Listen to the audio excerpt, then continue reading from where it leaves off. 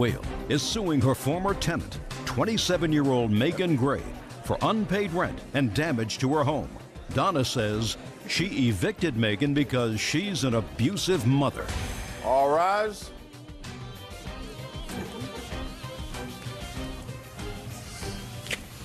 Yeah, it's case number 9 on the calendar in the matter of Whale versus Gray. Thank you. You're welcome, Judge. Parties have been sworn in. You may be seated, sir. Have a seat, please. Miss Whale, you met the defendant at a gym. Was she your trainer? Yes. And then she became your tenant. She and her children moved into a basement apartment that you have. Yes. According to your complaint, when she left, she owed you rent, and she also owed you for some babysitting services. Yes. Ms. Gray says she paid rent while she was there. She owes you nothing, and she is counterclaiming because she says you failed to give her any notice of your intention to terminate the tenancy, unceremoniously packed her things and put them outside, and some of her things were ruined. And she also wants moving expenses because you put her out in the street with her children in the middle of the month. So she's counterclaiming.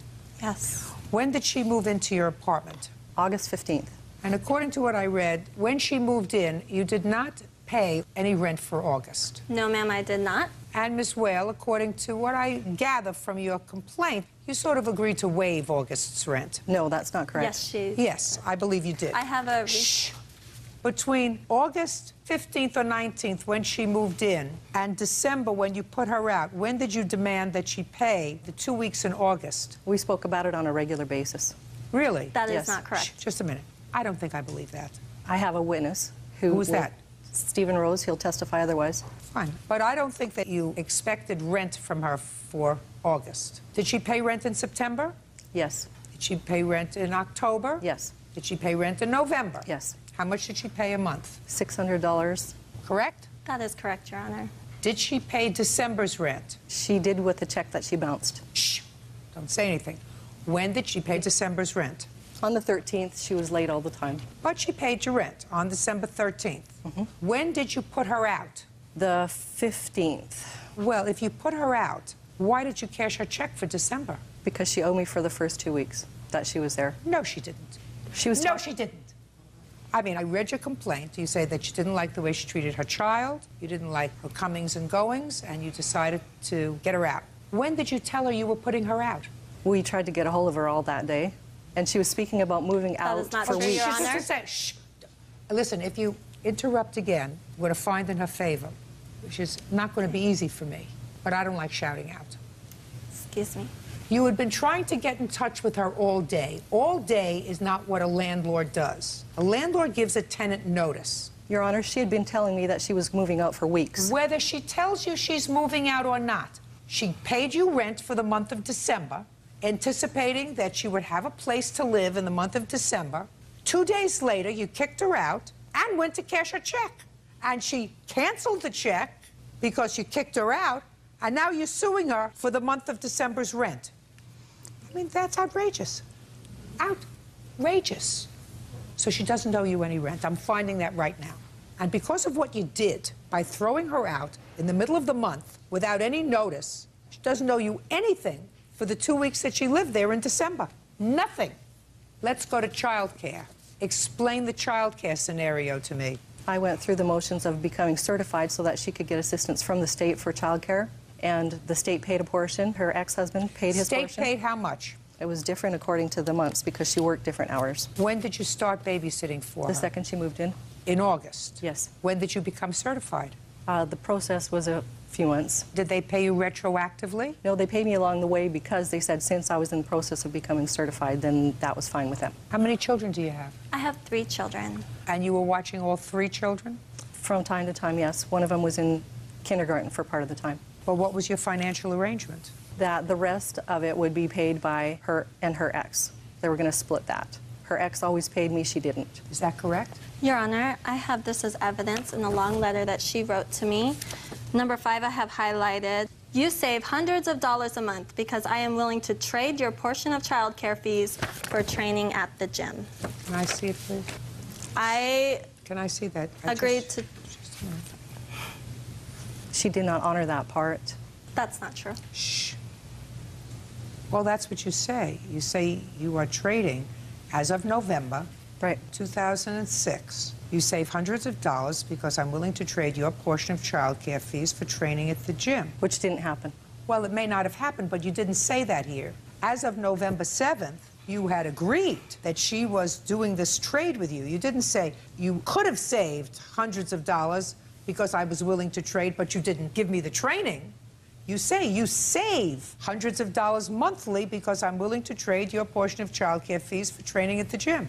That's as of November. And you put her out in December. That's what it says. What else does she owe you for? Damage to the property. What kind of damage to the property? Carpet that has to be replaced, which I'm not charging her for. I'm just charging her for the cleaning of the carpet, as well as wall damage. You have pictures of the damage? I don't. I have estimates for it. You must be very angry with her for some reason. I am not. Because I just don't want see, what's because rightly quite mine. frankly, I don't see a case here.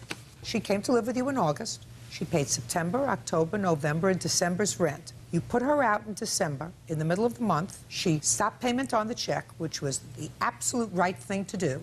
You had an agreement with her that in addition to the substantial living that you were making as a result of watching the children and the state paying for it, and you were getting additional money from the ex-husband to cover unreimbursed portions, you were bartering the service with her, which you acknowledged that you were bartering for training at the gym. Which she didn't honor. Well, you don't say that here in a letter that you sent to her in November. And if all you have to do after she moved out is clean the carpet, sounds to me as if it's just fine. Is it a legal apartment that you have there? No. It's not a legal apartment? No. Then you're not entitled to any rent. If it's not a legal apartment, but she's entitled to it, she's entitled to all of her rent back. That's what happens when you rent an illegal apartment to somebody with 3 children. You are counterclaiming because you say that she put you out in the middle of the month. She absolutely did. Where did you go? Yes, ma'am. It was blizzard, snowing outside. I went to my friend's house that lives across the street, and I slept on her couch. I was not able to get my children back from the end of the weekend from my ex-husband for several days because I had nowhere to put my children. Are the children with you now?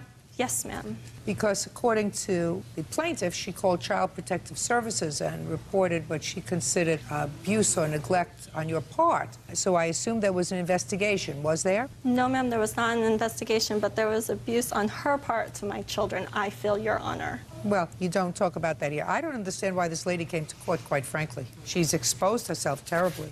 Don't you know that you're not allowed to charge rent for an illegal apartment? She was going to be out on the street. I was helping her out. Well, you can help her out. You can help her out and let her stay in your basement. I couldn't let her stay No, in my listen to me. basement. You can help her out and let her stay in your basement, but you can't charge rent.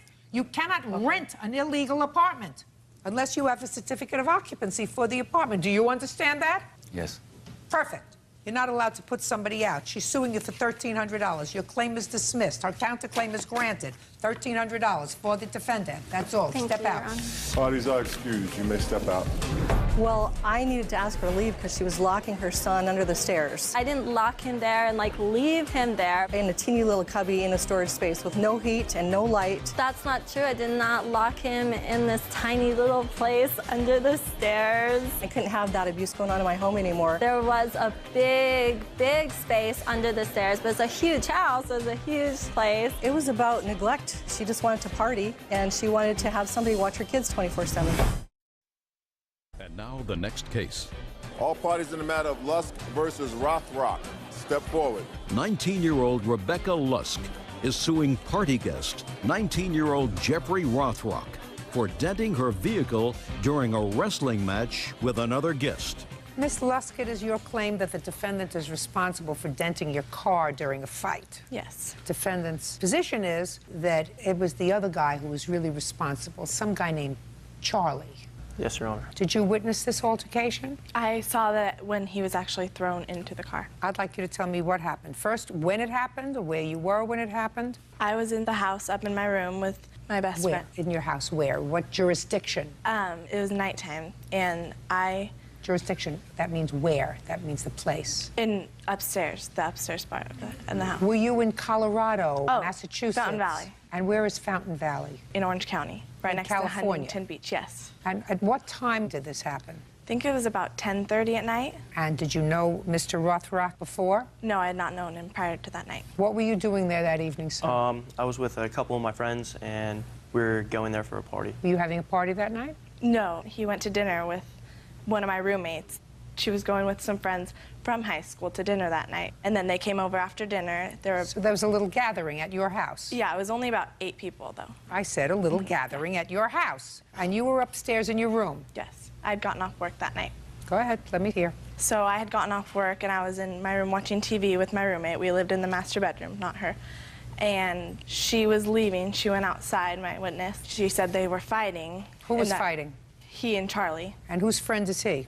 He's Tina, who he was with that night, my roommate. They were with her. And Charlie was her friend? Yes. Go ahead. She came upstairs to get me and said that they were fighting near my car. What were you fighting with Charlie about? Well, it started with a wrestling match, and then You were out to dinner that evening with him? actually I didn't go to dinner with Charlie. Prior to that, I probably only knew Charlie. I met him one time before that. So it started with a wrestling match? Yeah. Which you did not see? No. Well, why don't you tell me about the wrestling match, Mr. Rothrock? Okay, so Tongue twister. we're in the backyard. Wrestling match, Mr. Rothrock. Go ahead. Okay, we were in the backyard, and just basically he was saying a lot of like untrue statements that night, and I kind of laughed at one, and because he said that he could beat anyone in a wrestling match there, and he was a former wrestler, and so he challenged me to a wrestling match, and I wrestled him, and then it got broken up. Okay, so he challenged you, and you said okay. Yes, ma'am. Had you been drinking that night? Yes, Your Honor. And what about Charlie? Yes, he was too. And how old are you, sir? I'm 19. Are you allowed to drink in California at age 19? No, Your Honor. Where'd you get the liquor from? Is not an answer. Sorry, Your Honor. Someone that night bought it. Who bought it? I really don't know. It was Where did there. you consume it? Is not an answer. Don't Sorry. think. Tell the truth. Probably then you about- don't have to have a good memory. Probably about an hour after I got there. Where did you consume it? In the backyard and in the kitchen. So when you were drinking in the backyard, that's when you and Charlie decided to have this wrestling match. Yes, Your Honor. Keep going. Okay, so that got broken up, and then Makes it so easy. we went again, and that got broken up too. Okay, so you wrestled twice. And then Who won the first match? he won the first match, and I won the second match. So he pinned you first. Yes. And you pinned him second.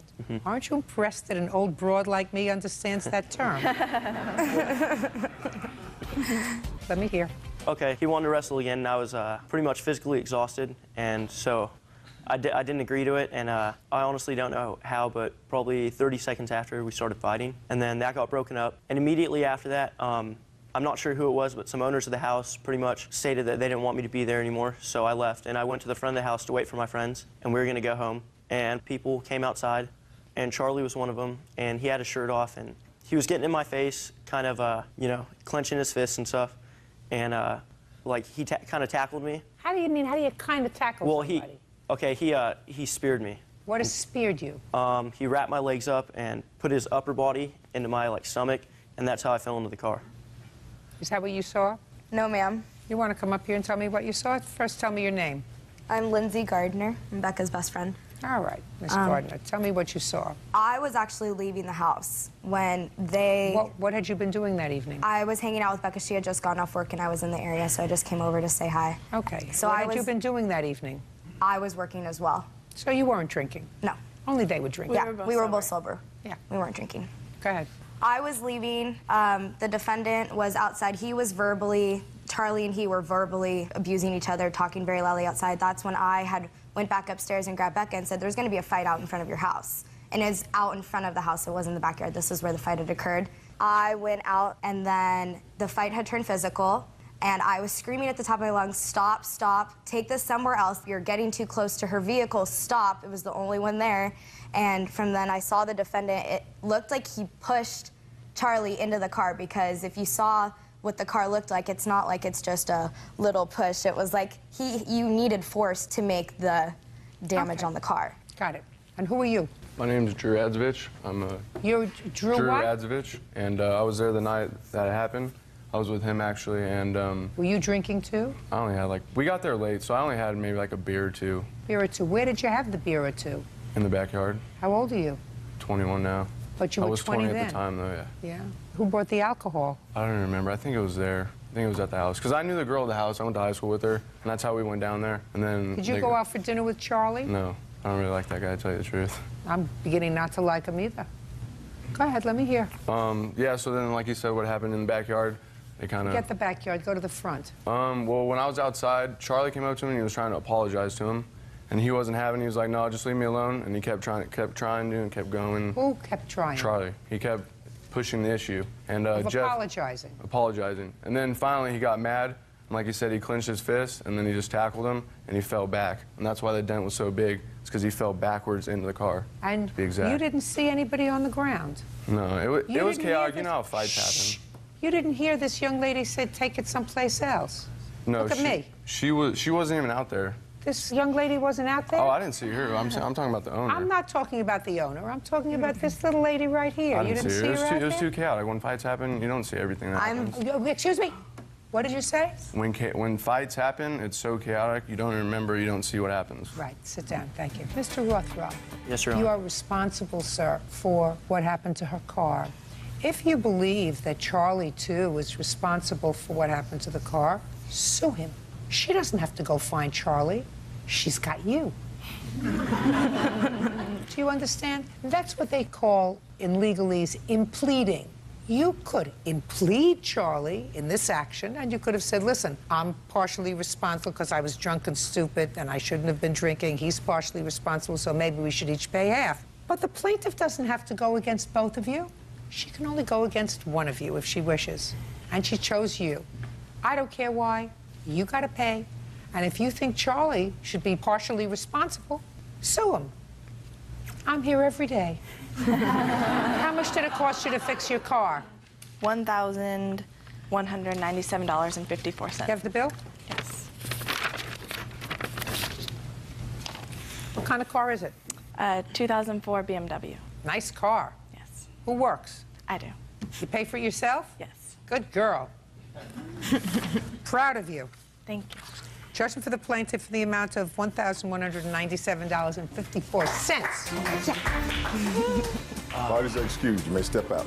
It's horrible, dude. I think it was a great decision. I think if the other guy was here, he should have been punished too. Charlie was the one that honestly pushed me into the... 18-year-old Jessica Grossheim is suing her boyfriend's ex-girlfriend, 18-year-old Amber Snyder, for vandalizing her car and for assaulting her during a party. All rise.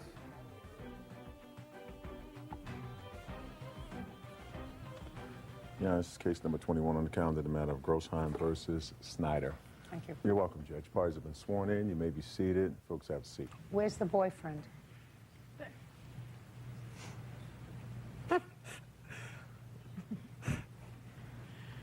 He's your boyfriend.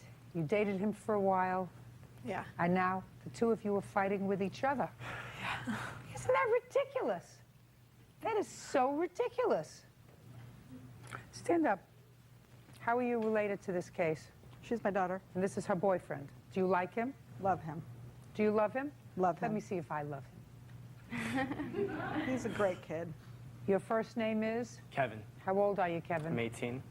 What do you do? I work at Starbucks. I'm a barista. When did you graduate from high school? 07. And how long have you worked at Starbucks? About 4, maybe 5 weeks.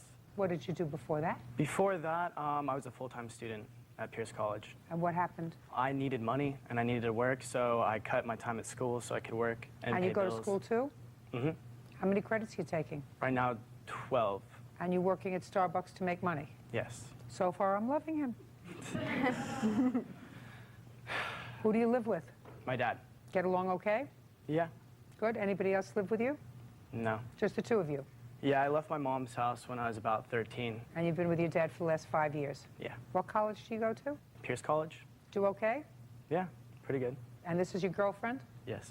There came a time when you broke up and you were dating Miss Snyder? I saw Jessica for about 3 years, from 9th grade through 11th. After that, we broke up for about, I would say maybe a year. In that time, I was best friends with Amber. And then we dated for about, I'd say maybe a week to 2 weeks. When you say dated, does that mean from being friends you were intimate for about a week? We were intimate for a little longer than that, but the actual name, girlfriend, boyfriend. Was a week? Probably, I think it was about a week. Nothing to build a lifetime on? No. And then you went back to your girlfriend? Yeah, a few months after. Could do worse? Sit down. It is your claim that Miss Snyder has twice vandalized your car and assaulted you. Yes. Ms. Snyder says that she did not vandalize your car and that she really doesn't remember the assault because she was too drunk, if I'm reading your answer correctly. I don't remember who started the fight, but I remember You remember being in a fight, but you don't remember how it started. the tussling on the ground. Okay. Why don't you tell me when your car was vandalized? It happened twice. And the first time, I believe it happened August 24th or August 25th, one of those. Of 07. Yes. I was at my friend Alexis's house, who's here with me right now, and she had some people over. Kevin came, and Amber and I believe Cameron, which is her other witness, dropped Kevin off. And To drop him off? Yes. They weren't invited. Amber later came back and picked up Kevin, and in the morning when I woke up, my car was keyed. Everybody at that house, like I was really good friends with for years. So you think it was the defendant? Yes, and everybody, I know they're not here with me right now, but people agree. I'm a witness. Is that the only evidence that you have that Ms. Snyder keyed your car? For the keying, yes. So you understand that that's not sufficient evidence? Yes. Okay, so that incident that happened on the 24th or the 25th of August is dismissed. What's next? Okay, so even prior to that, she was... Go prior. Okay, well, after that also, she was calling Kevin, threatening to, my car, to me up if I was around. She wouldn't come anywhere if I was there, and she was complaining that I was stealing all of her friends from her when it was really her who was keeping herself from coming. She actually have MySpace messages that she posted. Would you like to read them? Okay. I would like to know what this has to do with the second act of vandalism. Well, she was telling me to watch my back. She was calling me a stupid. She wrote, "I won't hesitate to smash your ugly face in. You seriously hope you should never see me." She admitted that this was about me, said that the next time she sees me, she will make a move. She's not scared of anyone, and everybody knows that she can beat my... We could ask anyone. Just a second. We get to the second act of vandalism on your car. Yes, this all ties into it, because this is what she wrote on MySpace, and then it happened. She was calling Kevin constantly, saying, "Why is that car at your house? What is she doing over there?" Like, that happened multiple times. I understand that she's using some profanity. You don't have to keep using it. Sorry. So she basically had the motive and the opportunity to mess with my things. Okay. So that's also, you understand, is not evidence. Yeah. Now let's get to the assault. Well, I guess it ties into what I was telling you before. She actually got in a physical fight with her, Alexis, because she was defending me in this message. And after that, I saw her at multiple parties. Alex, which will probably deny it, came over to me telling me to leave the parties because Amber's threatening to kick my, butt or whatever. Those aren't my exact words. No, well, those aren't her exact words, but she was telling me to leave because of Amber. It happened multiple times. I stayed away from her. One party, a whole bunch of her friends were holding her back. She threatened to spit on me. Would you tell me what happened with regard to the assault, please? Okay, so the final actual assault that happened. Date? March 7th? Yeah, March 7th. One of our friends were having a party, and we were both there, and it was really big. There were lots of rooms, lots of people there. Well, at one point in the night, she walked by me and, pushed me, with her shoulder, and I told her not to push me. She got in my face, said she could push me if she wants to. There was some, profanity in there. One of my guy friends broke us up. Well, not really broke us up. He just stood to make sure nothing happens. Well, closer to the end of the night, she had ran over to Kevin and was telling him, you better take, your whatever girlfriend outside. I'm gonna beat her face in, or whatever she was saying. And then Kevin, literally dragged me outside. She ran out there with a bottle of something in her hand. She was in my face. We were both yelling at each other. I told her to put the bottle down, because in the past, she has actually smashed bottles over people's heads. And present. Yes, and present. And it's ironic because she actually did it to her boyfriend that she has now, to his ex-girlfriend a few weeks ago. And it's the truth. Just tell me what happened to you. So she was yelling at me. She put the bottle down. I went to turn around. She punched me in the face. We ended up on the floor punching, hitting, kicking each other. Just a second. Well, that's a fight. Yes. But she put her hands on you first. Yes. She punched me when I turned around. Were you injured? I had bruises and I had some scratches on my face. Yeah. And I have a chiropractor bill also. I'd like to see it. Okay. Ms. Snyder, you understand that you have lots of questions to answer for me. Yes. Sorry. Your Honor, could I say something as well? About? About the all the assaults that were going on? I'm only here about one assault. Well, it was one physical assault, but there was many, many threats. I'm not interested in the threats. I'm here about this assault. Judge Judy continues in a moment. I don't think it was intentional. I think Of course it was intentional. I don't care. Listen to me. I don't care about what the operation of your mind is. All you tell me is what you saw and what you heard. Sign says her boyfriend's ex-girlfriend, Amber Snyder, vandalized her car and assaulted her during a party. Amber denies the vandalism and claims Jessica started the fight. What I want to know, Ms. Snyder, is why, and it's clear to me, you're angry with her. Very. Why? Because just animosity built up from, me and her became friends for after all the vandalizing happened. And we became friends for about, like, I'd say December to, like, March. And, I mean, we hung out, we called each other. Like, it wasn't just, oh, it's okay to hang out. We actually called each other on our own cell phones. And then, like, she was And this like... was after... This was after the vandalizing happened. This is after... I have proof that we weren't friends. Right here. Hey, she didn't interrupt you. You're not to interrupt her. Do we understand each other? This was after you and Kevin were no longer seeing each other. Yeah. So this is in March. This started in December, and then it ended in March. Then we made an agreement where, like, she was like, okay, well, I'd rather have your friendship over, like, Kevin. And I was like, okay. And then so she said to you, I prefer having a friendship with you and not being with Kevin. Yeah. And then she went back to Kevin. Yeah, and then it was just a second. And that's why you're angry. Yeah, because I like being friends with her. And then it was, like, downhill. What's your first name, Amber? Yeah. Amber, listen to me very carefully, sweetheart. Men are never worth fighting over. So I've heard from a lot of people now. Get one, find another. Do you understand? Never worth two women fighting over. It's demeaning. Second, I think that as much as he's a very nice guy, the fact that he was intimate with this young lady for a week shows just a little bit of a flaw in his character. A little bit of a flaw, because she clearly thought that she was a more important person in his, put your hand down, more important person in his life than he did. Women tend to hold on to that feeling. You understand that? I've been with my husband since I was 16, so... So you get it? I get it. You get it. But I would never fight over a man. Oh, yeah, it's ridiculous. Fight the man. Beat him up. But, Your Honor, she wasn't fighting over him. She was. No, I understand that. Okay.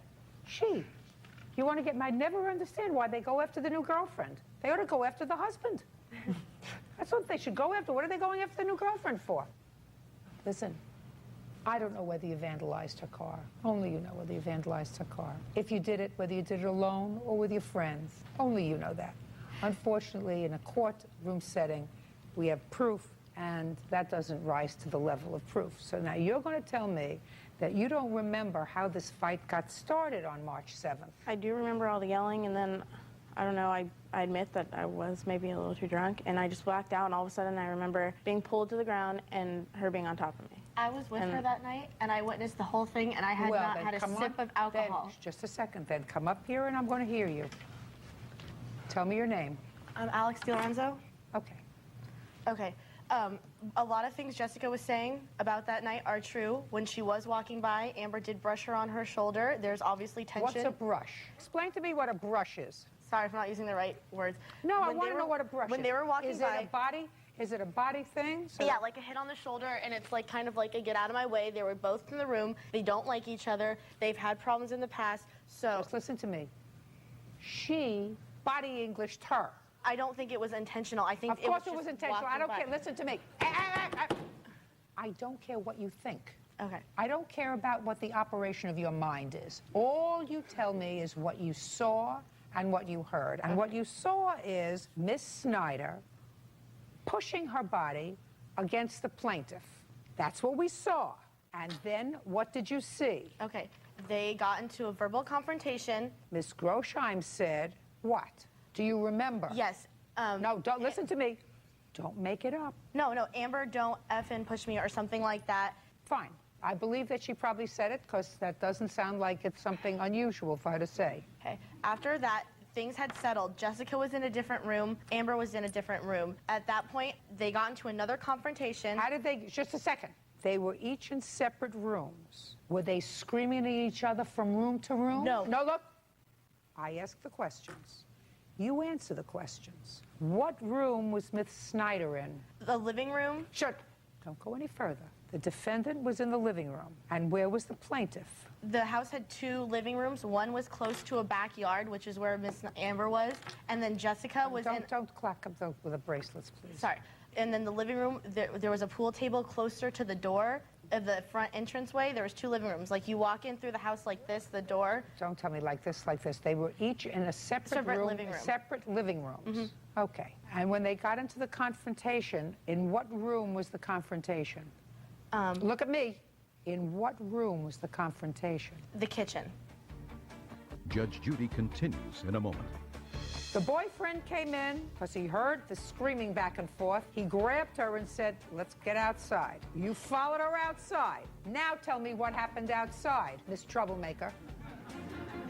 Closed captioning sponsored by Rosheim says her boyfriend's ex, Amber Snyder, owes for vandalism and an assault. Who went into the kitchen?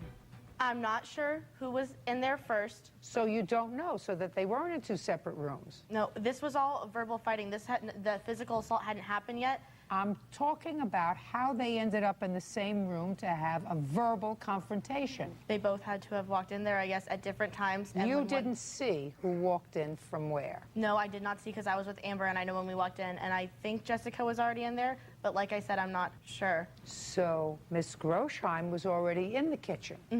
And you walked in with Miss Snyder to the kitchen. We had no idea. Just a sec. Don't tell me what was in the operation of her mind. Hers. You walked into where she was in the kitchen. Is that correct? Yes. And what happened when you got there? Amber saw that she was in the room, and they both started arguing. No.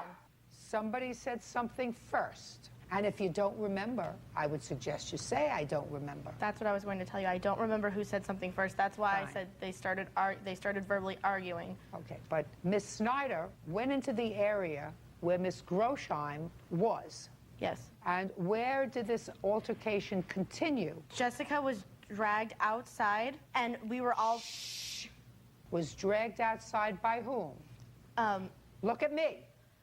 Was dragged outside by whom? Kevin and other people, her friends that she wasn't with, and we were being forced Just a second. So Kevin took his girlfriend and pulled her outside. And right now in the kitchen, all there was going on was a lot of verbal back and forth. Yes.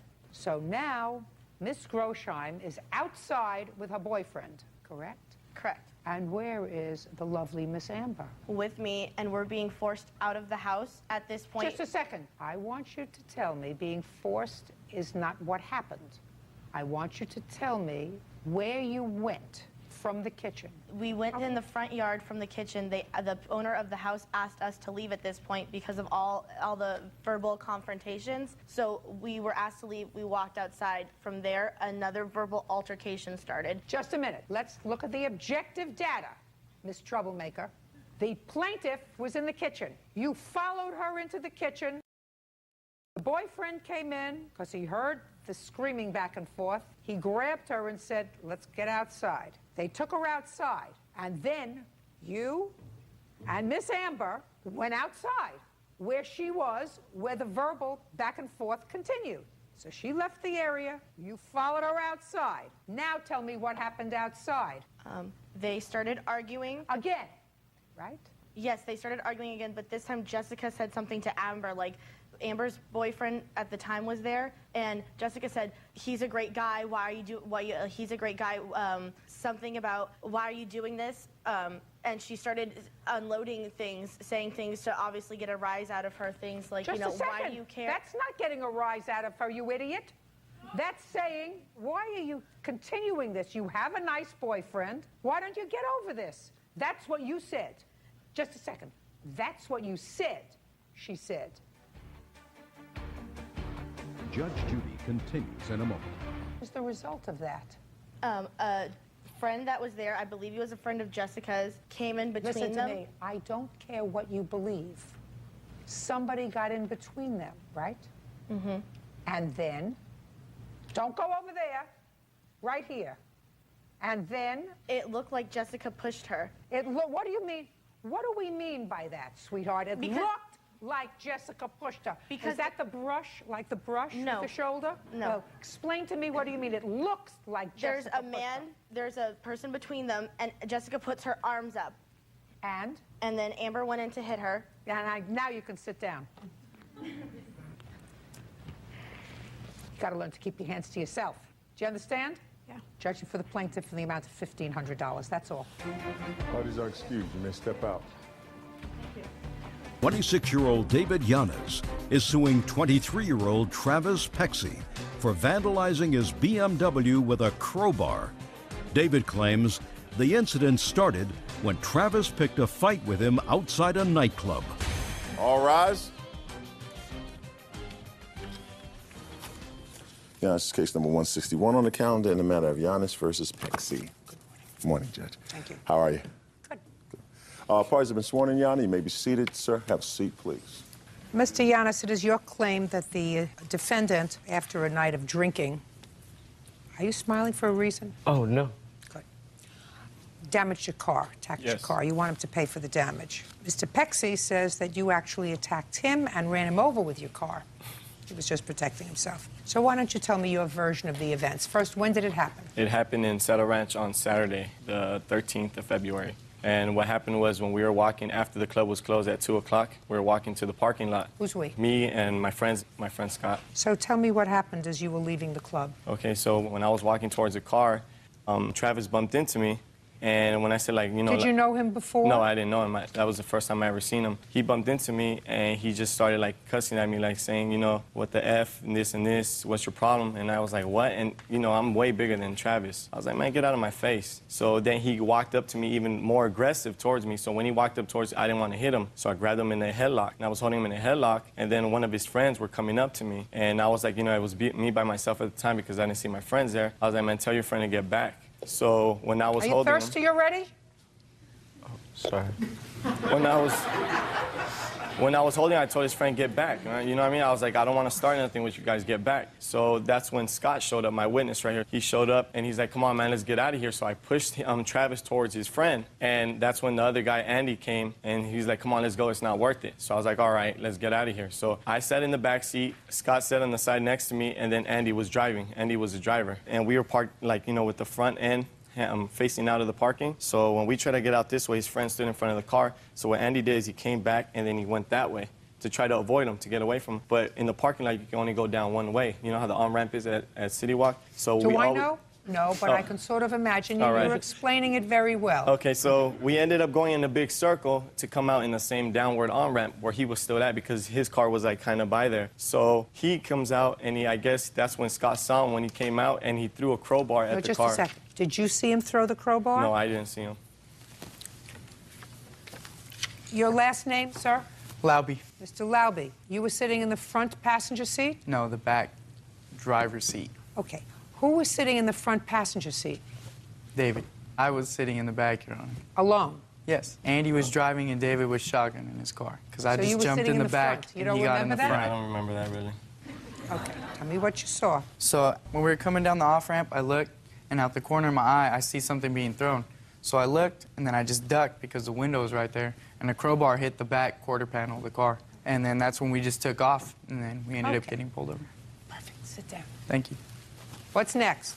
Okay, so now when we're leaving City Walk and we get down by the metro station, which is across the street from City Walk, we get pulled over by a sheriff. He pulls us over. He takes us out of the car one by one. He starts asking us questions like, do we have weapons or anything like that? And I was like, no, you can search me and my car's clean. You know, he searches everything. What he does, he puts us in 3 separate cop cars. Then he takes me out of the cop car and makes me stand next to my car. And that's when a security vehicle came, I guess, with Travis to identify me, to point me out. So the sheriffs go and they asked us to go back to the substation to write a statement. And you went back in police cars to write a statement. And they left my car there. So when we're in the police station, I'm writing my statement. He says, okay, I'm going to believe you. And he lets me go. And Scott was still being asked questions. So I got to leave before him. And I was so worried about my car that I went before anybody else to go get my car. when I'm going down the hill and I see that someone is standing on top of my car. It's Travis. And I recognize him because I knew exactly what he looked like already, and I knew what he was wearing, and I knew what his car looked like. So when I start running towards my car, I see a better view, and he's standing on top of my car with a crowbar hitting the window, bashing the window in. And I go, hey, what are you doing? I start running toward the car. He jumps in the car, and while he's taking off, he says, that's what you get, mother F, and he takes off. I knew what you meant even before you said it. So, all right. So, and that's how I knew it was him. So what I did is I jumped right back in the car, and I went straight back to the police station, and I filed the police report. Do you have pictures of your car, sir? Yes, I do. I'd like to see. These are all the pictures right here. That was taken by the insurance.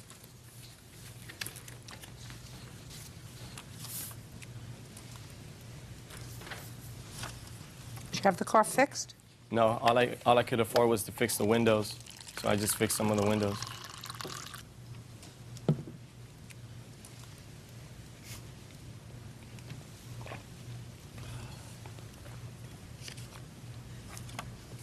All right, Mr. Pexi, let me hear your version of the events, sir. What time had you arrived at the club? Approximately 1:15, 1:30. And where had you been prior to 1:15? Where I live in Santa Clarita. I don't hear you. I'm sorry, ma'am. Where I live in Santa Clarita. You were at your house? Well, I was picking up these Listen to me. I have a question, and I don't want you to start thinking and machinating about the answer. Okay. You arrive at a club at 1:15 in the morning. My question is a simple one. Where had you been prior to 1:15 in the morning? Picking up my significant other at the time. Where had you been prior to picking up your significant other? Getting ready to go out Saturday night. At midnight? At my house. At midnight? Yeah, it took the girls actually a really long time to decide where we were going to go. Mr. Pexi. Yes, ma'am. I don't believe, sir, that you got to a club that was going to be closing, or you were going to leave in a half hour at 1:15, 1:30 in the morning when you were out in the parking lot at 2 o'clock. Do you understand what I'm saying, sir?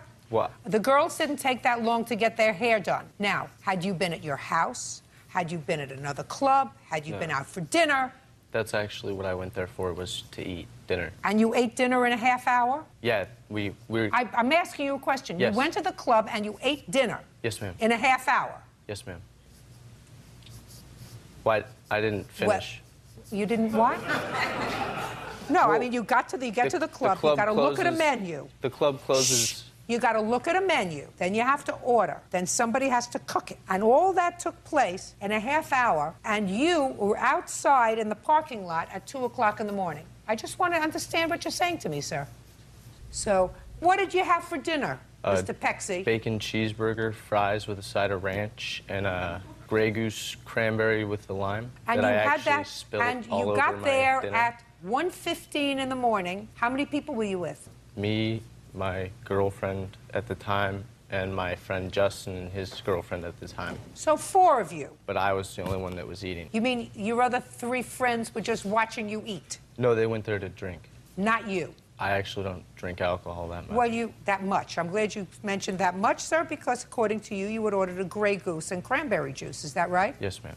I mean, I do have relatively good hearing. Not perfect, but relatively good Yes, hearing. ma'am. Go ahead, Mr. Pex. You see where we're going, sir? It's not going to be easy. You're going to be glad you took that drink of water. Judge Judy continues in a moment. Mr. Giannis yells at my friend, yo, this is a jack. I got a gun and I'm gonna kill this fool if you come near me. And I was just kind of like, oh my God, is he really gonna shoot me?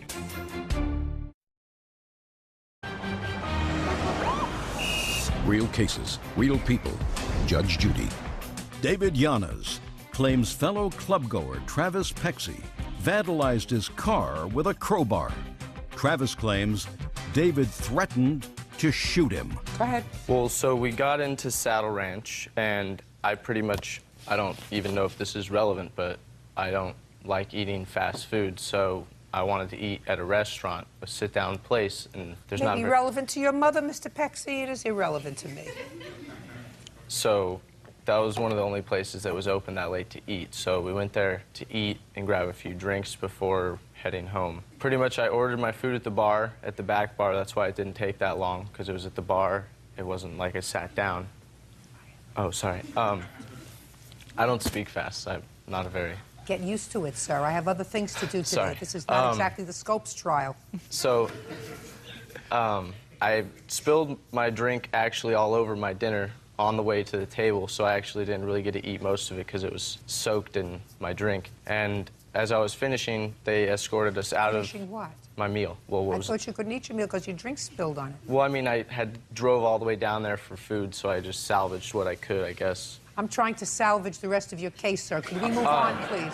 So they kicked us out at 2, and we were walking to the car. It was raining a little bit, so I gave my sweater that I was wearing to one of the girls because they just had dresses on. You mean they got all dressed up to go to a place for 45 minutes to watch you eat? Yeah, Go ahead. they're very high maintenance. Go ahead. No, you're high maintenance. And They're so, not high maintenance. If 3 people are watching one person eat, and they have spent an evening getting ready, because according to you, it takes them a long time to get ready. Yes, ma'am. And the entire evening was spent watching you eat a soaked hamburger. They're not high maintenance, sir. You are. Well, I know I am. Now let's move on, Mr. Pexy. So we walked back to the car, which was parked on the opposite side of Saddle Ranch. And my car was backed into the spot that we were parked in. It was in a parking garage. And everyone was getting into the car, and I was the driver because I was sober, because I don't drink. He drank cranberry. But I guess you could say I did consume alcohol. So I was getting into my car, with the door was open, and I was facing inward to put on the sweater because it was cold and raining. And So you took it off the girlfriend? yes, ma'am, after everyone had gotten into the car. Move on! And then as I was putting my sweater on, a person approached me, and, well, actually, like a car, a black BMW pulled up, because I was faced out, pulled up approximately like 2 spots up the garage for me. And I was standing getting my sweater on, and somebody came and tapped me and was like, hey, I need to talk to you. And I looked over my shoulder, and it was a person I had never seen before, and it was Mr. Giannis. And I replied to him like, excuse me, I do not know you. You know, what do you need to talk to me about? And he more aggressively than said, I need to talk to you right now. He might have cursed, but I don't really feel the need to use that language. And then as he did that, he kind of twirled me so that my back was to him and grabbed me with his left arm around my throat. And my friend in the car thought that he knew me and that he was just kind of like messing with me like, hey, yo, what's up, how you doing? But it actually turned out that he was trying to choke me out unconscious. And once he figured out that, oh, this guy's not messing with him, he's actually choking him, then my friend got out of the car. And at that time, I was trying to like get breath back into my lungs. Mr. Giannis yells at my friend, yo, this is a jack. I got a gun and I'm gonna kill this fool if you come near me. And he reaches into his waistline. And I was just kind of like, oh my God, is he really gonna shoot me? So I kind of reached back to where his hand was because he was still choking me. And I reached back and there wasn't anything there. And so I looked directly at my friend and I said, hey, he doesn't have a gun. And then he pulled his hand out of his waistline and put it to my head like this. And I was just thinking to myself like, what? And then I went to spin out because he was still choking me. And as I went to spin out, he like grabbed my sweater, and then the sweater got ripped off, and this is the sweater I was wearing. It's like all ripped. And as it ripped off, he grabbed me by 2 hands by my hair, which obviously isn't that hard to grab, and started to proceed to drag me towards the black BMW. And my friend that got out of the car grabbed my sweater. Fine. All right, let's move on, please. I got it. I got your picture. What I don't understand, Mr. Pexy, is the following, sir. After this interchange happened between the 2 of you, irrespective of who I believe, there came a time when you were free and Mr. Giannis was in his car. Yeah, Was in his car. And according to you, this brute, who may or may not have had a gun, who assaulted you without provocation, was leaving. Now I want you to tell me, because I read your answer with some interest, what you did next. After I yanked my head out of his hands. Oh, your head's out of his hands, he's in his car, and he's moving away. And like he said, it was in a parking structure, so he had to go down, make a left, and then another left, and come back by my car. And I ran and grabbed a crowbar from my car, and I was going to get his license plate number. Okay, now that's what I want. That's what I want. So you ran to your car and got a crowbar. Yes, ma'am. In what hand were you holding it? The right one. And what were you doing with your left hand? Running. And you were doing this in order to get his license plate number? Because he was... Shh. Yes or no? Yes, ma'am. That's what you say in your answer. Now, in what hand were you holding the pencil? My cell phone, actually. What hand were you holding the pencil in? I didn't have a pencil. And in what hand were you holding a piece of paper in? I have a, like, type. See what you're doing with this? See? So what I want to know is, Mr. Pexy, how were you going to get his license plate number with a crowbar? Well, that running, was actually just running to protect with a crowbar. myself. I actually ran just over to the alley and stopped running. And then as he proceeded to come towards me, and the car swerved at me and ran over my... How were you going to get his then- license plate number, sir, which was your intention? After he ran my foot over, I wrote his license plate down in my phone. You have the phone with you? Yeah. I don't Show have me the his number license plate number in But your phone. I don't have it in here, but I could show you, like, things to write. No. I want you to show me his license plate number that you wrote down in your phone. I don't have it, actually. Now, moving on from your taking the crowbar and smashing his car, Yes, ma'am. you did not, in fact, go to the hospital that day for your foot, did you? No, the EMTs came. My question is, Oh, you no, did I not didn't. go to the hospital about your run-over foot, Like in an ambulance? like in an anything, Oh, no. like in a car, Yeah. anything. You didn't go to the hospital. No, ma'am. And he's driving a BMW, Yeah. pretty heavy car, to run over your foot. Yeah, I've got strong bones. Okay. Now, after he rode over your foot, I want you to tell me what you did to his car.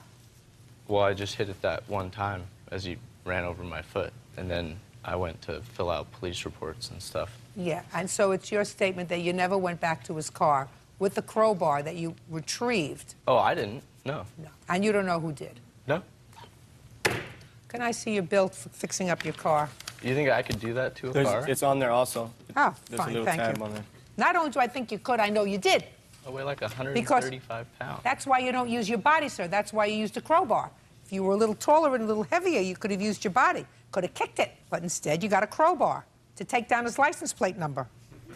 What year BMW is this? It's a sir? 94. It's a 1994. It's 13 years old. It's not worth $4,700. That's the damages from what the insurance gave me because the car was considered a total loss, so they wouldn't pay anything for the car. I have to actually fix it myself. Okay, so you fixed the car. Yeah, basically. You fixed the car. To be How much able did to it cost drive. you to fix the car, sir? All I fixed was the windows so far. And how much did it cost you to fix the windows? It was about $1,100. I don't have a receipt on me for that one. Okay. Mr. Yanis, I'm giving you $2,500 to cover the expenses that you incurred in putting in new windows and seeing the best you can do with regard to taking out the dents in the car, which I did see. Mr. Pexy, Yes, ma'am. you tell a very, very good story. Not a persuasive story, Well, I have a police report. but a very good story. You have a police report made by ma'am.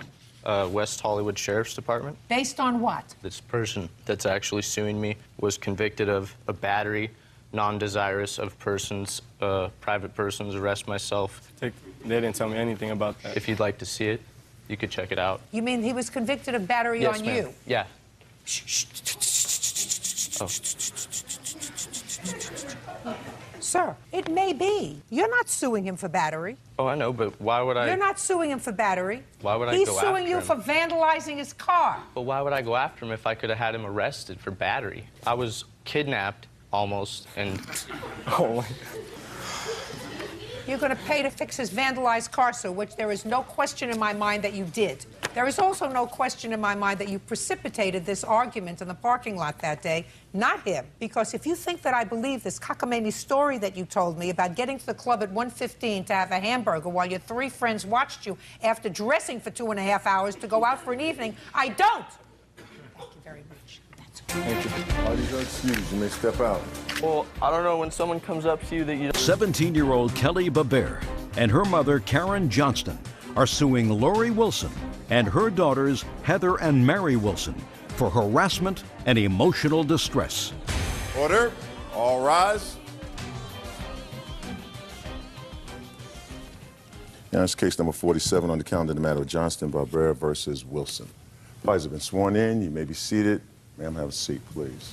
Miss Johnson? Yes. This is your daughter. Yes.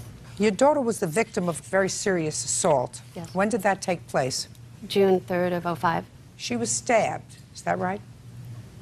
It is your claim that these two young ladies, one of them was involved in the stabbing, and since the perpetrator of the crime was arrested, both of them have engaged in a course of conduct that amounts to serious harassment of Kelly. And since their mother has not been responsible in seeing to it that they behave themselves, you want her to be responsible now and pay the damages. Ms. Wilson says her daughters were in no way involved in this and have not, in fact, been harassing your daughter. That's your defense. Is that right? My daughters were not involved in the stabbing, no. Okay. Who's Heather? Everybody can sit down except Heather. No, you stay there. Oh, okay. When did the stabbing take place, Heather?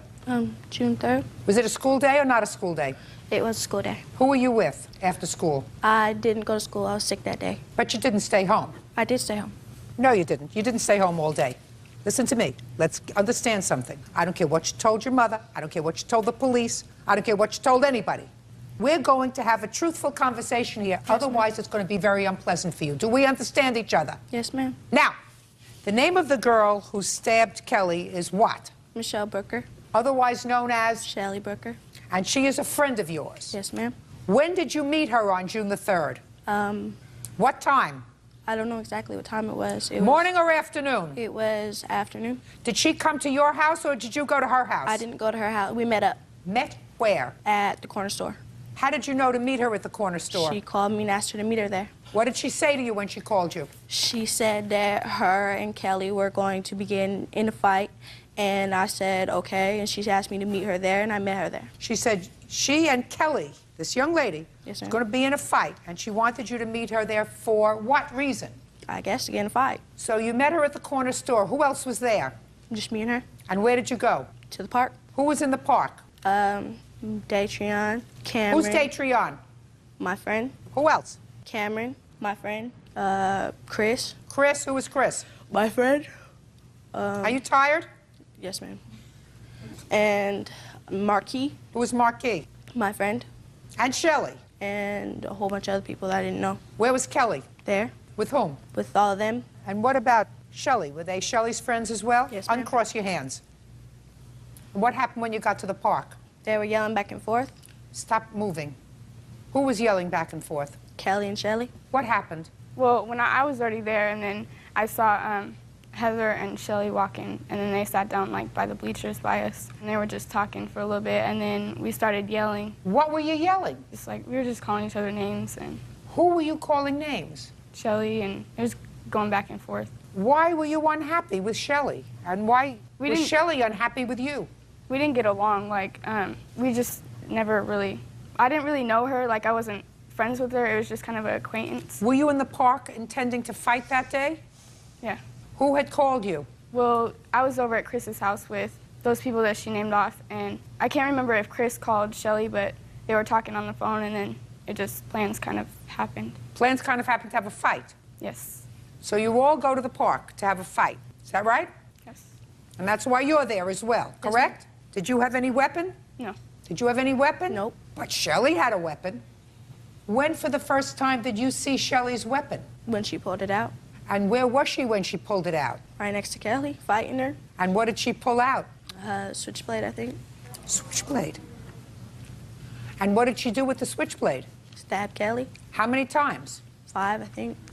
That's what I heard. Well, you were standing right there. I was a distance, but I was there, yeah.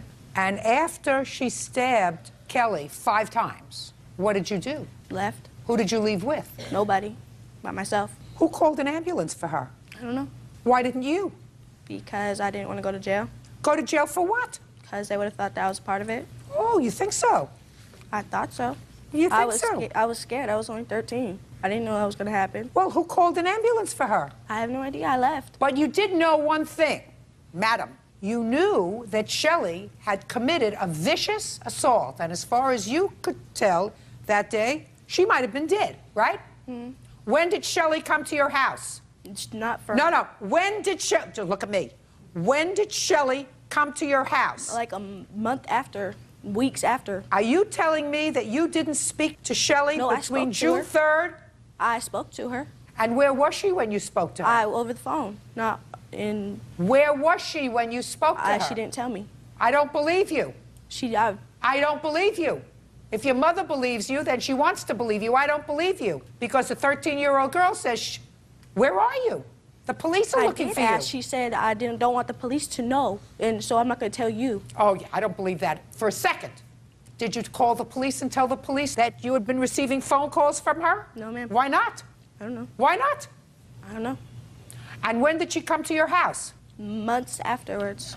You can ask my mother. You mean, I'm not asking your mother, I'm asking you. Does your mother work? Yes, ma'am. She's out of the house Monday through Friday? Yes, ma'am. She doesn't know what's going on in the house when she's not there. She doesn't know what's going on in the house when she's not there, and she doesn't know whether Shelley came to the house, you gave her food, you gave her money, you gave her clothes. She doesn't know any of that. I know it. Well, I didn't. Oh, yes, you did. Oh, yes, you did. The same way you walked away, leaving her to bleed to death, is the same way that you helped your friend Shelley, because you went there to fight at your friend Shelley's request. That's why you went there. I didn't go to fight. Then you should have stayed home, because according to you, Yes, you ma'am, I didn't go to should have. school because you were sick. Now, when your mother came home, did you tell her what happened? No, ma'am. No, because you were supposed to be home, so you lied to her. Again, right? Yes. How long did you lie to your mother? I didn't keep making up lies, but it took... Well, when for the first time did you tell your mother that you had been there and witnessed the stabbing? When the detective showed up at my house. That's right. So until then, you kept lying to your mother. Well, I just didn't tell her. I didn't lie to her. Sure you did. Stay right where you are. What's your first name? Mary. Take your hands off the table. Uncross your arms. Judge Judy continues in a moment. You called again between 8:30 and 9 p.m. That's the only time I called. I and have not said, called her. Shelley didn't kill you when she stabbed you, but I will? Kelly Babert claims former friends Heather and Mary Wilson have been harassing her. Kelly says the harassment started after she was stabbed by one of Heather's friends. How long were you hospitalized? For like a week. Where were you stabbed? In my stomach, both my arms, my back, and my leg. What kind of a sentence was imposed on Shelley? She got 2 years. I don't remember what if it was first-degree assault. She's incarcerated for 2 years? Yeah. How old is she? I think she's a year younger than I am. How old are you? 17. She's still incarcerated? Yeah, she gets out in November. Did she go to trial? Yes. She went to trial? What was her defense? I'm curious. She said that it was self-defense. Self-defense. Where was the other knife? It wasn't. That's why she was convicted. Now, it is your claim that these two young ladies have been harassing you. And as a matter of fact, you have protective orders. I want you to tell me when the first incident of harassment started. Well, I can't remember which one was first or whatever, but there was like a whole bunch of stuff off MySpace and just writing back and forth. And Mary was just like talking about she's too old to fight me or whatever, but she has other people that will. And when did she say that to you? She wrote it on MySpace. Can I see it, please? Yeah, I'm going to give you the police report also that verified it, because when we went to print that out, we were out of printer ink, and she took it off immediately after, but we have 3 of the different things here. How old are you? 20. Is there something wrong with you? No. Why did you even communicate at all with her? The reason that I communicated with her was on MySpace, like she had said was true. But through a friend of ours, there's a picture of my daughter on his MySpace, or there was. I couldn't print it out because he deleted the picture, but she said that my baby was ugly. So what? And you can't delete male messages off MySpace to show others. You just told me that you communicated with her. On a phone call, but I didn't communicate on a MySpace message. Well, what did you say to her? I was calling her a whole bunch of names and told her that she should have kept mine and my kid's name out of her mouth. And I did say that she's lucky that I was too old to beat her up. But I never said that I had friends that could beat her up or anything like that. Actually, it says it right here that... Can I see it, please? Yeah. She called the house the same evening. She emailed, and then later that night, Kelly and I both answered the phone. You called again between 8:30 and 9 p.m. That's the only time I called. I And have not called said, her. Shelley didn't kill you when she stabbed you, but I will? No, that is not me writing that. Why would I try to kill a little kid? I don't want to go to jail. I have a daughter. This is... Yeah, I don't think that you wanted to do that at all. I just think that you said it, just to be stupid. Yeah, but I don't think that you meant it at all. I think that you said it to be stupid. I mean, yes, now, when did you know that your sister was having trouble with her? I knew when the detective came to our house and spoke that she had been at the stabbing. And I figured that they had problems because her and Shelly didn't get along. So I figured my sister's Shelly's friend, and obviously she's not going to get along with her either. Your sister has a bad attitude. Did you know that? Yes, ma'am, I do. You know, not a bad, very bad attitude. I'm very aware. Does your mother know that your sister has a very bad attitude? I could tell from looking at her face.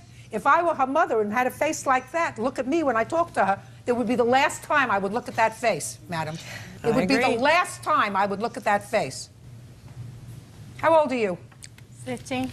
Do you want to be a miserable, ugly person your whole life? No, ma'am. Well, you're starting out that way. You really are. You can either be successful and productive, or you can be a loser. Right now, you're on the road to loser. Big time. Does your mother tell you that? No. Well, I'm telling you, big time. You've got a miserable attitude. I can tell that from 20 feet away. I didn't even have to live with you as long as your sister did. You think that people are going to be attracted to you because you're tough? No, ma'am. They won't. They'll think you're an idiot. Can't you do anything with her? I've tried. As you can see, it's complete opposite, and trust me, we've tried. It's just, if you don't have the attitude to change, nobody around you can make you change, and she doesn't want to change, so. Do you discuss that with your mother? Yes, me and my mom do talk about it. You have my sympathy. Thank you. You really have my sympathy. I don't know what you're going to do with her. You know, when they're little, you can, deal with them better. You put them in a corner and you'd say, time out. And here's a good crack in your head, too. But she's too big for that. Just gotta wait for her to move out. 18's coming. What's with you, my dear? Why are you so angry? Why are you so angry? Why are you so hell-bent on destroying your life? I'm not trying to destroy my life. But you are. I'm not. You are. Your mother can't wait for you to turn 18 so that you get out of the house because you're making the rest of the family miserable. Is anybody at home abusing you? No, ma'am. Well, then I don't understand why you're so miserable. Well, You did absolutely the wrong thing. If a 13-year-old person, who's not an infant, sees a dog get hit in the street, they call an ambulance. They don't walk home and just, go get something to eat, relax, and do whatever. People with a conscience can't do that. You saw somebody that you knew, a child, your age, get stabbed 5 times by somebody who had a weapon, and you were able just to go home and sleep and get it. It's not important. I didn't know what I was supposed to do. You were supposed to get help for somebody that needed it because you were involved. You want to know why you were involved? Because if you and these other people hadn't gone with Shelly to the park, Shelly wouldn't have gone to the park. Shelly took strength in the fact that her friends were with her. You're all accomplices. Yes, you were. But for the fact that you all gave Shelly support, Shelly would not have had the courage to go to the park alone and stab her with a knife. She may have done it on another day, but she wouldn't have done it on your watch. That's why you're responsible. And then from a humane perspective, how could you just walk away and leave someone to bleed to death on the street? Now, I want you to continue to tell me what problems you've had with Miss Attitude over here. It was like when I was going to Brenda's house. Tell me what happened. I was on the 51 and I was going to my street so I could catch the bus back up to my house to get my clothes to go over to hers. And it was like in an intersection and we were stopped at the light, and then Heather and like the people that were with me at the park or whatever were with her, and she walked in front of the bus and she was just calling me names and stuff, and I was getting off at that stop, so I pulled the thing and then I got off the bus or whatever. They all turned around, and then I just went in the corner store, and when I came back out, they weren't out there. Why do you have any contact with her at all? I just flipped her off. Why? Because she didn't like me, so I didn't want to like her. Just a second. Between the time she was stabbed and last November, why did you have any negative contact with her at all? I shouldn't have, but that was the only time that I said anything to her. Why did you say anything to her? I don't know. I was being stupid. But I have papers here that she wrote me. She wrote me first, before that day. She wrote me. I'd like to see him. I wrote her back, and then she wrote me again.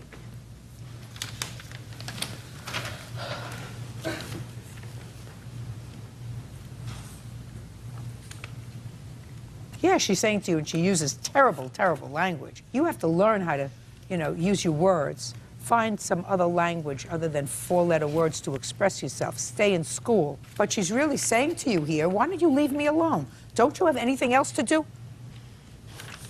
Now, what you do say is, I am loyal to my friends, so I'm going to stick by Shelley 100%. I don't like having beef with people, but Shelley was my best friend, and I honestly don't even know why the whole fight started. But you should not have gotten stabbed. But like I said, she is my homie, so I'm going to stick by her. Your conversation with her was stupid? Pretty much. I shouldn't have called her, and I do apologize for that. I realize that she is the victim in the stabbing, and if I had any control over my sister, she wouldn't have been there. Good girl. Sit down. Want to stand up, Miss Wilson? Next to your daughter? I'm going to tell you a story. Many years ago, when I was a family court judge, there was a young girl who was going to Fashion Institute of Technology, and she was on the subway by herself, and a group of girls, 5 of them, had nothing to do that day. So they got on the subway, and this girl, whose name was Marisol, was wearing big hoop earrings. This case was probably 20 years ago, but I remember it so distinctly because one of the girls said to her friends, "Run those earrings," which means steal the earrings. And they circled her, and one girl grabbed her by the hair, another girl ripped off the earrings, and the third girl stabbed her to death. She was 17 years old. And they got the stabber, and the stabber was tried for murder and convicted. You got that look on your face that I'd like to wipe off. Don't put it back on your face. I was sitting in family court at the time, and it was my job to try the other girls who were juveniles, and I convicted them all of murder, even the ones that didn't stab her, because but for the fact that they acted as a pack, and they surrounded her, and they were there giving her support, that girl would not have had the guts to take her on one-on-one. And I tell you now that that conviction was held up on appeal. So you are very lucky that nobody arrested you. You're very lucky that they didn't charge you, because if you were in my ballpark, you would be spending some time with Shelley. Meanwhile, it's going to cost you and your family $5,000, because that's what she's suing for, and that's what she's going to get. And I certainly hope that your mother gets you some help. Otherwise, you're going to be a miserable person your whole life. That's all. Thank you. Parties are excused. You may step out. Who first? Well, I'm just happy that, like, it got heard, you know? Everything is 26-year-old Stacy Levine is suing her ex-boyfriend, 24-year-old Rory Rodriguez, for a cell phone bill and the cost of a plane ticket to Pennsylvania. Order. All rise. Yeah, this is case number 158 on the calendar in the matter of Levine versus Rodriguez. Parties have been sworn in. You may be seated. Folks, have a seat. Miss Levine, this used to be your boyfriend, and according to your complaint, he owes you for a plane ticket and for a cell phone bill. Yes. Mr. Rodriguez says the cell phone was your idea in order to keep in touch with him, and he never used the plane ticket. Yes. How long did this romance go on? For how many months? About 8 months. And when did you get involved with his cell phone business? In July of '06. How long had you known him? 7 months. So you got involved in his cell phone business a month before you broke up? Correct. Tell me how that came about. He had been complaining he had wanted a new phone, and he was on his father's plan. His father would not allow him to get a new phone, and we had discussed getting him a new phone with a different carrier so that we could talk with free minutes. Also, we had a verbal agreement that if I bought him a new phone, he would pay me back as soon as he got his check that month in July. Where were you working? I was a nanny. I was working as a nanny. And what was he doing? Nothing. Well, when was he supposed to pay you for the cell phone? Well, he said he was getting another check in July from the school district. What kind of work does he do for the school district? He was a campus supervisor. When was the bill that you claim he owes you? Was it a bill or was it the actual cell phone that There's he owes you? two. There's I paid for the cell phone in July, and then there was also a bill that has accrued since we started the phone. How much was the phone itself? $229.30. And how much was the bill?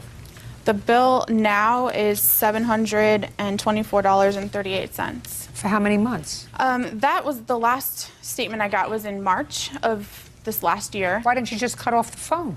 I did end up shutting off the phone. That was after he racked up all of the charges. He had promised to pay the bill every month. I had set up the bill to go to his address. His name was on it as well. My name was just used for credit purposes. So he got the statement every single month in the mail to his address, and he told me he was paying it. You mean after you broke up? Yes. Well, when I set up the phone in July, he said he would pay it, but this $724 isn't for 1 month or 2 months. And according to you, you broke up in August. We did break up in August, and I paid the first bill in September. And then you did? Why? Because he had called me. I was out of town. He called me and told me he needed the bill paid, and I didn't want it to go into collections at that time, so I did pay it over the phone. And what about the next month's bill? He told me he paid it. I was on the phone with Verizon. He said I sent a check. Let's talk about the cell phone. Get the plane ticket in a second. Talk. She knew that I was out of work. Working for the school district, it's a 10.5-month job. Well, then that's what you do for a living. You work for a school district that's a 10.5-month job. Right.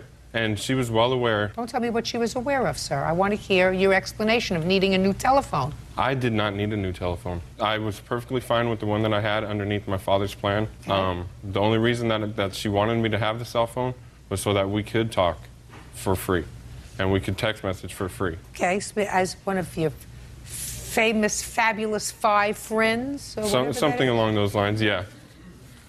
I don't do that. I don't have 5 people that I want to speak to that often.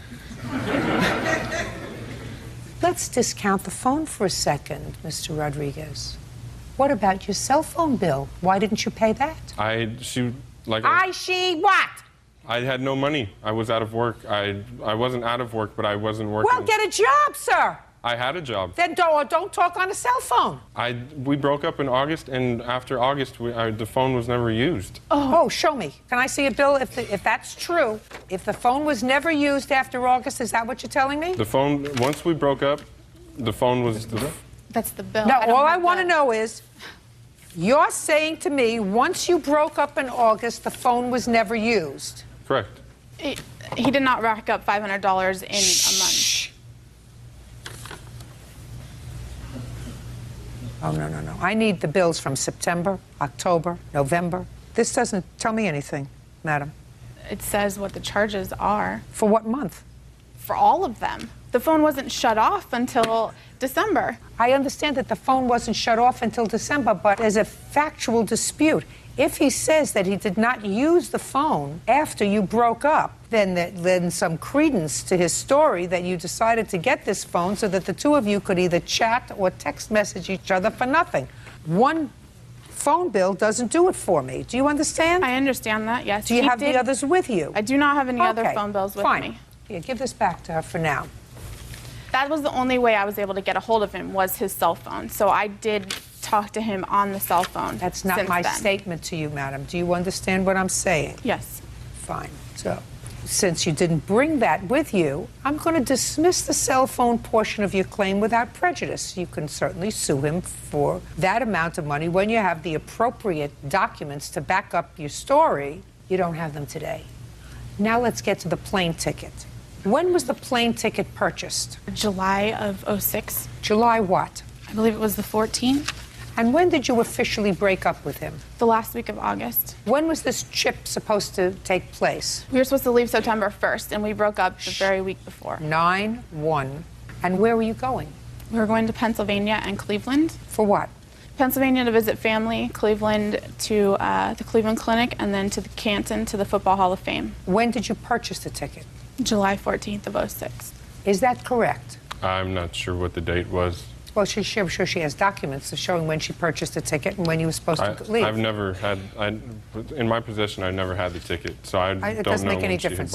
Because what I found interesting was you said that the reason you were going to Pennsylvania is to attend her grandfather's funeral. That's what you say. And I said to myself, well, how do you plan for something like that 2-3 weeks in advance?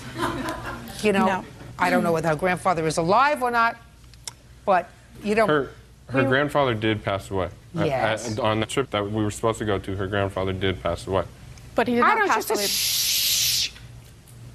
I have no idea what you just said to me. Her grandfather passed away on the trip that we were supposed to go to. But you hadn't planned on going there for his funeral unless he had some sort of premonition that he was going, sir. We did, though, ma'am. It was something that was known for a while that he was going to die while you were there? Not while we were there, but you know, that he was sound close. ridiculous. You know, you sound ridiculous. You mean she wanted to go visit her grandfather because he was sick? Right. That's not what you said here. You said that you planned to go to Pennsylvania to attend her grandfather's funeral. Right. He's not too swift. Okay, tell me about the plane ticket. We were going to go visit family in Pennsylvania and then move on to Cleveland. He was going to accompany me and my mother. My mother actually purchased the tickets and spoke with Rory on the phone. And Perfect. Can you step up? Your last name is? Randall. Miss Randall, tell me about the conversation you had with Mr. Rodriguez about this plane ticket. On the day that we were purchasing the tickets, I spoke with him on the phone, and he told me he would reimburse Stacy for the airfare. And at the same time, we opened up the airline's frequent flyer mileage account for him, set that up, and it was my clear understanding from him during that conversation. I don't want to hear your clear understanding. Sorry. I want to hear what he said to you. He said he would reimburse Stacy for the cost of the airline ticket. And then what happened? Thank you. We broke up. Yes. And there was no reason for me to go on a trip with him if we weren't together. Absolutely right, sir. And at the same time as was the ticket refundable? It was non-refundable. I tried transferring it into my name so that I could use it. I was not able to do that. I told him that as soon as I knew that. I said, here's the ticket. You know, you can use it for up to a year later. Did not give it to him because he had not paid for it.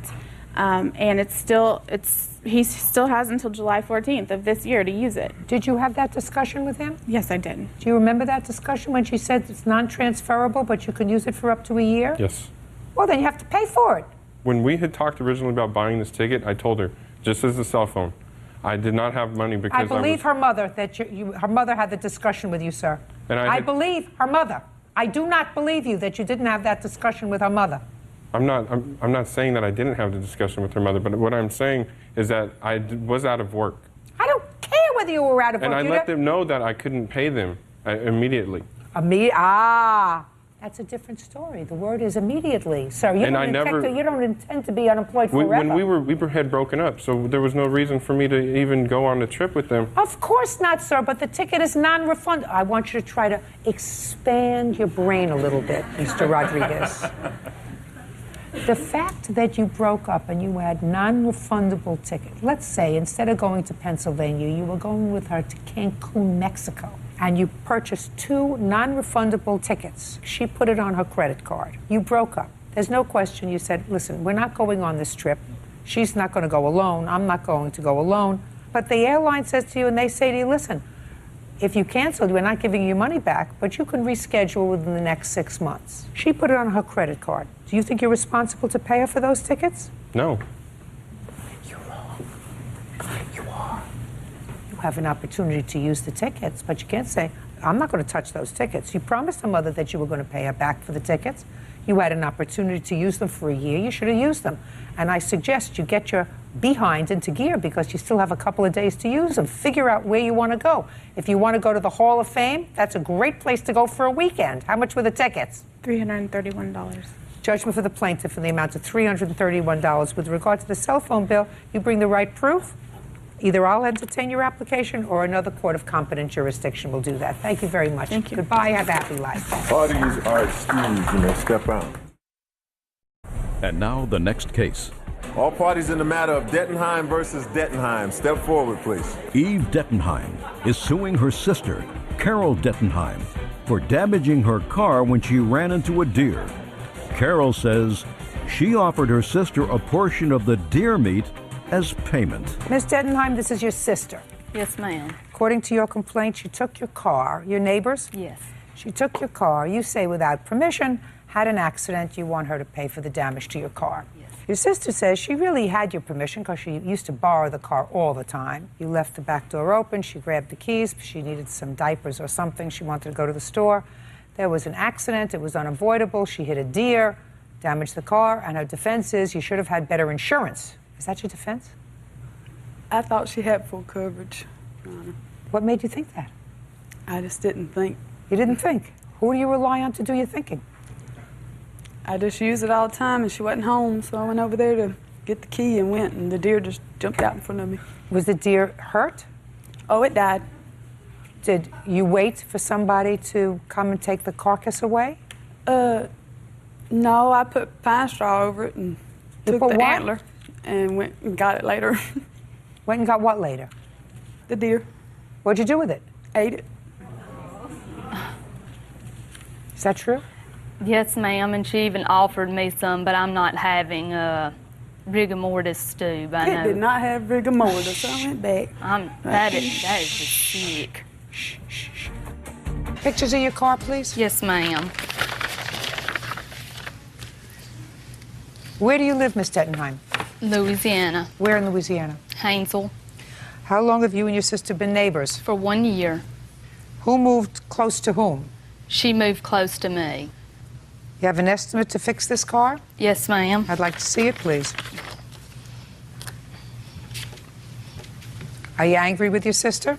A little bit. I feel like she needs to own up to the responsibility that she did damage my car and make what is wrong right. So, what do you think? Well, that night when I told her about the wreck, I thought it was just a headlight. And, you know, we talked about it and looked at everything. But then the next morning, she come over there just hollering at me, banging on my door, telling me how I owed her and all this. And I've helped her with a lot of stuff in the past and has made my life. I had to move because, I mean, I still have the house, but I can't stay with her. She'll do stuff like rev up her engine in the morning, trying to wake up my son and stuff, trying to make my life hard, and it's become an issue. It's like the Hatfield McCoys or something. So, do you work?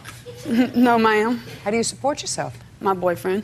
Does he live with you? Well, I'm staying with him now, just because she's hard to be next Well, to. when's the last time you were employed? I'm a student right now. It's been almost a year. I've been a stay-at-home mom. A student of what? I'm going to be a bail bondsman. And how often do you go to school for that? Right now, it's just a little course right now. So why don't you work? Because I don't have to. Well, you have to because you owe your sister $1,300. Yeah, I wasn't expecting to have to owe $1,300. Judgment for the plaintiff in the amount of $1,300. Thank you very much. Your Honor. Go back to Louisiana and be happy. Parties are excused. You may step out. And now the next case. All parties on Levine versus Rodriguez. Step forward, please. From a case earlier today, Stacy Levine claims ex-boyfriend Rory Rodriguez owes for an unpaid cell phone bill. Judge Judy adjourned the case, directing Stacy to procure the appropriate phone records. Ms. Levine, I am advised by my court officer that you were able to secure subsequent phone bills. If my recollection is correct, when we last did the initial part of your case, Mr. Rodriguez says that he did not use the phone after the two of you broke up in August. Correct. I have about 60 of pages. 2006. And you said that he racked up a substantial phone bill in the triple digits and used the phone after August. So that's where we left off, because the bill that you had did not demonstrate when the balance was accrued. Do you remember the telephone number of the phone that you had that Ms. Levine was paying for? No, I don't. What was the telephone number? 510-89. Who was this lady? This is my girlfriend. Since when? Since March of this year. Well, she wouldn't know the old number. You No, only she know wouldn't. his new phone number, right? My Shh. What's his new phone number? 51896, I believe. 96? I think so. He just got a new one a couple weeks ago. What's with him and cell phones? There's certain people I want to call me, and there's certain people I don't want to call me. So you mean you change girlfriends, you change your cell phone? No. Can I please see the bills? What was his phone number? 5171. That sound right to you, sir? Yes.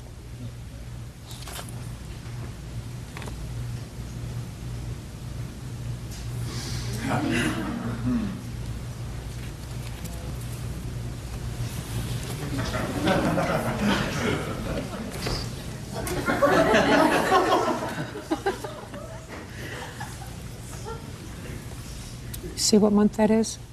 Mr. Rodriguez. September.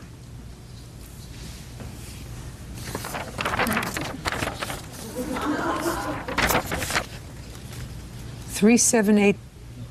Mom. Your mother. She wasn't calling your mother, right? And when that was September 30th. So I guess you were mistaken that you didn't use it in September, right? Here we go. I'll take September. Now, Mr. Rodriguez, you know what we're going to do? No. Would you like to do October? Sure. Or would you just like to pay her the money that you owe her for the cell phone? I can pay her. Perfect. Thank you very much. You may step back. How much is a cell phone bill? $724.38. With adding on that to the plane ticket, then you will be a free man, Mr. Rodriguez. Good? Good. Perfect. That's all. Thank you. Parties are excused. You may step out. Still the same controlling person. Elizabeth Rivera is suing her ex-boyfriend's girlfriend, Athena Hernandez, for biting off the tip of her pinky finger. Elizabeth says the incident took place in front of their children's school. All rise.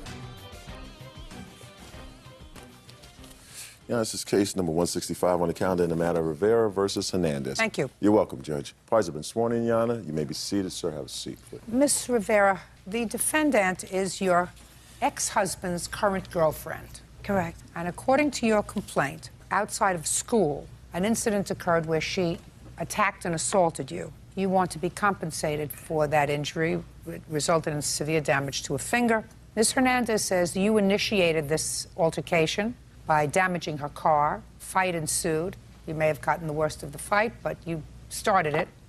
And she is counterclaiming for the damage that she alleges you did to her car that day, and also for the fact that she lost her job because of this incident and lost wages. That's your counterclaim. Yes. How long were you married to the ex-husband? 13 years. Do you have children? Yes. How many? 2. How old? 12 and 8. What's his first name? Jose. When were you divorced? I wasn't legally married. Common law. Common law in what state? New York. There's no common law in New York unless it was before 1933. And from looking at you, you didn't live with him in 1933, so that you were never married to Jose. No. But you were together for 13 years. Correct. Come you never married him? I wasn't ready to get married. You were ready to have 2 children with him, but not get married. Exactly. I always understood that. It was always clear as a bell to me. When did you separate? We were together 13 years, and we separated a couple of years ago, like maybe 4 years ago. And when did you meet Jose? In 1998. You have children with him? Yes. How many? 1. How old? 6. So you were with him when he was living with her? No. According to me, he wasn't living with her. Your child there's a 2-year age difference between your child and hers. Yes. How long have you been living together? Going on 4 years. Well, for the 4 years before that, where was he living? In his own apartment. Sounds like some bargain. What does Jose do for a living? He's a broker, an insurance broker. How long has he done that? About maybe 6 years. To make a living? Yes, he does. How much money does he earn? About maybe $36,000. Does Jose pay child support? No, he doesn't. How do you support your children? He provides for them. How do you support your children? He supports them. How much does he send you? He doesn't send me anything. If they was to need anything, he'll go buy it for them. That's not supporting your children, Miss Rivera. Do you work? No, I don't. Well, who supports you? Is not an answer. The city. The state? The state. And how long have you been a recipient of state assistance? About 19 years. 19 years. Well, that's the reason you didn't marry Jose. Yeah. That's the answer. I knew, you follow the money, you always get to the answer. That's a reason for not getting married. So Jose works as an insurance broker. The state pays for your 2 children, and Jose has another family. Who do you work for? For myself. What kind of work do you do? Insurance broker. For the same company? Mm-hmm. How long have you worked for them? It's mine. It's an actual brokerage. I own my own brokerage. Does he work for you? Yes. How long has he worked for you? 6 years. Is he a paid employee or on commission? No, he's a paid employee. And what's the name of your company? Popular Multi-Service. Where are they located? In the Bronx. Oh, perfect. State of New York is going to send me a big gold star for this one. Now, tell me when this incident took place. It took place on February 5th, 7:30 in the morning. Tell me what happened, Miss Rivera. Okay, I was taking my kids to school at 7:30 in the morning because they have to be inside by 8 o'clock. So as I'm approaching the school, I see Athena Hernandez coming out of her, the school. And then as I'm getting closer, she's running back in the school. So as I'm approaching inside the school, she's coming out. And she's coming out saying a smart remark. Just tell me what she said. She said, haha, I have a car. Go ahead. So I looked at her, I was like, come on, boys, let's keep on going inside. That's not necessary. So I gave them my blessings, I walked them inside, and then I stood about 10 minutes inside. I came out, she's still out there, parked in front of the school. She pulled down her window, she started cursing at me, and she spit at me. So I spit at her right back. And I continued walking home. As I continue walking home, I'm turning the corner, ready to cross the street. As I'm crossing the street, she turns the car in a one-way, she eats the stop sign, and she hits me with the car. I got surprised, I fell down. So as I'm getting up, she rushes out the car and she starts attacking me. So I'm trying to defend myself. So I'm trying to unzip my coat to pull my hands up. So I finally took off my coat and she kept on attacking me, and then she snatched my coat, ran back in the car. So at that moment I was like, help, help, somebody, can I have a cell phone to call 911? I need to call 911. I'm being attacked. Somebody finally let me call. So I'm like, help, help, help, please come, I'm being assaulted over here. So I see her rushing back out. She's like, who are you calling? Who are you calling, your son? Who are you calling, huh? When I see her coming out, I pick up the stick to start her to see if the cops come. And I'm taking off my boots. And I'm like, leave it alone, leave it alone, leave me alone. You're taking off your boots? Yeah, because I had some boots up to my knees, and they were high, and they were tight, and I kept on falling. So to have my balance and protect myself, and I'm like, leave me alone already, leave me alone. The cops are coming, leave me alone. She was like, no. She smacks the stick out of my hand, and she attacks me. And I feel somebody else behind me push me against the gate, and she just kept on hitting me, boom, boom, boom, boom, boom. And I kept on defending myself, and she bit my finger. And she said, ha, ha, look at your finger on the floor, and that's when the cops came. And I was just, it hurted so much, it was unbelievable. So it was the tip of your pinky finger that she bit off? Yes. All right, Ms. Hernandez, tell me your version of the events. Okay. My child and her 2 children attend the same school. It's not the first time that we see each other, but every time we see each other, she has something to say, whether it's indirect, under her breath, whatever. Usually I just let it go, you know, give her a, you know, smirk, whatever. This morning... Let me stop you just for a second, just for my own information. Are you nice to Jose? Yeah. Are you nice to Jose? Yes. Because you said nice things about him before. You said if the kids need anything, he gets it for them. And I assume that you're still living with him, that you think he's a nice guy. Correct. And I assume you don't like her. I don't have anything against her. I assume you're not crazy about her, because I believe that there is this underlying current of animus, anger, that the two of you have, and you're not crazy about her. Is that right? That's correct. And that I don't understand. You see, you look like 2 relatively normal women. Jose's the bad guy, not you. He was 2-timing you, he was 2-timing you, there's no question in my mind, so you all make up with Jose and fight with each other. 2 women fighting with each other when the bad guy is off doing what he's doing, maybe with somebody new. Never can tell. That's his history. That just is so foolish to me. And you're not the first 2 women that I've seen do this kind of ridiculous fighting over some worthless piece of trash guy who doesn't support his children, lets the state do it, lived a lie for at least 4 years. Why do you look puzzled, madam? Because it's, according to what I know, the state supports her. State supports the children unless he provides support through the court. The state supports her children. That's why she didn't marry him, or that's why he didn't marry her. They had a little extra cash. He's not going to have that extra cash anymore because they're going to attach his salary, which you just swore under oath that you paid him the last 6 years. They're going to go back and take it out for 6 years' worth of money. Let's move on with February 5th at 7:30 in the morning. I'm getting out of my vehicle, dropping off my daughter. I run into school. It was freezing that day. As I'm leaving the school, she's entering the school with her 2 children. She tells her oldest son, I'm just effing showing off. I look at her, I said, you know what, why don't you just take your kids in the school and shut up? I don't have effing time for this. I'm going towards my truck. Nice talk in front of the children. I go towards my truck. Both of you, as a matter of fact. Because I absolutely believe that that happened. First of all, Shh. I go towards my truck. She puts her kids through, there's one door, second door, leaves them in there, runs back out, starts taking off her coat, telling me I've been dying to kick your for the last 8 years. Get out of the truck.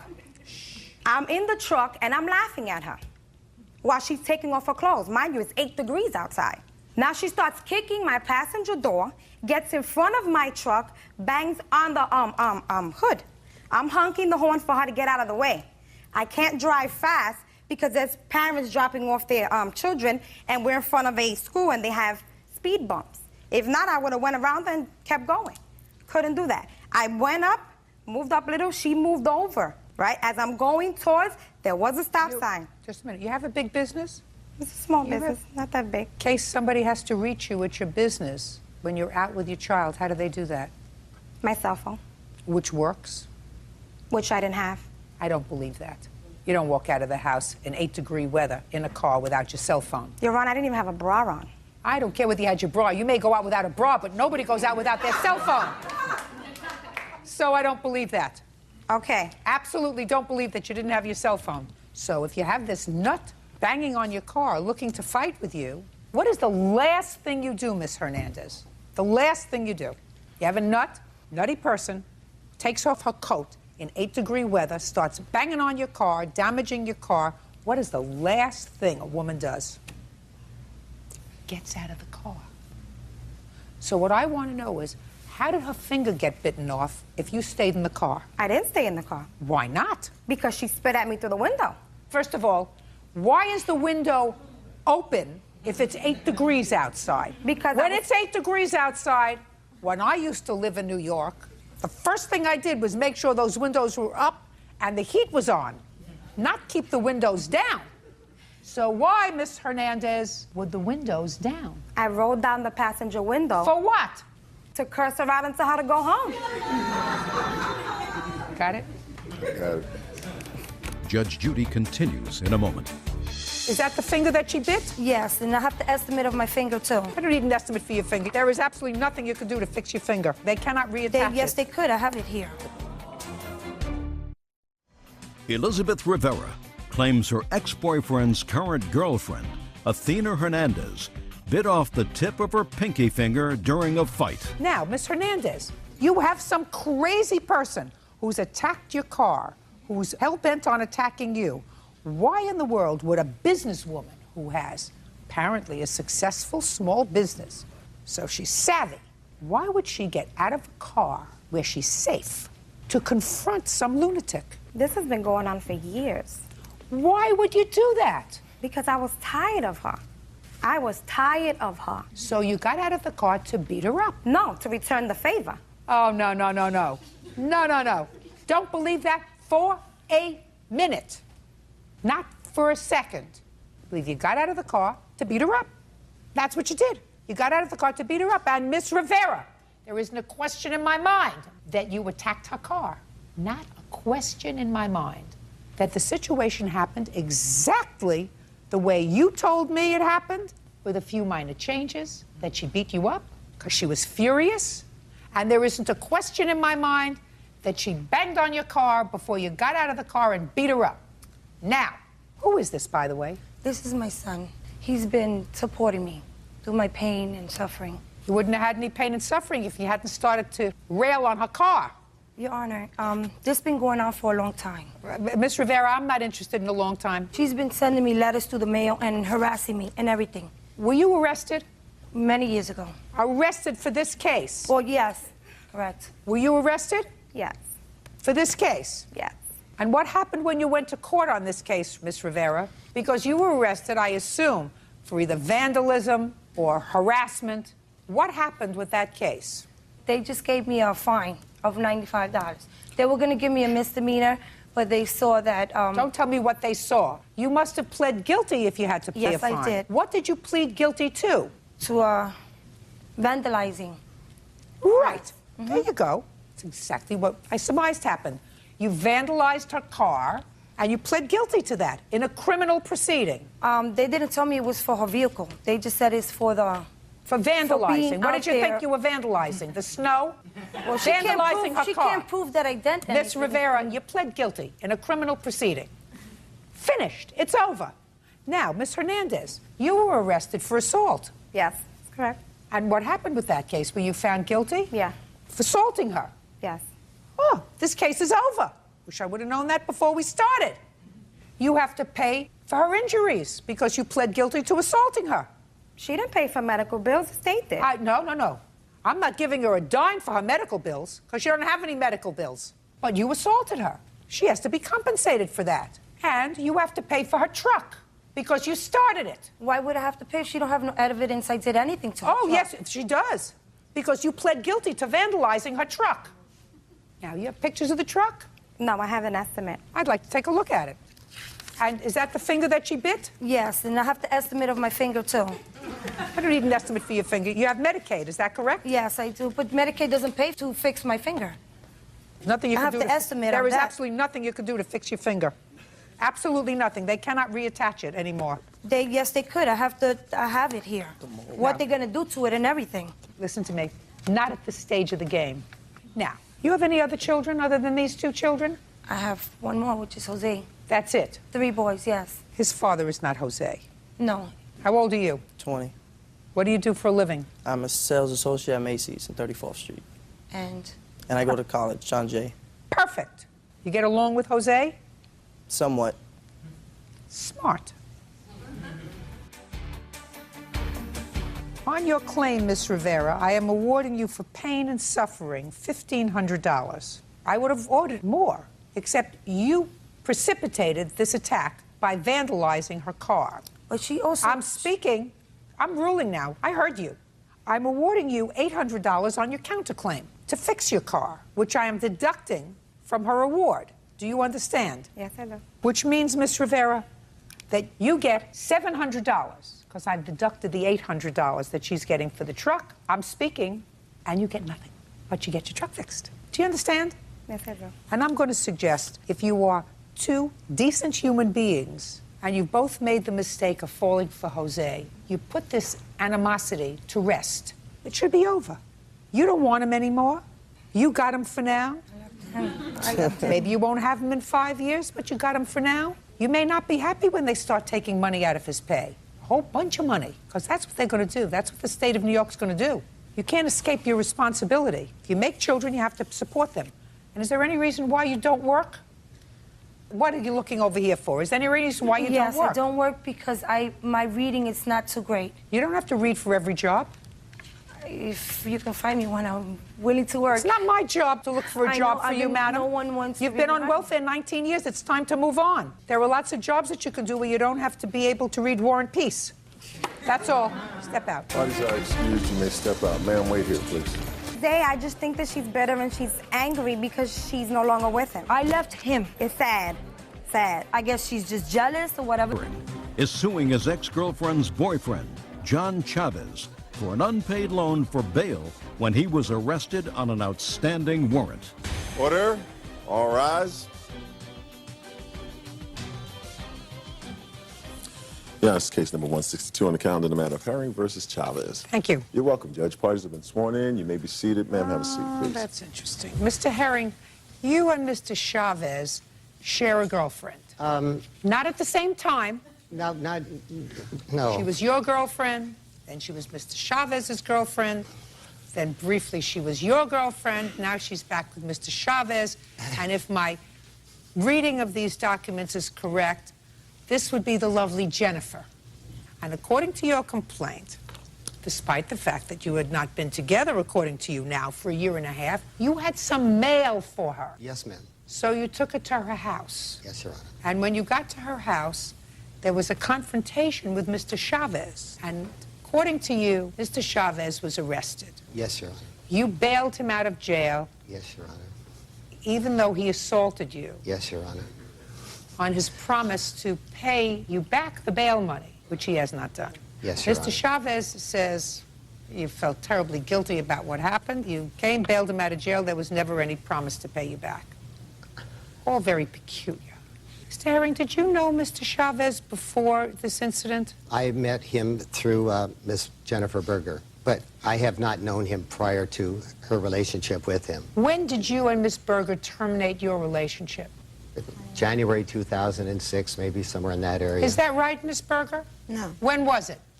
It's over 2 years. I've been with Don for over 2 years, so. No, don't look at him. Look at me. I've been with Don for over 2 years, so it has to be. Okay, you lived together? Yes, we lived together at one time. How long did you live together? About 2.5 years. What kind of work do you do, Mr. Herring? I'm a stockbroker, venture capitalist. What kind of work do you do, Mr. Chavez? Hardwood floors. What kind of work does the lovely Jennifer do? She doesn't. She doesn't do any kind of work. Well, she doesn't have a job. She's a full-time job. Yes, very much so. Now, you last lived together with Jennifer 2 years ago. We still share a residence occasionally. What does that mean, sir? Basically, she still has a lot of her things at my house. However, she does see Mr. Chavez from time to time, and she goes over there and spends some time, and then for whatever reason, then she comes back and stays at my house. We've become very good, close friends, and so she always has a place to stay in the event that she needs a place. But you said you didn't talk in 2 years. Stand up. I didn't say that. I didn't say that. I said we haven't been together for over 2 years. No, you said you hadn't talked in 2 years. I didn't say talked. What? I didn't say talked. Misunderstanding. You said you haven't been together. Right. In 2 years. But during the 2 years, I've been over the house. I'm mostly with John. Mostly with your boyfriend. Now, you live together as a boyfriend and girlfriend?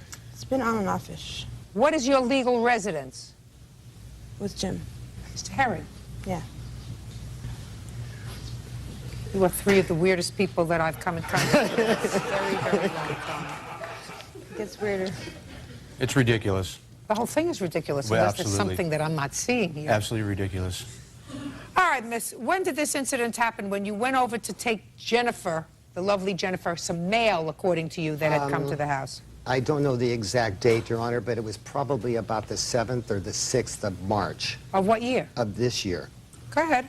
And then I bailed him out on the 10th of March. Well, what happened when you went over there? Well, when I went over to give her her mail, I called her and let her know I was coming by. She had a driver's license, her registration to her car, etc. She'd been gone for about 4 or 5 days. So I went over and I knocked at his door, and she answered the door. She came out, and I gave her her mail. I said, I'm going to be leaving. I don't want any confrontations with Mr. Chavez. Why should you have any confrontation with him? Because I've had him in the past. Go ahead. And so I started to walk away, and she came out and talked with me for a minute, and then he came out and got right in my face and started to assault me. And at that time, I turned around and I told him that I was going to call the police. I went out to my car and I called 911.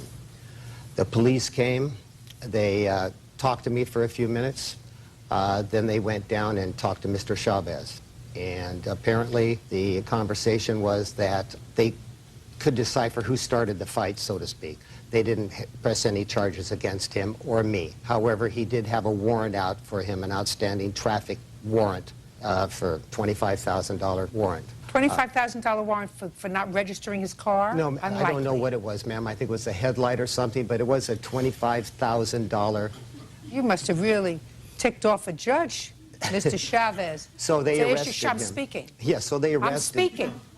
Yes, ma'am. Mr. Chavez, you must have really ticked off a judge to put $25,000 bail on you for a broken headlight. It was for no registration on the vehicle, driving with out of driver's license in possession, and no proof of insurance. And when did you receive this violation?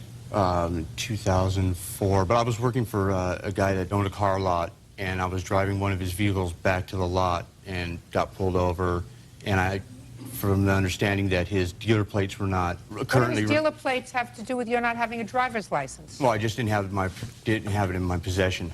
Mr. Chavez, I've been in the justice system. How old are you? I'm 42. Not quite as long as you've been on this earth. But a $25,000 bail on what amounts to nothing more than driving without registration for the car doesn't sound kosher to me, Mr. Chavez. Do you understand what I mean? Oh, no, I understand what you're saying, but it was because of his dealer plates that were on the vehicle, and the dealer plates were supposedly not up to current registration. So. Yes. Judge Judy continues in a moment. This whole thing is very, very bizarre. And your visit to the jail is even more bizarre. And the fact that you fronted money for his bail is even more bizarre. And later today, How many children do you have? 3. You're expecting another one? Yes. How old are you? 21. You have enough children. Did anybody ever tell you that? Everybody. So add my voice to the rest of the pack. real cases, real people. Judge Judy. James Herring says his ex-girlfriend's boyfriend, John Chavez, owes for a loan to bail him out of jail. John says it's James's fault he was arrested in the first place. Oh, so they took him into custody. Yes, ma'am. And tell me how it came about that you went and bailed him out, Mr. Herring. I just, for whatever reason, decided to go down to the LA County Jail to talk to him. I wanted to find out why he had such animosity towards me. You mean you wanted to find out that question? I can tell you the answer to that question in a second. The lovely Jennifer. Yes, well, yes, ma'am. But I wanted to find out for myself why there was just such anger and so on and so forth, because I did not have any anger towards Mr. Chavez at all. If Jennifer wanted to see John or be with him, I had no problem with it. You may not, but he does. Yeah, apparently. So I went in there and I talked with him, and he... You live in Los Angeles, is that correct? Yes, ma'am. Right. It's all very strange here. Go ahead. So I was visiting with him, and he'd been in for 2 or 3 days at that point in time. 2 or 3 days on a traffic infraction. He pleaded with me and begged with me. He even started to sob. He begged me to post bail for him because of his daughter. He also promised at that time that if I bailed him out, he would most definitely pay me back. Go ahead, Mr. Chavez, let me hear. That's all untrue, you know, and I'm not scared of saying that I cry, but I'm not going to be crying to him, all right? That's first off. Second off, Just tell me what happened. when he came to visit me, he wanted to know why there was such animosity and what he could do to not have the animosity between us anymore, and I said, well, you don't want no animosity? Bail me out. He bailed me out, and that was it. And when for the first time did he ask you for this money back? Actually, he asked Jennifer to give me a letter, but she never gave it to me. Why? Why didn't you give it? I said I wouldn't. I didn't receive it from him. Your Honor? He asked me to give him some papers, but I didn't want to get involved. He said, this is between the two of you. You deal with it. I'm out of it. I wasn't going to serve. It was, I think, to serve him. When was your next court date? March 12th. And what date did he bail you out? Do you recall? Do you recall, sir? March 10th. March 10th. And you had already been there for 5 days. Yes, ma'am. Had you been in jail before, Mr. Chavez? Yes, ma'am. Same jail? Yes, ma'am. For how long? 30 days. And did you do the 30 days? Yes, ma'am. So, doing 5 days must have been easy. Yes, ma'am. Mm-hmm. Mr. Herring? Yes, ma'am. I don't believe he promised to pay you back. I believe him. I believe him when he says that you said to him, what can I do to make this right? And he said to you, bail me out, and you did. Because I don't understand why, if the lovely Miss Jennifer had gotten her license and a registration for her car, you drive a car? Huh? License is suspended. For what reason? For driving under suspended license. Your license is suspended for driving on a suspended license? DUIs. And DUIs. Combination of the Listen, two. you people are all too confusing and I'm much too old. Got Mr. 3 Herring, DUIs and Mr. 4. Herring, you can't have it both ways, sir. If Jennifer is with Mr. Chavez, and she's clearly with Mr. Chavez, I suggest that you cut all ties with her. I don't know what Miss Jennifer is doing for you that allows you to believe that someone who is living with somebody yet has an avenue to come back to live with you, you know, as sort of a safe haven. You're a safe house. This whole thing is very, very bizarre. And your visit to the jail is even more bizarre. And the fact that you fronted money for his bail is even more bizarre. And I'm a very easygoing, you know, meat and potatoes Brooklyn girl. I don't get all this mishigas. Your case is dismissed, Mr. Herring. That's all. Why did I excuse me? Step out. I just feel it was unjustified. I'm happy with the decision. She kind of lives there, but stays somewhere else from time to time. It's absolutely ridiculous. She's a free bird. She can do what she wishes. I'll take it one step at a time. I'm going to be on my own. And now the next case. All parties in the matter of Ross versus Ross, step forward. Shauna Ross is suing her cousin, 21-year-old Pauline Ross, for the value of a state-issued check. Shauna claims Pauline kept money that was intended for her. Miss Ross, the defendant is your cousin. According to what I've read in your complaint, she had had some trouble with Child Protective Services. And there came a time that you agreed to watch her children in exchange for a state check for watching her children. Yes. You watched the children. She got the state checks, 2 of them, according to you. Yes. She cashed them both and did not give you any money. Miss Ross says that you only watched the children a little bit. Her boyfriend watched them more than you did. So she kept the money, and she's got some countersuit about you calling Child Protective Services and making some false allegations about her after all this went down. What's your first name? Pauline. Pauline, how many children do you have? 3. You're expecting another one? Yes. How old are you? 21. You have enough children, Pauline? Yes. Did anybody ever tell you that? Yes. Who else told you that? Everybody. So add my voice to the rest of the pack. You have enough children, there are other things to do in your spare time. How old are your children? They're 1. You have to think about this? No, 1, 2, and 3. And who's the father of your 1-year-old? Dion. And who's the father of your 2-year-old? I don't know. And who's the father of your 3-year-old? Dion. And who's the father of this one that you're going to have now? His name is Nick. And how long have you been with Nick? 9 months. Shh. Judge Judy continues in a moment. If you people don't think that I understand that this is just another scam on the state, you're wrong. I got it. You know what I'm doing with this case? I'm sending a tape of it to the state of Michigan so they can come after you and take the money out of your welfare money. Closed captioning sponsored by... Fasten your seatbelts. Monster Jam comes crashing into Halifax June 6th and 7th, and you can win the ultimate Monster Jam fan pack to share with 3 friends. Send your entry to win at globaltv.com for your chance to score big with Monster Jam. Brought to you by Global Maritimes and Live Nation. Real cases, real people. Judge Judy. Shauna Ross says her cousin, Pauline Ross, kept a state-issued check that was intended for her. Pauline is countersuing, claiming Shauna made false allegations to Child Protective Services. Now, when your cousin was watching your children, who was your boyfriend then? Dion or Nick? Nick. When did your cousin watch your children? She started April the 2nd when I started my job. What kind of job did you have? Waitressing. Now, who filed the papers for your cousin to get this state check? We both did. And when you filed the papers, you said you were working, correct? Right. And you were receiving welfare?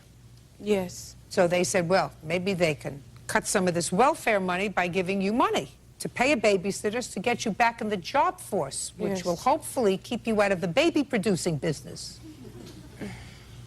How much did you receive in checks? Because the checks came to you, right? Right. How much was the first check? The first one was $768. And what did you do with that check? I moved into my house. So you used the money for yourself? Right.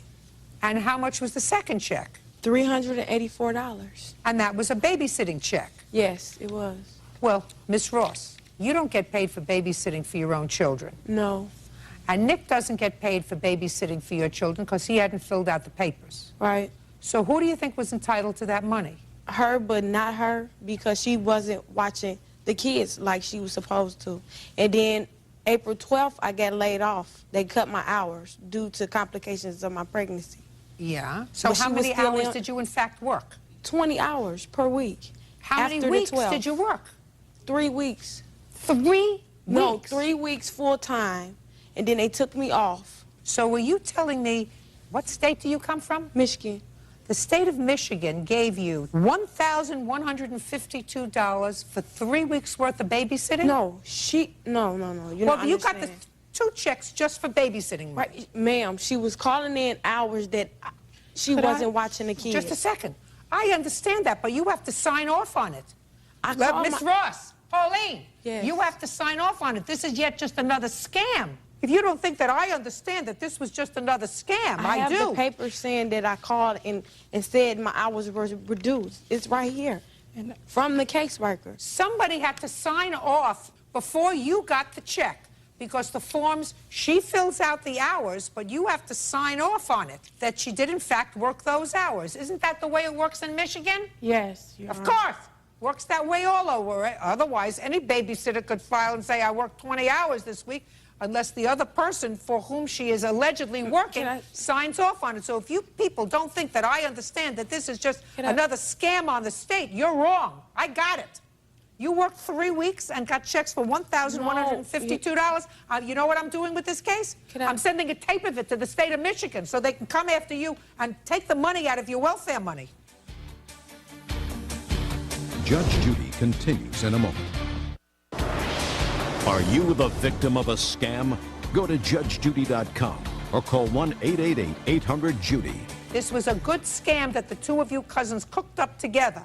No. Because there is no way that I believe. I didn't say I got paid for 3 weeks. I was working full-time for 3 weeks. I called the caseworker. Here's the paper, the document showing when I called to say that my hours were reduced to 20 hours per week. So therefore, she supposed to have cut down the maximum hours where she supposed to call in.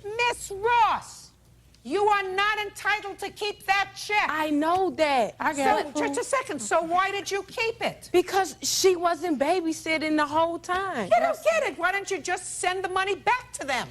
You don't move into your apartment with it, madam. You don't take care of your expenses with it. That's not what the money is for. That's what welfare is for. That's what Dion is for. Well, Dion don't help. Well, that's your problem. That's not Michigan's problem. You can't keep this money. You get welfare. The fact that you don't like how much you get doesn't mean that you can scam the state out of another $1,100. I didn't scam. I paid the person that was watching the kids. Yeah, show me. And Nicholas. Show me. I want to see the person who was watching the kids. Me and Nicholas spent the money together for it, and I paid Lakeisha. Listen to me. Lakeisha wasn't authorized by the state to watch your children. Neither was Nick.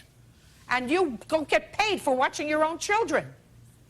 Madam, if you think that I'm going to give you $1,152, you are out of your mind. What the state should do is, and I'm going to send them a copy of the tape, is go against her welfare checks to redeem $1,152. And then let them decide where the $1,152 is going to go. That's what the state of Michigan ought to do. So they have to get the money back, and then they're going to give it to you. Thank you very much. That's all. Goodbye. Parties are excused. Oh, excuse me. Counterclaim? Parties are excused. You may step out. Judge Judy continues in a moment. And on the next judge, 23-year-old Lynette Young is suing her ex-boyfriend, 26-year-old Robert Mangum, for an unpaid loan to help him get back on his feet, and for an assault. Order. All rise. Yeah, this is case number 200 on the calendar in the matter of Young versus Mangum. Parties have been sworn in. You may be seated. Folks, have a seat. Miss Young, this used to be your boyfriend. He's not your boyfriend anymore. You claim that you loaned him some money and that he, at some point, sort of assaulted you, although it was an argument that went very badly. Mr. Mangum says that the money that you did, in fact, give him was a gift. There was never any discussion of repayment, and that this assault that you're talking about was as a result of your own actions, that you were a hot-tempered nut and he did nothing but try to escape you. Tell me about this money. When did you give it to him and where did it come from? February 16th. It came from my accounts. Can I see from where? Yes. It's right here.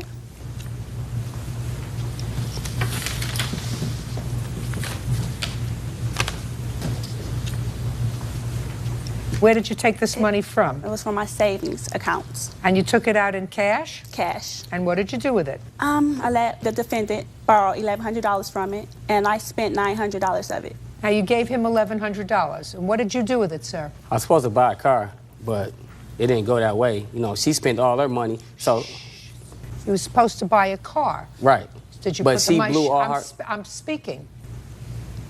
When she gave you the $1,100, where did you put it? I just had it in my pocket. It was in my possession.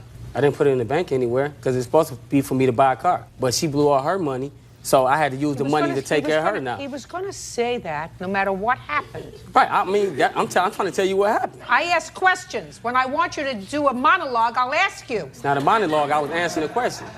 No, I just asked you where you put the money. You said in my pocket. In my possession.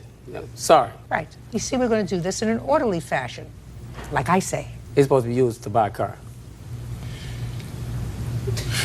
I have a feeling they look, see, that's attitude. Look at the attitude, right? Attitude, attitude. That looks like a match made in heaven. So she gave you this $1,100. You're supposed to use it to buy a car. Right. But you didn't buy a car. You bought a watch instead. No, I didn't buy a watch. Ben had the watch. Ben had the watch. What did he say?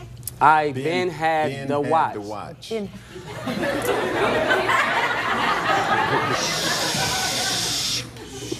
So what'd you do with the money? Help take care of her, because she blew all her money. What did she blow her money on? Ask her. What'd you blow your money on, the $900? What'd you buy? I actually blow my money. What did you buy with it? I have to eat, have to pay my bills, I have my own apartment. Yeah. And I have to put gas and things in my car, so I didn't actually blow my money. Well, so you spend your money on your own bills? On myself. On yourself? Doing on things that I had to do. Tell her the truth. Shh. Just a second. Why should she tell me the truth? That would make She's not it telling so the unusual truth. here. She's not telling the truth. Okay, so she blew her money and you had to use the $1,100 on her. What did you use it on? Give me an example. Food, going out, rent, cell phone bills, all of that nature. But I was supposed to be buying me a car. That was Were you living together? Yo, huh? Excuse me? You're not speaking loud enough for me to hear you. No, the problem is your mouth isn't closed. So when your mouth is not closed, you asked me a can't hear me. question. You can't hear me. I said, were you living? No, you were. No, we weren't living together, but we was together every day. I'm asking your question. I'm just. It's all in the timing, see. See, we ain't connected here. Maybe we need to slow down a little bit. We are not connecting, sir. And for that I say, thank God. Wow. So you didn't buy the car with the $1,100? No, ma'am. You took her out to eat, took her to parties and things? Parties, eat, shows, karaoke, everything. I just want to know where was I at. Just 1 second. I'm sorry. Just 1 second. That doesn't mean he doesn't have to pay you back. Listen to me. That doesn't mean he doesn't have to pay you back. If he decided to use this money to show you a good time, to play big man, that's his problem. Hey. That's his problem. You know, he chose to do that. He could have let you stay home and watch Law and Order or watch Judge Judy. He could have let you do that. He could have had just as good a time. All right. Okay. So now, Miss Young, now I want you to tell me, madam, about this assault, when it happened, and let's try to keep it legitimate, okay? Because I have a feeling that I'm going to get half a truth from each of you. Okay, it happened probably like a month and a half ago. I was over his house. Month and a half? What month? What was it? June? You're asking me? I wasn't there. Okay, May, June. May and June. Yes. Must have been a terrible assault if you remember May and June. Go ahead, let me hear what happened. You were over on his porch. Okay, I was over on his porch. You were sitting on his porch. And he got angry because I wouldn't leave. He wanted to drive my car and go to handle some business. And he wanted me to go inside the house. And I said, no, I don't want to go in the house. He came back, drove around the block, told me, leave my house, Lynette. And I said, I'm not leaving. Why do you want me to leave? He took me by my shirt, grabbed me, drugged me off his porch with my shirt. Tried to throw me in my car. We got into a physical altercation. He scratched me up. I scratched him up. We was fighting, like just fighting. Not like punching each other, but like scratching. Each other? Yes. I was trying to defend myself. Because you were trespassing on his property. I wasn't really trespassing. Yes, you were. I was invited over his house. No. Lynette, darling, when he said to you, I want you to leave my house, the invitation is over. You have to leave. Okay, that's true. That means you're trespassing. Mm-hmm. But when I did say that I was about to go, you don't have to put your hands on me, I will leave on my own will, he took me by my shirt and drugged me off the porch. So that means that he didn't give me an opportunity. When he said move, I didn't move when he wanted me to move. So That's his problem. He has a problem like that. I didn't move he quick likes to enough be in for him. charge. I didn't move quick enough for him, so he took me by my shirt. Did you call the police? Yes, I did. And he was arrested? He was arrested. Just a second. He was arrested. Did you follow through with the case? Okay. Look at me. Did you follow through with the case? I did not.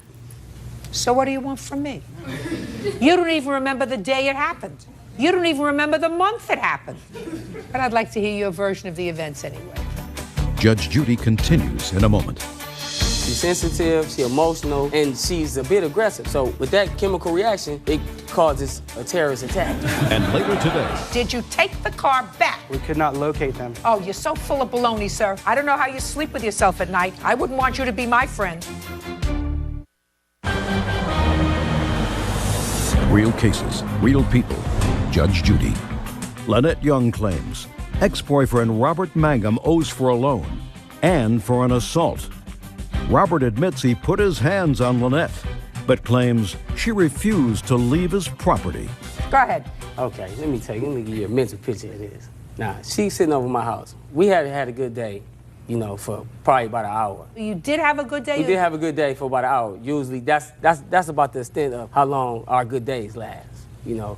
But I need to use her car. She got an attitude with me about using her car, but she finally let me use it. I'm like, just go in the house, you know. It was a bunch of stuff going on in the neighborhood. What were you going to use her car for? I had to go make a run. I had to go pick something up. Because I was supposed to be going out. I was supposed to be going out later, so I had to go pick up some clothes. So, but that's neither here nor there. It was a bunch of stuff that's going on in the neighborhood, so I told her, go in the house. You know, I didn't yell at her. I didn't argue with her. Just go in the house. She put on the front in front of y'all. She wanted to play Miss Model, Miss Affront, an acting job. Sanaa Lathan. You know, I'm just trying to run it down to you, but in front of y'all, she want to act all nice. But when it comes to me, she's like a terrorist.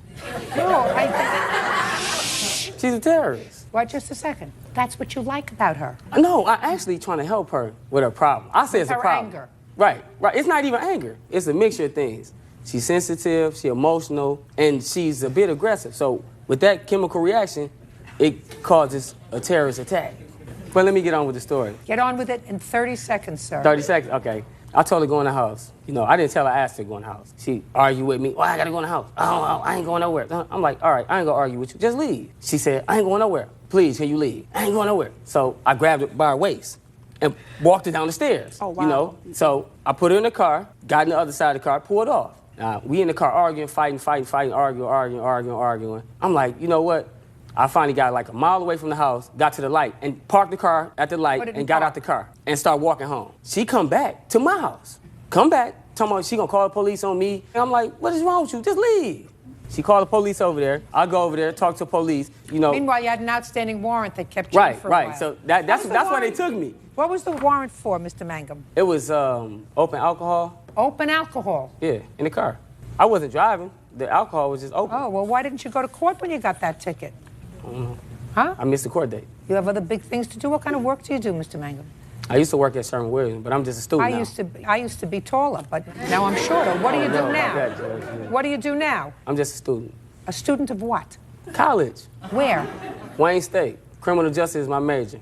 I plan to be like you one day. Mr. Mangum, the system isn't ready for you, sir. I know, but in a few years, they'll be ready. They tuning up for me. All right, Mr. Mangum, you owe her $1,100. You wined her and dined her. You're a guy who's supposed to pay those things. You're not supposed to take her out with her own money. Judging for the plaintiff in the amount of $1,100, you get zero, nothing, zippo for the assault. You probably brought on yourself. That's all. Parties are excused. You may step out. Judge Judy, she come off a little aggressive and, you know, a little mean, but I know she's just a cutie pie. I'm kind of happy with the decision. I got my money back. She did give me the money, but there was a whole bunch of stipulations to it. I'm not controlling. Totally. I don't let people run over me. Where you going? I have to voice my opinion when someone is trying to do me wrong. What you doing? That's my business. How you doing? That's my money. Awful. We're probably not gonna get back together. Maybe so, maybe not. And now the next case.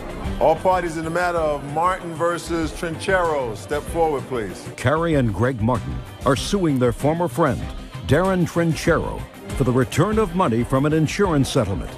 Darren claims the money is his. Mr. and Mrs. Martin, you purchased an automobile from the defendant, who was a friend of yours. And according to you, the agreement was you would make payments on this car because, I don't know, did you have a loan outstanding on the car? Yes, Your Honor. And at the end of when the loan was satisfied, he would turn the title over to you. You maintained the car, you paid insurance on the car, and then the car was in an accident. That's correct. According to you, the defendant told you that he had received a small settlement check for the accident, but you were also injured in that accident. Yes. And when you received your settlement, you ascertained that he had received thousands of dollars for the car. That's correct. And you feel as if that money should be yours.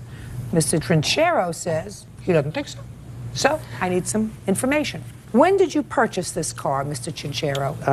Back in 2004, and I do have a copy of that document. I'd like to see it, please. There you go.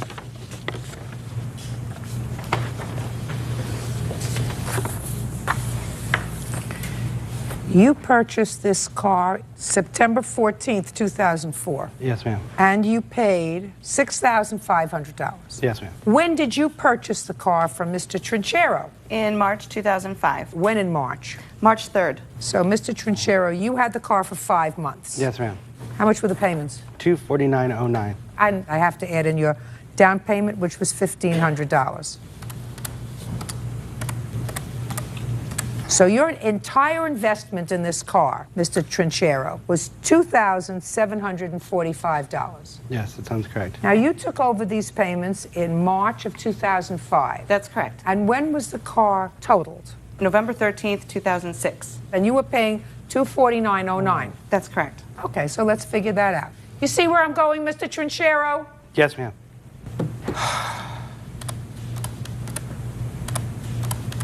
So they invested in the car $5,229. Right. Now, how much of a check did you get for the car, sir, when the car was totaled? The value of the car check was $4,900, which I have a copy of here. Let me see it. There you go.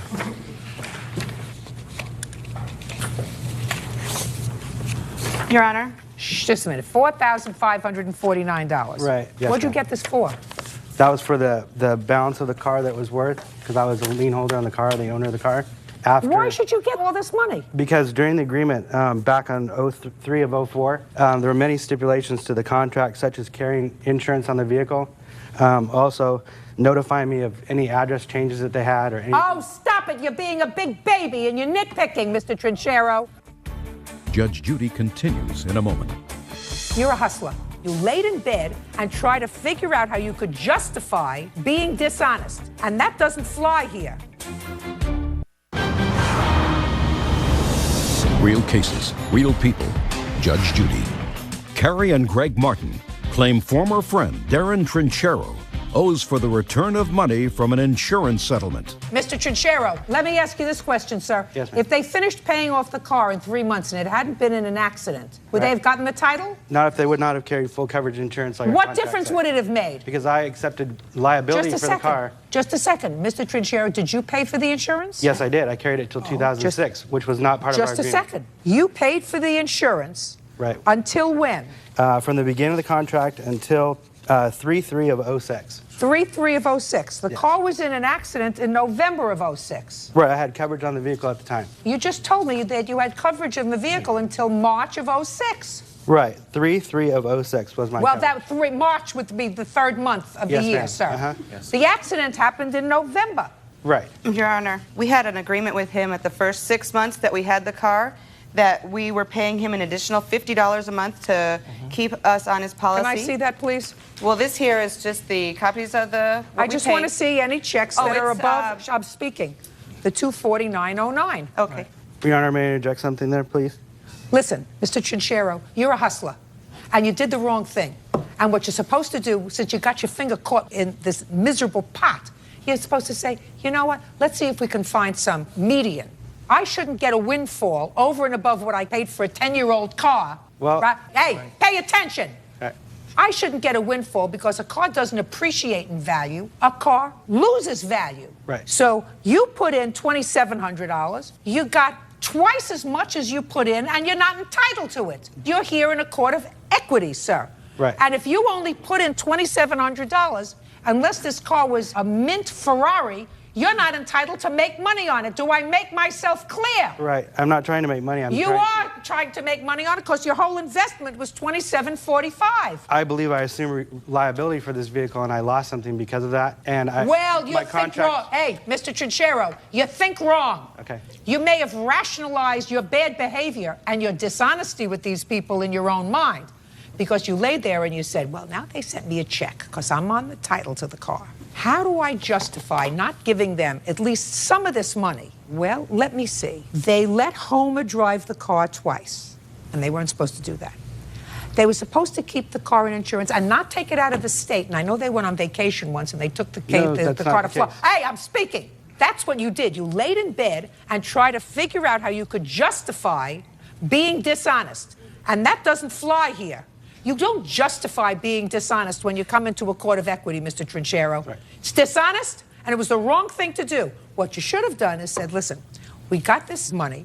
You invested $52.29 in the car. I invested $27.45. The whole idea was for me to get off the hook paying for the car because I didn't want this car anymore after 5 months. You did. Yep. Because That's not correct. Listen. Not correct. If you didn't want to sell it to them, you wouldn't have sold it to them. Did you get another car, Mr. Trinchero? I had another car before I sold it to them. And I had no use for this, and Greg had no car. Being a friend of his, I felt that it would be an equitable thing to do that. But he did not fulfill his end of the bargain in the contract, which I thought was legal. You purchased a brand new car. I thought this was a legal contract, and it was violated many times. Then what you have to do if it was violated many times is take the car back. Exactly. Shut up. And we did try to do that several times. Which you did not do. We took many actions to do that. No, I didn't say did you take many actions, Mr. Trinchero. Did you take the car back? We could not locate them. Oh, you're so full of baloney, sir. You could locate them when you got the check. That you managed to locate them. When they got the check, you managed to locate them. First. Very, very bad, sir. I don't know how you sleep with yourself at night. I wouldn't want you to be my friend. Judge Judy continues in a moment. Want justice? Go to judgejudy.com or call 1-888-800-JUDY. All right. Now, Your Honor, I have a question. Go ahead. I don't see where he's entitled to any amount of the check from the insurance company that mailed him that check. He's not. Okay. If he had been what we call a mensch, that means a good person, a good, honorable person, you probably would have sat down and said, listen, you got a little extra money. I'm going to get a little extra money because I put in $5,200, but I drove the car. I mean, you don't expect to get 100% value on your car if something happens. You might have made some kind of an accommodation. But since he was a pig, he loses everything. Judgment for the plaintiff and the amount requested, $42.74. Thank you, Your Honor. All right, Judge Hughes, you may step out. Judge Judy continues in a moment. And on the next Judge Judy, 19-year-old Amanda Peters is suing her ex-roommate, 19-year-old Holly Ward, for breaking a lease, stealing money, and for damaging the bumper of her car. All rise. Quiet in the courtroom. That's case number 207 on the calendar, the matter of Peters versus Ward. Thank you. You're welcome, Judge. Parties have been sworn in. You may be seated, sir. Have a seat, please. Ms. Peters, you and Ms. Ward were roommates. It is your claim that after a failed road trip that didn't work out as well as you expected, Ms. Ward decided to stay home. Yes. And she left you in the lurch with the lease. You want her to pay the rent. In addition, you say that she stole some money from you and that she at some point damaged your car. You want her to pay for that. Yes. Ms. Ward says she was pregnant, decided to stay home with her parents, I assume, that she denies taking any of your money, and she says that the damage to the car just didn't happen. She also says that your boyfriend moved in with you into the apartment and he wasn't paying his fair share of the rent. So, is this your boyfriend? Yes. How many people signed the lease to the apartment? 2, me and Holly. Did Holly have a boyfriend living with her? No. But your boyfriend was living with you? He wasn't living there. He was. Yeah, he is. Yes, he lives was. there. He lives there. Don't tell me he wasn't living there. He lives there.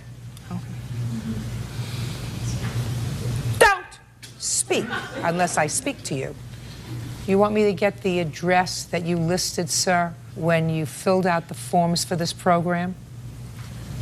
Yes. Do you want me to get the forms that you filled out with the address? I put 718. And who lives there? My mother. What's your mother's phone number? She doesn't have a phone. Oh, everybody has a phone, But sir. there's a number you could reach her at, but she don't have a phone herself. You get what I'm saying to you, madam? Yes, ma'am. Good. When did you sign this lease with the defendant? On December 1st, 2006. And when did you take this road trip? In the beginning of April, like April 15th. Where's the father of this baby that you're having? In Ohio. And where are you living now? Alabama. Who went on the road trip? The 3 of us. Whose car did you use? Amanda's. You got stopped and you were all arrested for drug possession, is that right? Yes, ma'am. Yes. What happened with your case? I got 2 years probation. What about you? I just got charged as a misdemeanor and got fined. She got charged with all that because she was pregnant. I got charged doing with a drugs while misdemeanor she and got was a pregnant. We all 3 got, well, me and Amanda got charged with possession too. And what about you? I did 31 days because wouldn't nobody sign for me. No, he got 30 days because he had prior possessions. No, I got 30 days. Shh. That is untrue, Your Honor. Now, what is the rent? It's $500 a month. Stand up. Your last name? Lucky. L-E-C-K-E-Y. I'm not so sure.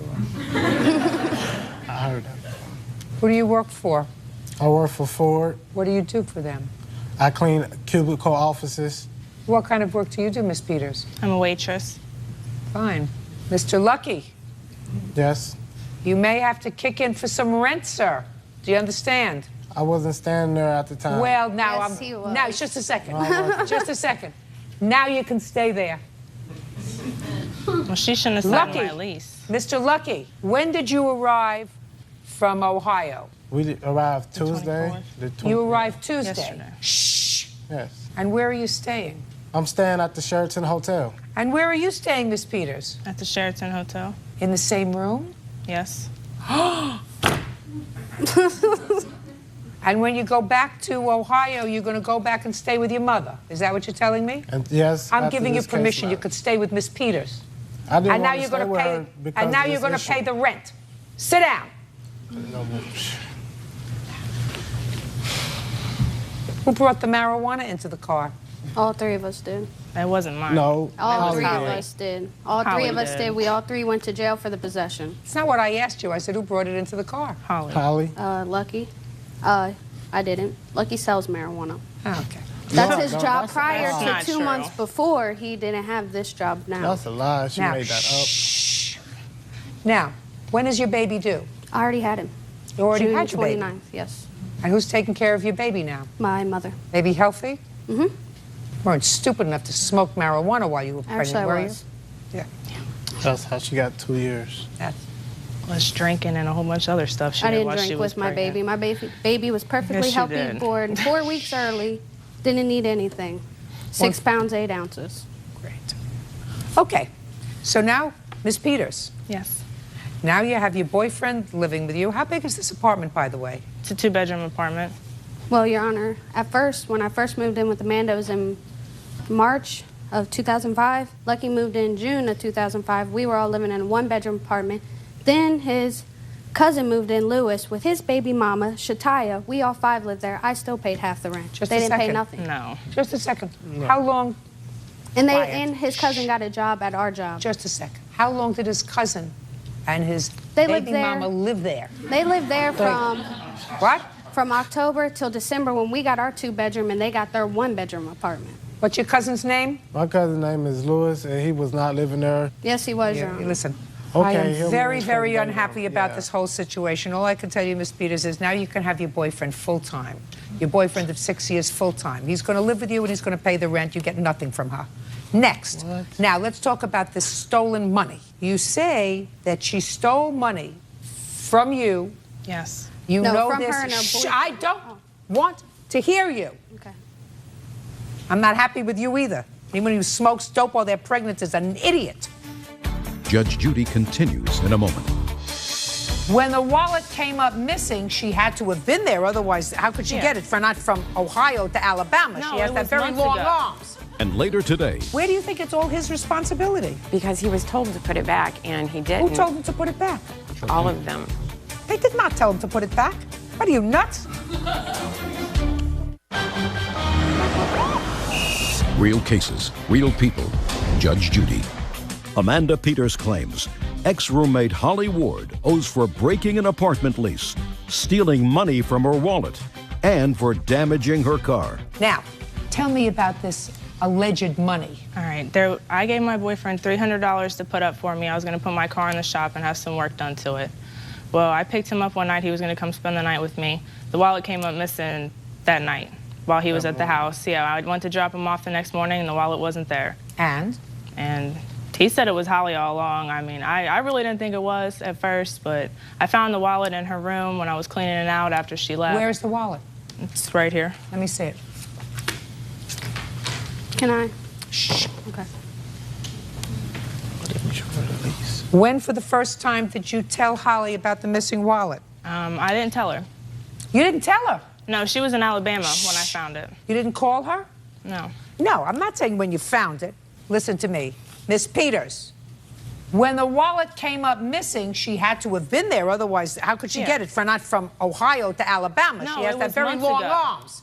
Now, so when did you first discuss with her the fact that this wallet was missing? Oh, it was around the time when we moved into our 2-bedroom apartment.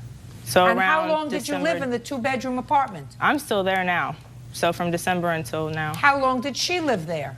Until April 15th. So the wallet came up missing in December? Yes. And you found it when? When I came back May 9th or 8th, I mean. Yeah, do me a favor. Return that to her.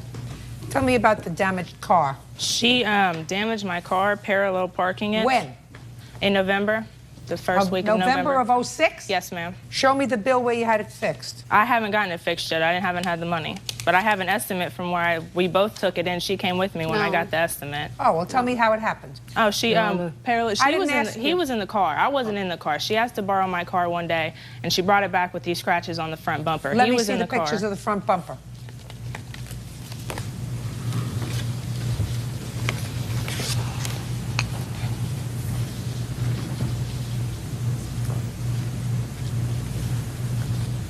How did you scratch the bumper? I didn't scratch the front of her car. Who did? Lucky. He was on his way to school in November, and at a red light, he hit the back of another car. I have a picture of the truck that she hit also with the dent in the bumper Just a where she second. hit She it. says it was Lucky. That's It a lie, wasn't. Your Honor. She went with me when I got the statement. I did not go with her. I was at work when she got that statement done with Lucky. She had borrowed Amanda's car, and I needed to go home that following morning. He was living with us. Why would I take him home? don't want you to interrupt. If you interrupt again, it's not going to be good for you. Do you understand? Yes, ma'am. So on the way taking me home to my mother's house, she was trying to parallel park in front of another car, and she hit the back. On the way, she was trying to parallel park? No, when we got to my mother's house. Why was she going to parallel park if she was just dropping you off? Because she was parking to drop me off. Why was she parking to drop you off? Why didn't you just come? She was the driver. Yeah, I don't believe it. Goodbye. You all deserve each other. That's it. Case is dismissed. Take him outside, Byrd. Parties are excused. You may step out. She knows she owes me money. She's a liar. She wanted money because obviously her boyfriend, who has been living with us, hasn't been paying bills, and he's probably not doing it now. She stole some money from me. I didn't find out about it until I came home. She wrecked my car, never paid for it. All three of us smoked marijuana. He had drugs in our apartment all the time. He was selling them. I helped him sell them. She put it in the glove compartment, and they pulled us over. And when they found the marijuana in the glove compartment, they charged everybody with it. Don't smoke while you're pregnant. And now the next case. All parties in the matter of Cotton versus Stritt matter, step forward, please. Julie and David Cotton are suing family friend, 18-year-old Dylan Strittmatter, for crashing a golf cart during their wedding reception. Dylan claims he is not guilty. Who was getting married? Julie and I. According to your complaint, Miss Cotton, your family lives on the river. Correct. Is that where the wedding was? Yes. The defendant is the son of an old family friend, and because there was so much land and the venue was spread out, you rented 2 golf carts, sort of help people get from one place to another, especially people who might have been a little older. Those golf carts were just rented for the event. Okay. It is your claim that the defendant, without permission, drove one of those golf carts and damaged it. You're being charged by the rental company for the damage to the golf cart, and you want him to pay for it. Correct. Who saw Mr. Strittmatter riding the golf cart? Tristan Hall. How old are you, Mr. Hall? 18. What do you know about Mr. Strittmatter and the golf cart? Well, I was the guy in charge of taking people to and from the parking to the wedding, and we were at the reception. At the golf cart, with the golf cart. Right. And after the wedding, we went to the reception, and we had the 2 golf carts parked over there. And we were all sitting around eating, and I saw them take off in the golf cart, and we just went out. I went out there after them to see what. Saw who taking off? Dylan and Greg. That's Dylan would be you? Yes. And who's Greg? I'm Greg. Perfect, I love it. No, I didn't ask you to go over there yet. Well, I didn't ask you to go over there yet. Okay. That is a lot. I didn't go over. Judge Judy continues in a moment. Oh, Miss Cotton, you're going to talk to me. You, me. You maybe you're used to getting the last word. I'm trying to tell you, it's your responsibility to ensure no underage drinking at your venue. Real cases, real people. Judge Judy. Julie and David Cotton claim family friend Dylan Strittmatter owes for crashing a golf cart during their wedding reception. Go ahead. Okay, so I went out there and we were riding around for a little while. Who was riding around? Me, Dylan, and Greg. How did you get on the golf cart? Because I went out there. When I saw him riding around, I walked out there. So you walked outside, and the three of you got on the golf cart. Right, well, they were on it first. I went out there. After they were already on it, I went out there. Who drove? They were driving. We all took turns driving. Who drove first? Tristan drove first, but there's also a fourth person in the party. Their son Chase was also in the golf cart, and he also drove it with us. Is that right? Chase was in the golf cart, yes. So who drove first? I guess I drove first. Who drove second? Chase drove second. Who drove third? I drove third. All right, what happened next? Okay, so we're driving around, and we were just driving around with the golf cart, and after a little while, I said, okay, we should probably bring this back. So we were on our way back down this road, and that's whenever he thought he could make it through these two rocks, if that's what you want to call them. They were more like boulders, and then he just ran into one of them. Now, did you know you weren't supposed to be driving around in that golf cart at that time? In the back of my mind, I did. And did you know you weren't supposed to be Hey, did you look at me? Did you know you weren't supposed to be driving around in the golf cart at that time? Yes, I knew that. Did you know you weren't supposed to be driving around at that time? And I assume your son knew that he wasn't supposed to be driving around that time. That's correct. So what are you suing him for? Because he had been drinking at the wedding at my mom's, and I had told him to put it down, and I saw them take off, but mind you, I'm in the middle of my reception, and I heard them, and so did my friends, hear them screaming, come on, let's go get on the golf cart. It was just those two, and they were drunk at our wedding. They did take it. The owner of the... Your son was there. How old is he? 13. What'd you do to him? Actually, both of my sons had told them, and so had Tristan, to stop, and he was driving. They were driving around in the golf cart. Well, a little more than driving. He was driving erratically. Just a second. Where do you think it's all his responsibility? Because he was told to put it back, and he didn't. Who told him to put it back? All of them. They did not. They were driving around with it. They did not tell him to put it back. What are you, nuts? Listen, Miss Cotton. Yes. If you're telling me that you saw them get in the golf cart and drive around with it, and you didn't leave your reception to go and stop them from driving around with it. My oldest son actually did. He's not here. You, not your son. Your 13-year-old was in the golf cart. Right, but my oldest son also took the keys from them. Did you see that? No, but they all told me, and the owner of the golf cart. They can't tell you anything, Miss Cotton. You have a responsibility. A golf cart is an attractive nuisance. That's what it is for young people. That's why your 13-year-old got in the golf cart. I mean, he admitted to wrecking it and told us he was sorry. They were all involved in it. If anything, he's responsible for a quarter of it, not for the whole thing. Your son is responsible, therefore you're responsible for a quarter. My son is 13. He's responsible for a quarter. He's responsible for a quarter. He's not responsible for the whole damage to the golf cart. They shouldn't have been in the golf cart to begin with. And if you saw them and you're the grown-up, you should have seen to it that they weren't in the golf cart. Can I say something? Listen, if you knew he was drinking, what's the drinking age where you are anyway? 21. If he got hurt and he had been drinking at your wedding, he would have owned that house on the river. I can't control him. He's not my child. Oh, yes, you can. You can put him out of your house. He wasn't at our house. It was an open field. We weren't there. He went off in a different area. Miss Cotton, it's your responsibility when you have an event to ensure that there is no underage drinking. And based upon what you tell me, you saw him drinking and drunk at your wedding. You then saw him get into a golf cart and drive away. No. And it was your reception, and you couldn't do anything about it because you didn't want to leave the reception. That's what you told me. I didn't see him get in. I heard them say they were going to do it and take off, and people were Ms. Cotton, I'm getting less and less sympathy for you. I mean, that doesn't give him any right to do that. And he's going to pay for 1/4 of the damage. But I have less and less sympathy for you. You planned a wedding, and you had a bunch of kids, including these two people, not only the defendant, who were drinking at your wedding. And that's your responsibility. You are responsible for the venue. That's what the law says. And if they had gotten into a car instead of a golf cart, and instead of going between a boulder and scratching your golf cart, which is what he did, he got into his car and he killed somebody, you know who they'd come after? You. That's what the law says. I didn't serve him the alcohol, and he stole it. You did serve him alcohol. I did. Duh. Judge Judy continues in a moment. Want justice? Go to judgejudy.com or call 1-888-800-JUDY. Now, Oh, actually, we didn't serve him the alcohol. You did serve him alcohol. Well, I mean, it's in a bar area. Anybody can walk to the bar and get it.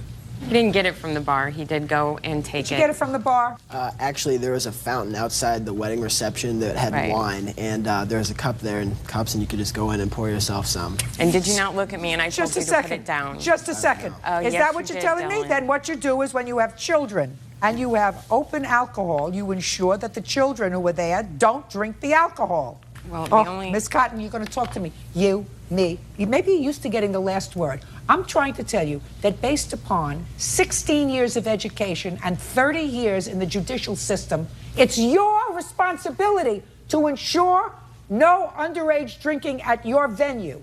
Do you understand? Yeah. How much is it going to cost to fix this golf cart? $1,119.35. Your responsibility is $279, young man. Do you understand? Yes. Judgment for the plaintiff in the amount of $279, only because you have to accept a certain amount of responsibility. Think that's reasonable? Sure. Good. That's all. Parties are excused. You may step out. Judge Judy continues in a moment. And on the next Judge Judy, I don't think I should have been. Stephen Mosher is suing his brother, 26-year-old William Mosher, for smashing him in the head with a wooden bowl. Stephen says the incident started as an argument over the TV. Order. All rise.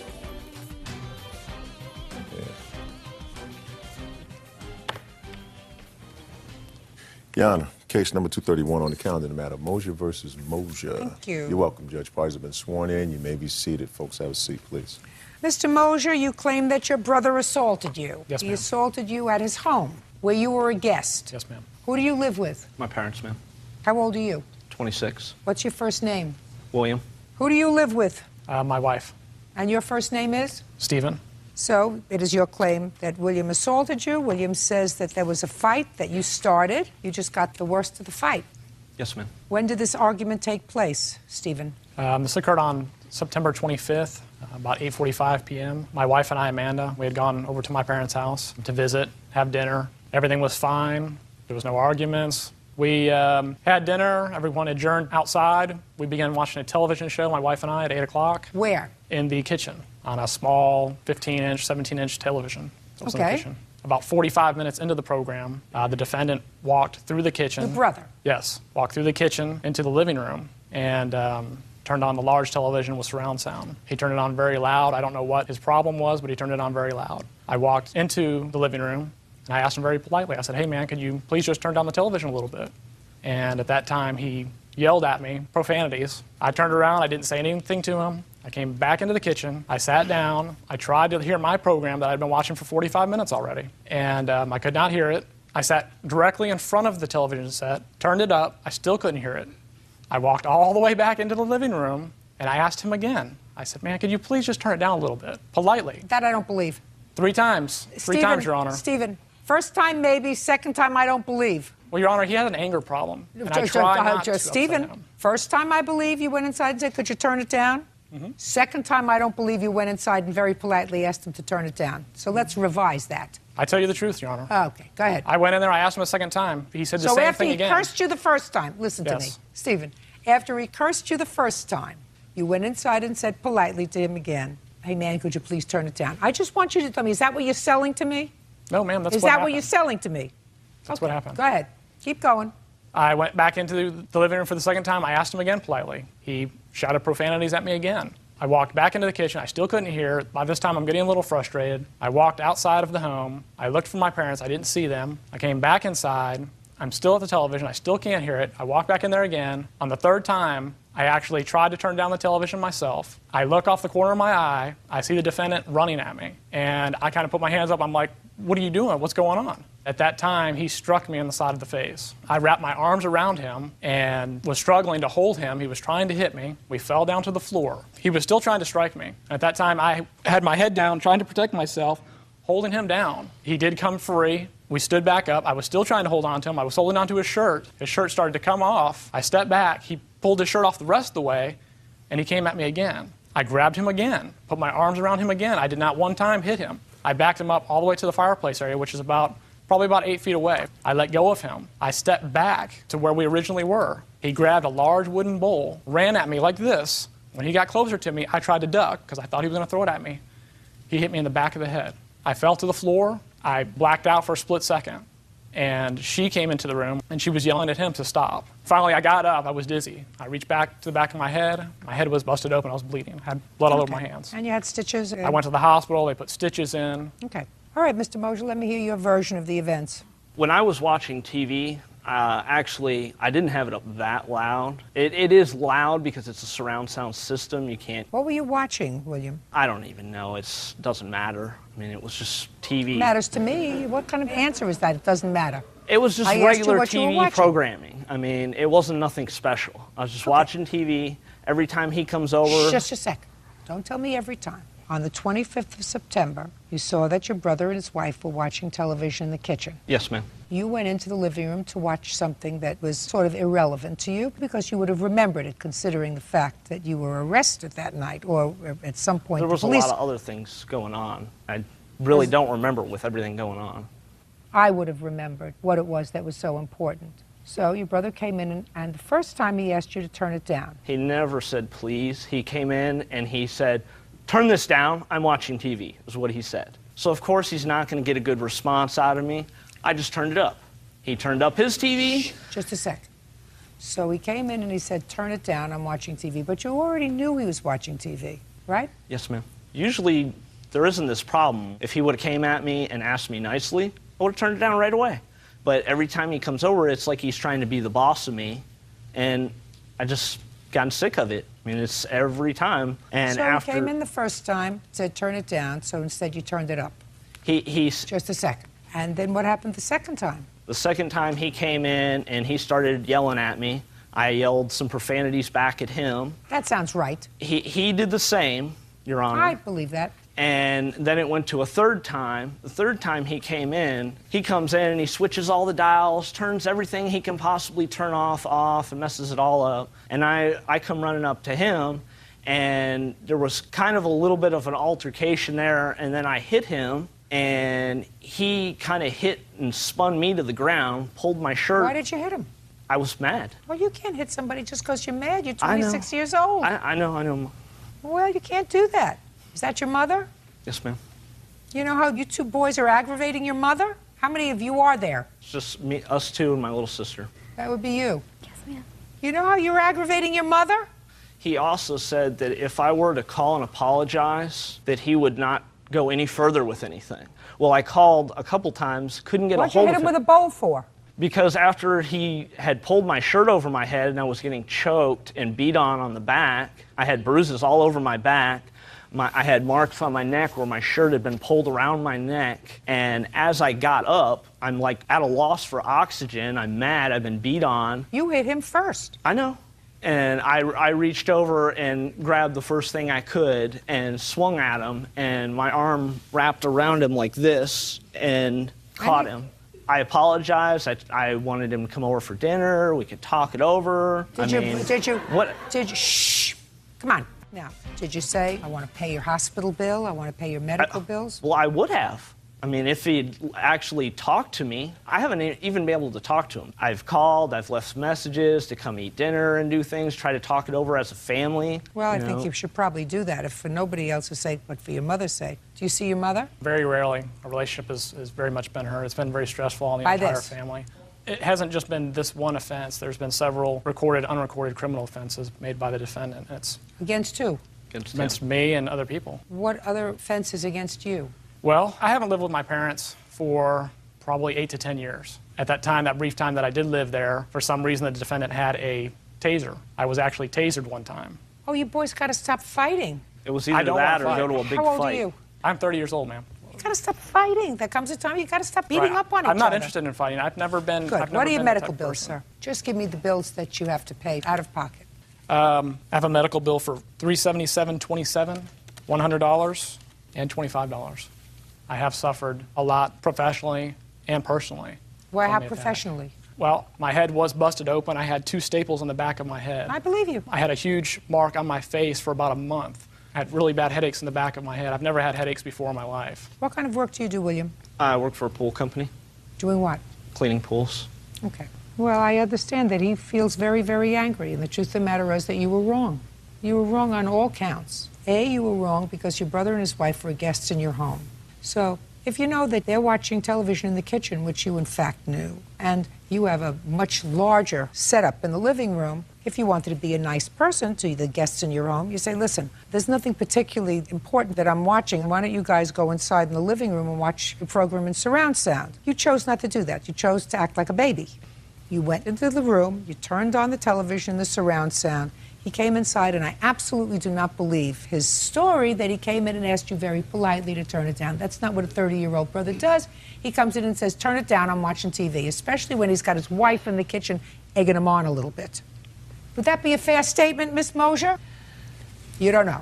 I was loading the RV. You don't know.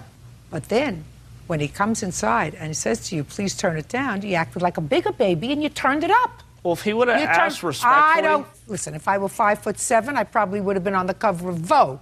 But I'm not. So if he would have said to you, would you please turn it down? Yes, you would have turned it down. If you said, would you please turn it down? You wouldn't have hit him on the head with a bowl. You wouldn't have punched him in the face.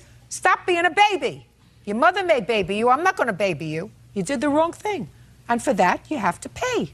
Now, your brother could be, you know, a big brother and say, listen, it was a horrible thing, but I don't want it to interfere with my relationship with my mother anymore or with my sister anymore. I want it just to get over it, get over it. He chooses not to do that. He chooses to let it fester, which is not a smart thing to do because it doesn't make anybody in your family feel better. And I'm not so concerned about him. I'm more concerned about your mother. In any event, I'm awarding you $1,000 for all this pain and suffering and other stuff that you have, and $502 for your medical bills. And that's it, Mr. Moser, because I also think that you didn't handle it well. Because you could have taken your wife and left, instead of letting it escalate by going inside and touching property that wasn't yours, which you did. I did ask politely. I don't care whether you ask politely or not. If you ask politely and somebody says no, and if you don't like the game, go home to your own house and watch the program. You don't go into his room where he's watching television and it's his home and touch his property. So there were other ways that you could have dealt with it. Sure. Which is why, sir, you're not getting the $5,000 that you're asking for. You are being compensated marginally. Your medical bills and $1,000 for your pain and suffering. Period. End of discussion. Do we understand each other? Yes, Goodbye. Parties are excused. They step out. He just always tries to boss me around and everything, so I'm going to take it. It seems like problems with him keep getting more severe and more severe, and they're not getting dealt with. You can only take so much crap. I just don't want to be around him. I don't trust him. I don't know what he's going to do. He's a time bomb. He could go off at any second.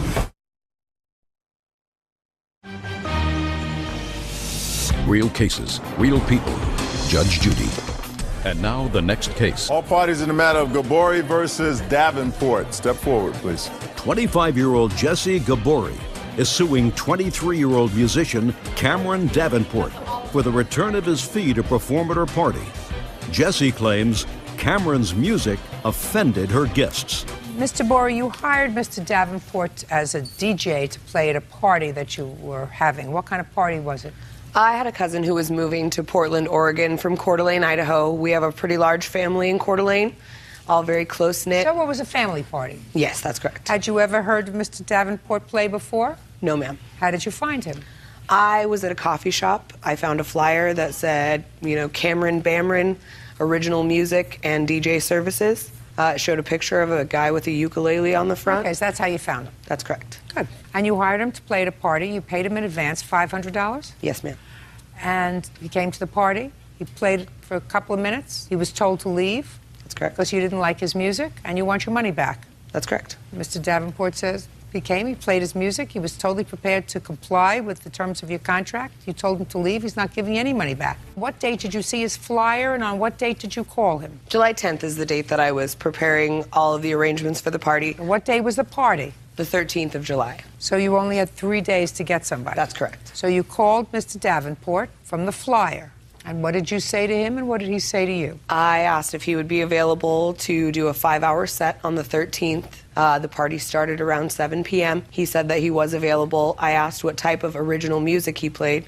He said experimental. In my experience, experimental doesn't generally mean offensive or explicit. Don't tell me what your experience is, madam. Yes, ma'am. I'm asking you what you said to him and what he said to you. He asked me if any children would be present, and I said no, older people, adults. Okay. And that was pretty much the end of the conversation. I told him where to show up and when. I was in a huge hurry, so I just kind of pushed forward with it. So he came and? On the day of the party, he arrived, had his sound equipment set up. Everything seemed to be going well. That was the first time I had actually spoken with him in person. He seemed like a, nice guy. Got up on stage, and it was the first song that he sang that really set everyone off. I have a pretty conservative family. It was a large party. I had a lot of grandmas, grandpas, aunts, uncles, So it was more experimental than you were used to? The first lyric of the first song was what really set it off. Okay. It was not what you expected? That's correct. Okay, so what did you do? I immediately, after about halfway through the first song, I was bombarded with my family members coming up angrily. My friends, family, asking me if it was a joke. Okay, fine. So? I retreated to the back of the theater. I informed one of my cousins that he needed to ask Cameron to leave. Oh, well, and that's what they did. They asked him to leave. That's right. correct. So why do you think you're entitled to any money back? Because he misrepresented himself No, on the he didn't at telephone all. to me. No, he did not at all. Never at any time did he mention that his lyrics were explicit or offensive in any manner. Did you ask? You said, what kind of music do you play? According to you, I listened very carefully, you say original music, experimental. According to you, you said, in my opinion, experimental meant, I said, I'm not interested in your opinion. What you do when you hire somebody is you enter into a contract. And especially if the end of one song and you tell somebody to go tell him to leave, instead of saying to him, listen, this is not the kind of music that we want played here. Could you please play something else? And give him the option, just a second, give him the option of saying to you, this is the only kind of music I have. This is the only kind of music I do. But according to you, I listened very carefully. You said you told one of your cousins to go out and tell him to leave, which he did. You don't get your money back. Well, he successfully, in under 5 minutes, offended pretty much everyone at the party. You should have planned better. You should have planned better. What is offensive to some people is not offensive to others. I think that he was very honest with you when you called him, and he said, are there going to be any children at the party? I would say, there aren't going to be children, but there are a lot of older people who have the ears of a child, and if there's going to be any music there that's going to be offensive, we don't want that kind of music. A few curse words every now and again is a little less offensive than the lyrics that this man used in front of these people. That is your problem. He did not breach your contract. He showed up, he played his experimental music, which is what he told you he was going to play, and he couldn't book another gig after you fired him. So you have to be more careful. Your Honor? What? I do have a copy of my lyrics to just one of my songs that I do. I don't do experimental lyrics. All right. If it's not Sinatra or Feinstein, I don't do it. Got it? Okay. But I think that you were very honest with her. You said, I do original experimental music, and are there going to be any children there? Did you get paid, sir? Yes. You worked for 20 minutes? Well, I played for about 20 minutes. It takes a good half hour to set up and break everything down. So by the hour, you made more than you ever made before. Is that right? Yes. Congratulations. Thank you. That's it. Case is dismissed. Parties are excused. You may step out. I am a little upset. I think I learned a valuable lesson today. I'm Cameron Bamron. I want... Susan Anderson and Joseph Davis are suing Edmund and Renee Feller for their son's medical bills and pain and suffering. The plaintiffs claim the Feller's son attacked him with a plastic bat. All rise. Yeah, it's case number 205 on the calendar, the matter of Anderson Davis versus Feller. Thank you. You're welcome, Judge. Parties have been sworn in. You may be seated. Folks, have a seat. Mr. Davis, Miss Anderson, it is your claim that the defendant's son attacked your son with a bat. Yes, ma'am. And injured him. Yes, ma'am. You want them to pay the medical bills, the Yes, ma'am. emergency room bills, and also an amount for pain and suffering. Yes, ma'am. Mr. and Mrs. Feller say boys will be boys. And they are counterclaiming because they say that you have defamed their son and them, really harassed them by reporting this incident to the school, by seeing to it that their children or their son doesn't go into the park. So they have a counterclaim, which is pretty much nonsense. Is this your son? Yes, ma'am. How old is he? He's 10. Is he afraid of me? No, ma'am. Great. Why don't you stand up next to your folks? Tell me your first name. Jeffrey. Jeffrey, you want to stand there with your folks? Or you want to come sit up here? Sit up there. Come on.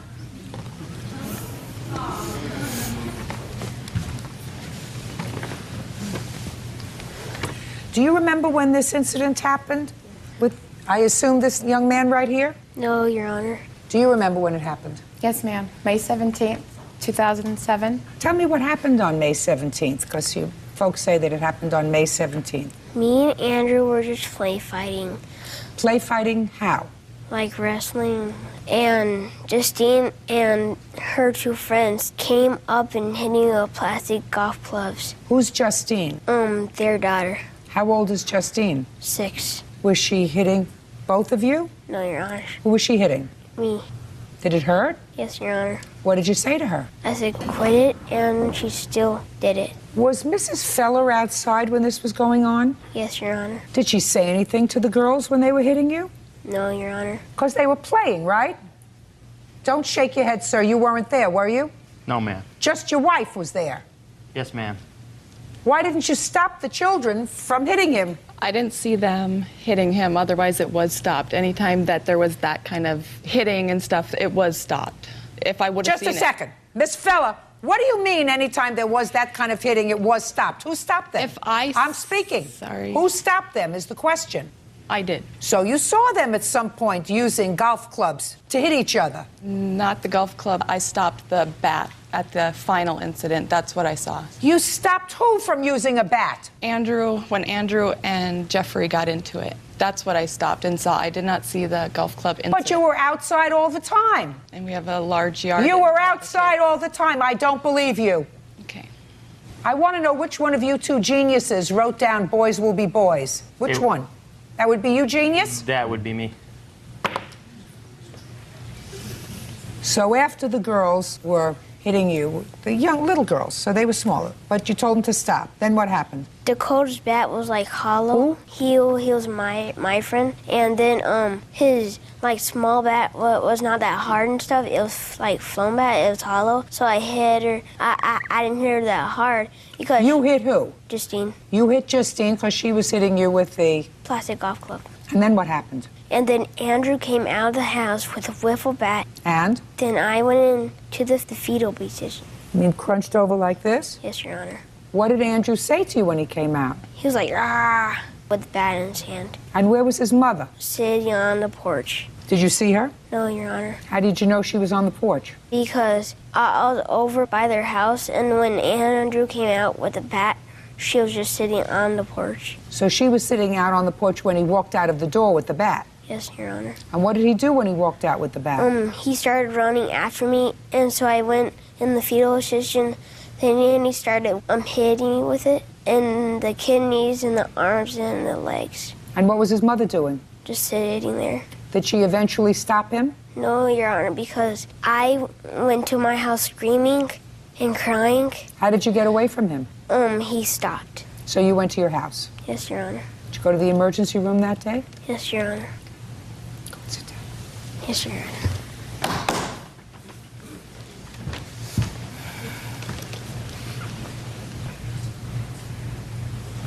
How old are you, Andrew? 9. Why did you hit him with the bat? Because he hit my sister. Did you see your sister and your friends hitting him with the golf clubs? No. You didn't? Where were you? I was inside. Was your sister playing with plastic golf clubs? Yes. Now, you went inside and got a bat. When you went inside and got the bat, where were your sisters? My sister came inside and she was crying. So you just went and got the bat. How come you stopped hitting him? I stopped hitting him because... Now, your mother says you stopped hitting him because she told you to stop. Is that true or is that a lie? She told me to stop. So she must have seen what was going on. Hmm? Yes. How many times did you hit him before your mother told you to stop? 2 or 3. And then your mother told you to stop? Yes. Now you can sit down.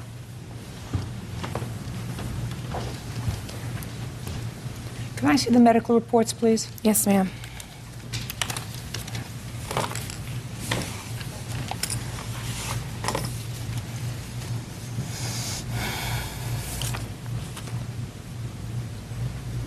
Did you hit his sister as well?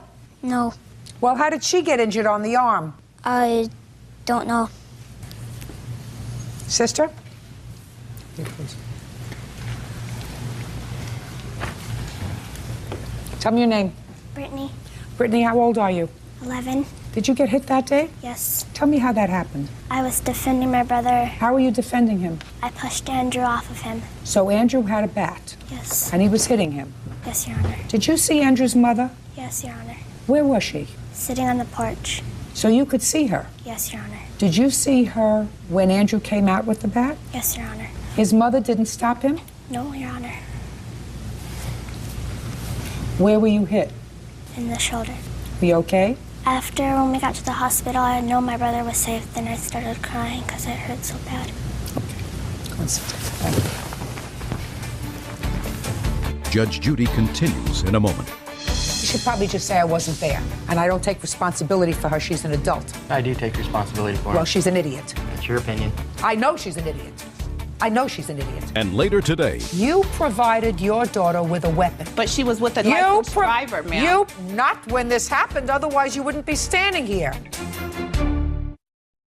10-year-old Jeffrey Keach claims neighbor, 9-year-old Andrew Feller, beat him with a plastic bat. Andrew's parents, Edmund and Renee Feller, are countersuing for defamation of character. I'll hear you. Andrew did hit Jeffrey, and as soon as I saw it, I stopped it, and I did feel bad about the whole incident there. As soon as I saw it, I went running and screaming and said, knock it off, and sent Andrew to his room and checked out Jeffrey. I was really concerned, and, wasn't that, I was just like, whatever. I went running. That's not what I'm hearing. It's not what I'm hearing from your son. It's not what I'm hearing from her. Did you see your daughter go into the house crying? Yes, I'm the one who talked to Justine. Did you talk to her before or after your son came out with the bat? The bat was outside, and it was before Andrew did anything. Speak. Do you understand? Yes, ma'am. Did you speak to your daughter as to why she was crying before or after your son hit this young man with the bat? I was talking to her during, it was a big, fast ordeal. She came running by me. I ran in the house. What's wrong? What's wrong?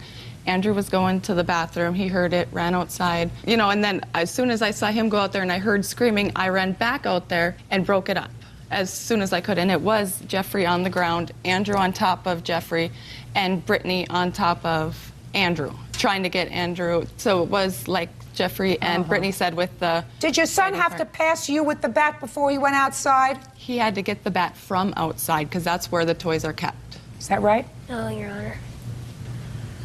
He got the bat from inside. Yes, Your Honor. All of our toys are kept Don't tell me all of your toys are kept outside. He went inside to get the bat. You want to say anything? You should probably just say I wasn't there. And I don't take responsibility for her. She's an adult. I do take responsibility for her. Well, she's an idiot. She's an idiot. That's your opinion. I know she's an idiot. I know she's an idiot. Because he was severely injured. They did never... This is the first we ever heard of this. They never brought us hospital reports or anything like that, so we haven't even seen... When for the first time did you go over to their house to find out how their son was? My question is a very simple one, Miss Feller. When, on May 17th, after you say you saw your son beating him with a bat, when did you go over to their home to find out how their son was? I did not after right. After you the did cop not on the came to my 17th. house. You did not uncross your arms. You did not on the 17th. Did you go over on the 18th? No. Did you go over on the 19th? No. Real grown up. We were instructed to have no contact with him. From the police officer that they called and sent to our house. Well, what did you think that they should do? Their son was beaten. They had to take him to an emergency room. What did you think that they should do? Come over and send you a pie?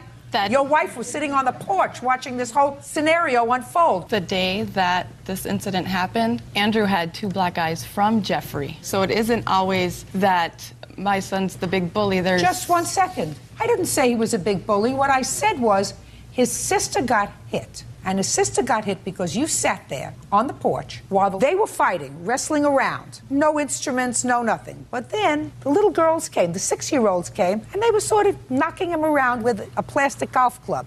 He acknowledges that. So? He's 10 years old.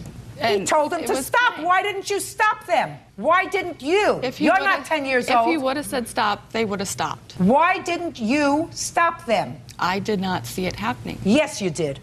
Oh, please. Some people are better off childless.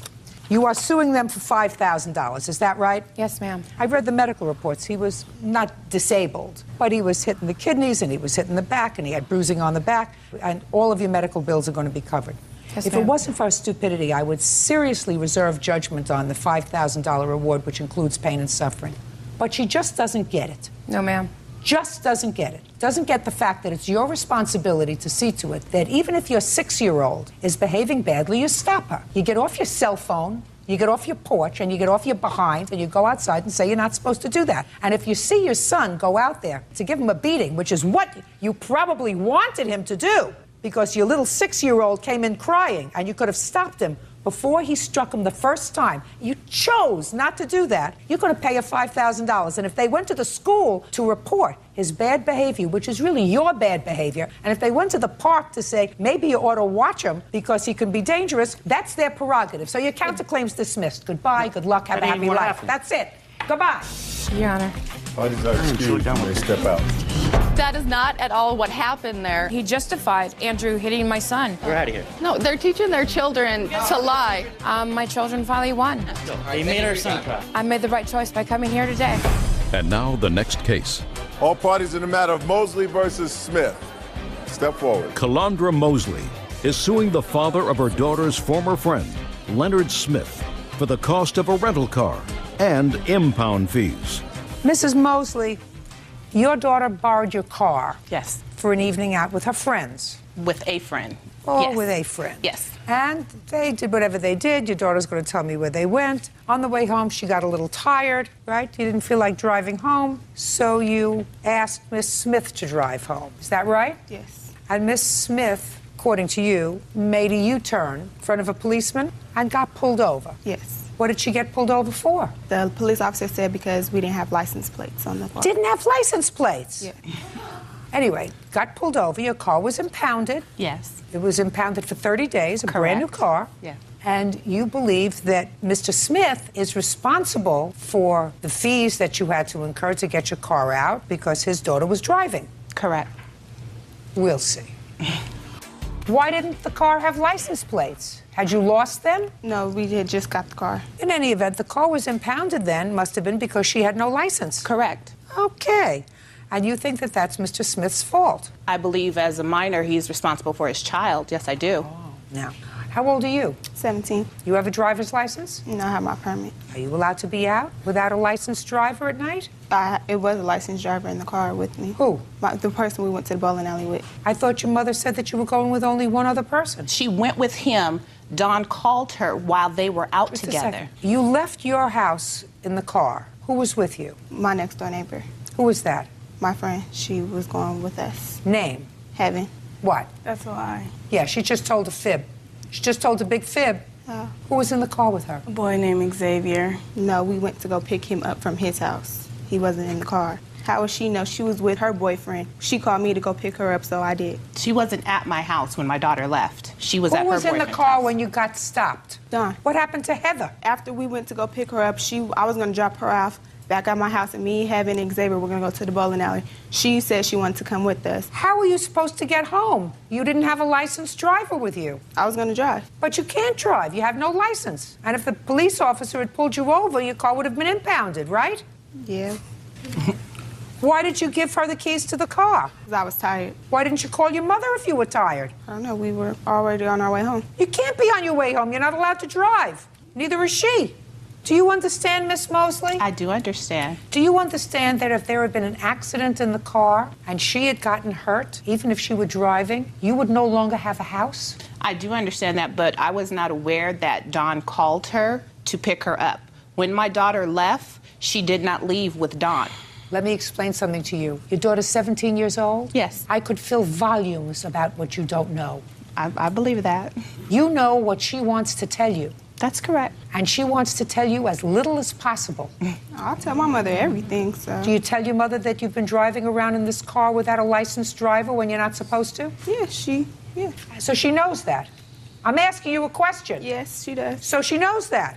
Miss Mosley, you lose your house and your car. I'm completely aware of that, and it has not happened since. Well, I'm completely but it happened aware of this that. time. Yes, it did, and it's very unfortunate that it did. It happened this time, and you're responsible. Not Mr. Smith. You're lucky he didn't sue you. But his daughter chose to get behind the wheel. Your daughter gave her the keys. So if a child is walking down the street and they throw a rock at the car, the parent is not responsible? Listen to me, madam. Okay. You provided your daughter with a weapon. But she was with a licensed driver, ma'am. You provided, not when this happened, otherwise you wouldn't be standing here. You provided your daughter with a weapon. Weapon is an automobile being driven by somebody who doesn't have a license to drive, therefore lacks the judgment, in the judgment of the state, to drive a car independently. You chose to let your daughter drive the car knowing that she had a history of driving the car without a licensed driver in the car, and that's what the law says she has to have. She had your permission, and it's just the same as if you gave permission to this young lady to drive the car. I didn't know that she was with her. Listen to me. You're not following me, No, madam. I guess You I'm put not. on your listening ears. Okay. If you gave her permission to drive the car, it is exactly the same thing as you giving her permission to drive the car, because you were relying on her judgment to do the right thing by giving the keys to the car to your daughter that night. But she was with a licensed driver, ma'am, when she left. She was with a licensed driver. Miss Mosley, your daughter has just told me that there have been other occasions when you've allowed your daughter to drive the car without a licensed driver in the car. Now, is your daughter a liar? No, she's not. Well, then you did the wrong thing. Okay. I did the wrong thing. Then you did the wrong thing, and then you used bad judgment not only for yourself, but you used bad judgment in allowing your daughter to take the car again that night. And if by virtue of what you did, anything happened to this young lady, Mr. Smith could sue you because of your bad judgment. He didn't exercise bad judgment that night. You did. She doesn't drive your car, does she? No. Because she doesn't have a license. Right. That's the reason. Do you understand now, Miss Mosley? I So if you understand. had your car impounded, how much did it cost you? Over $1,400. That was an expensive lesson. Your case is dismissed. That's all. Parties are excused. You may step out. I still think Nita Arnold and her husband, Lawrence Hill, are suing Zenita's ex-husband, Bruce Arnold, for filing false charges of abuse with Child Protective Services. All rise.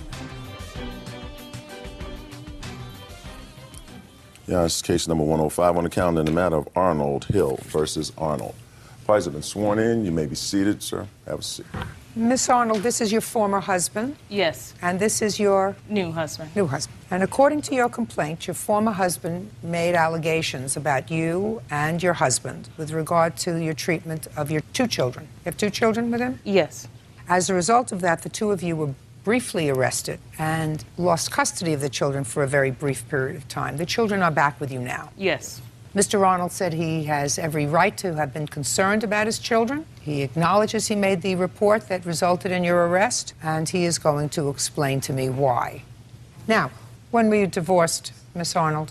August 16, 2004. And how many children do you have, Mr. Arnold? Two, a boy Only and a girl. two children. Yes, by her. What are their dates of birth? March 19th for my son, 99, and my daughter's September 4th, 1995. And did you and your former wife live together until 2004? No. When did you separate? 2002 or probably one.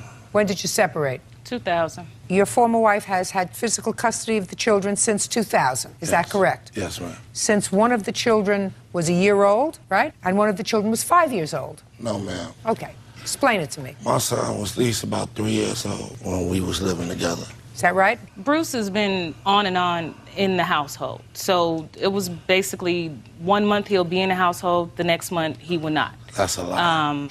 With duration of that, his appearance was basically an in-and-out father. I assumed full custody of my kids, sole custody, when I got the divorce, August 16, 2004. Okay. Now I got it. Now, sir, you made a report to Child Protective Services or to the police? To the police. When? On December 2006, I believe it was around the 15th or 16th. Prior to December 2016, that's the date of your divorce, have you been regularly paying child support? Yes, off and on. Yes, off and on is not regularly paying child support. Since August 16th, have you been regularly paying child support? I pay child support twice. I pay from the public aid and for our divorce. I'm asking you, since August 16th, 2004, when the divorce granted you primary physical custody, have you been regularly paying support? Yes. Well, you said yes, and then 2 seconds ago you said yes off and on. Which one is it? Because when I wasn't working, I was still giving her $50 a week, and they wasn't taking out my check. Is that right? No. Basically, since like all of this happened December 16th, I'll say a minimum of about 2 payments that he has given me. This current year, up to date, I would say at the most, maybe a month worth of payments. And that's $50 every other month, if that. Okay. Now, sir, you reported an incident to the police in December of 2006. You want to tell me what precipitated that report? Yes, my children was home with my mother, their grandmother, and my daughter and her was talking. And my daughter came out and told her everything that was going on about the past and the present. And so my mother got on the phone, called me crying. She was saying that my kids are being abused. Don't tell me what your mother said to you. I assume that there was a time that you came home and spoke to your children. I was getting to that point, man. I know, but you can't tell me what your mother said to you, sir, because that's hearsay. I understand. You can, however, tell me what your children... Listen to me. You're not paying attention, Mr. Arnold. You cannot tell me what your mother said to you. There is an exception with regard to what children say to their parents in family court proceedings, so I'm accepting what the children said to you. And I assume that as a result of the conversation with your mother, you had a conversation with your children. Yes, ma'am. When? As soon as I got off the phone with her, I came home and I talked to my children. And that's when they informed me about the things that was going on. Well, I would like you to tell me specifically what they informed you and which child informed you of My what. daughter informed me that one occasion that Zanita had sat on top of her back while Lawrence whooped her. Then my son told me... Okay, now, that's what your daughter said to you. Yes, ma'am. That her stepfather had hit her with what? A belt. Did she tell you when? It was like a month prior to that date. Are you making this up as you're going? Are you sure that she said to you it was a month before? Yes, I am, ma'am. Okay. And is that all your daughter told you? No. What else did she tell you? She told me that she got a whooping because she didn't like what her mother had picked out for her for school, and she got in trouble for that. Is that at the same occasion that you're talking to me about? No, ma'am. That was on a different occasion? Yes. And when did she say that happened? Well, she didn't really say when that one happened. And then my son told me that he gets whoopings for no reason. I was like, they're not just whooping you for no reason. So he told me about when they used to stay in Texas, that he showed me a burnt mark that he said Lawrence had burnt him with an iron. I said, did he do it on purpose or on accident? He said, no, Daddy, he did it on purpose. When were you living in Texas? What year? 2003, 2004. So that's 2003, 2004. So that your son was either 4 or 5 years old when you were in Texas. Okay. And what else did your son tell you? He told me, well, actually, she told me one time that he had whooped him and hit him in his private part, and it swelled up so bad that she claimed they took him to the hospital. And your former wife told you that? And he's a witness to that. Okay. So as a result of that, those are the reasons that you called the police?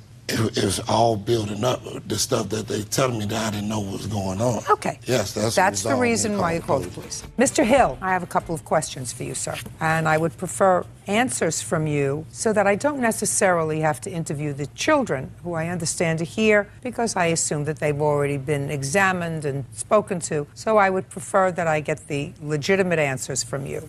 Mr. Hill, have you ever hit either of your stepchildren? I have disciplined them with a belt in previous instances, yes. How often? Very infrequently. More than 5 times since you've been their stepfather, or less than 5 times? Less than 5 times. More than twice or less than twice? More than twice, less than 5. And have you done that with the approval of Miss Arnold? Yes. Has Miss Arnold ever disciplined the children with a belt? Yeah. These are hard questions. That's right. I'm sorry, man. You got a lot of nerves.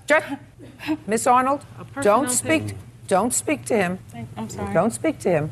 How often have you witnessed Miss Arnold disciplining her children with a belt? I would say over the past 4 years, less than 5, more than twice. Both the boy and the girl? Yes. My daughter really doesn't get whoopings at all. We don't have You mean your stepdaughter? Yes. How old was your stepson when you started to discipline him with a belt? He was 4, almost 5 years old. And do you remember the reason that you disciplined him with a belt? No, not offhand. It was so long ago. Well, try to tell me what infractions were that you remember that caused either the boy or the girl to be disciplined with a belt. From what I remember is for lying. Who was lying? My son was lying. What did he say? I believe it had something to do with school. We hold school very important, so... Do you remember, Miss Arnold? Actually, this particular incident when he's talking about, it was dealing with school. We had a conversation with Michael regarding his grades and also just the upkeep of his schoolwork. We talked with him on numerous occasions about it. Our whoopings or our discipline methods are not what Bruce tends them out to be. When we do, at that point, when he did whoop him, it's more or less, we'll tell him to hold out his hand and whoop him 1 or 2 times at that point. That's not true. Okay. Are you in the household? Shh. Hey! Listen to me. Your lawsuit alleges that Mr. Arnold had no right to notify the police or Child Protective Services about what he perceived to be abuse and or neglect of his children. Mm-hmm. You believe that. And I'm telling you that he had every right to notify Child Protective Services and notify the police who reported you to Child Protective Services in order to ascertain whether or not you were using excessive corporal punishment. He had not only the right, but he had the obligation to do that. You two look like very nice people. There is a difference between corporal punishment and excessive corporal punishment. I acknowledge that. That's a term of law because the law in this country doesn't say, although perhaps it should, that you cannot corporally punish your children by using a belt or a hanger or anything else. The law says that you cannot excessively punish your children. But as a parent, if my children came to me and said that their step-parent was whipping them with a belt, a 4-year-old, Ma'am, it wasn't I'm a belt. speaking. It was an iron. It was an iron. He's stating That's what he's stating. Listen to That's me. why we got arrested. Listen to because me. He said that we whooped We him have with a metal iron the and we actual burnt the statements. child. Never said That what- was a lie. No, We no, have a listen- statement. Listen to me Prove listen to me. Hey, Come on. you're not paying attention to what I'm saying to you. Yes, we are, yeah. I understand what you're saying, You're- but that's not the allegation. The allegation is a Listen metal to iron. me. Listen to me. If your children were telling their father that they felt as if they were being disciplined harshly by you and their stepfather, and it is apparent to me that you do discipline them harshly. Now, whether in the jurisdiction that you live that's permissible or not, that's not up to me to say. I assume that the courts permitted you to have your Can children you back. ask Mr. Arnold, has he whooped his children either? Listen to over me. The past And you number know of you years? have whooped those kids. You Why don't should need you to be. advise Why? me? Why? Because you whooped You his still children. ain't got yours for One. doing that to my son. Sir. I ain't did nothing to your son. I would like for you to talk to the kids. Just a second. Because that's Talk- what talk- it's, talk that's to what the it's judge. about. Talk He to the made judge. those kids lie. Talk to the judge. No, just a second. I take care of Yeah. Hey! Sir. If you say are one you more listening? word, leave Talk it to down the there. judge. If you say one more word, I'm not even going to continue with the case. Do you understand, Miss Arnold? Yes. You have a temper problem. And my sense is if you have a temper problem here with me in a court situation where I am in authority and in control of my space, my sense is that if you have a temper problem, you can lose it with a 5-year-old. Do you get it? Now, try to keep your mouth shut. Do you understand until I ask you a question? Yes. Do you get it? Hey, Stop hey, it. hey. Do you get it? Yes. Now, I said to you, I'm going to ask you questions so that I won't have to interview the children if I don't have to, because the children have already been interviewed, I guarantee, by many professionals with the Child Protective Services and the police department. Put your hand down. I didn't have to interview the children because you told me, the two of you told me, that you whip your children with belts. Now, We no longer do that because we have actually had intervention prior before him making allegations. Listen to me. Yes, Listen Your to Honor. me. Whether or not you've had intervention, We and had you, counseling. you had counseling. was Yes, proven Hey, and it was just- proven that these charges, they were came after allegations. the I fact. dropped the charges. Just He a should be in second. jail. Hey, No. I'm saying You the should be same in jail thing for to not you paying as I child said to support. I them. raised your kids. How come she get money from me every other week? Your case is Every other week, dismissed. don't pay for it. Goodbye. Wait here. Wait here. Because he doesn't want me with my current husband. That's what it's about. My wife, she still wants to get back with me. Asking me to just be back with him and leave my current husband. I'm not having it. I told her maybe it's a future for us if you get a divorce. Well, as far as it is, we're going to continue on living our life, being happy, and move forward. But she was trying to get her cake and eat it too. It's not gonna happen like that. They were going to move you from one jail to another because you served your time on a whole bunch of tickets in one county, but then there were other counties looking for you. You ever hear of a man for all seasons? This is a man for all counties.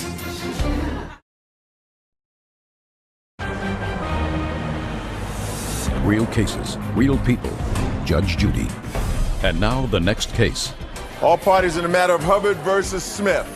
Step forward. 20-year-old Whitney Hubbard is suing her former friend 19-year-old Eric Smith for the cost to bail him out of jail after he was arrested for unpaid speeding tickets. Ms. Hubbard, you claim that Mr. Smith owes you money for bailing him out of jail. Yes. And Mr. Smith acknowledges that you bailed him out of jail, but he said that that was your choice. He never agreed to pay you back the money, right? Yes. How old are you? 19. What do you do to keep yourself occupied? I'm a full-time student and I work. Full-time student where? Longview Community College, Kansas City, Missouri. And you work for whom? Walgreens. And what were you arrested for, Mr. Smith? On speeding charges, tickets that I didn't pay, warrants. Speeding, tickets, warrants. How many? 8. How do you manage to get all these tickets if you're a full-time student and working at Walgreens? What it was when I was in high school, I racked up a lot of tickets, like speeding tickets, and I didn't have a job in high school because I played football, and I didn't work and I never paid them off. And how do you know Miss Hubbard? I met her at the club. Now, were you dating each other or you just knew her? It was like kind of like that in-between thing where not really friends, but not really together either. I see. Who is this smiling person over here? This is my friend Robin. How long have you known Robin? About 6 years now. So he's a good friend of yours? Yes. Better friend to you than Miss Hubbard, right? I guess you could say that, yeah. Well, he schlepped all the way to court with you, didn't he? Yeah. From Missouri? Yeah, from Missouri. And who do you live with? I stay with my dad right now. So you have a father? Yes. And I guess he's known you for at least 19 years, right? Yes. Yeah. Do you have a mother? Yes. She's known you for at least 19 years. Yes. Now, Robin here, he didn't bail you out of jail. No, he didn't. So he must not like you so much. Nah. And your father didn't bail you out of jail, right? Right. He didn't like you so much. No. Your mother didn't bail you out of jail, No. right? She didn't like you so much. No. You have grandparents? Yes. Yeah, how many? I actually had one. Grandmother? Yeah, grandmother. She didn't bail you out of jail either. No, she didn't know, actually. I guarantee you she knew. Okay. So how long were all these loving people who were really attached to you, how long did they let you sit in jail when you got arrested? The whole time.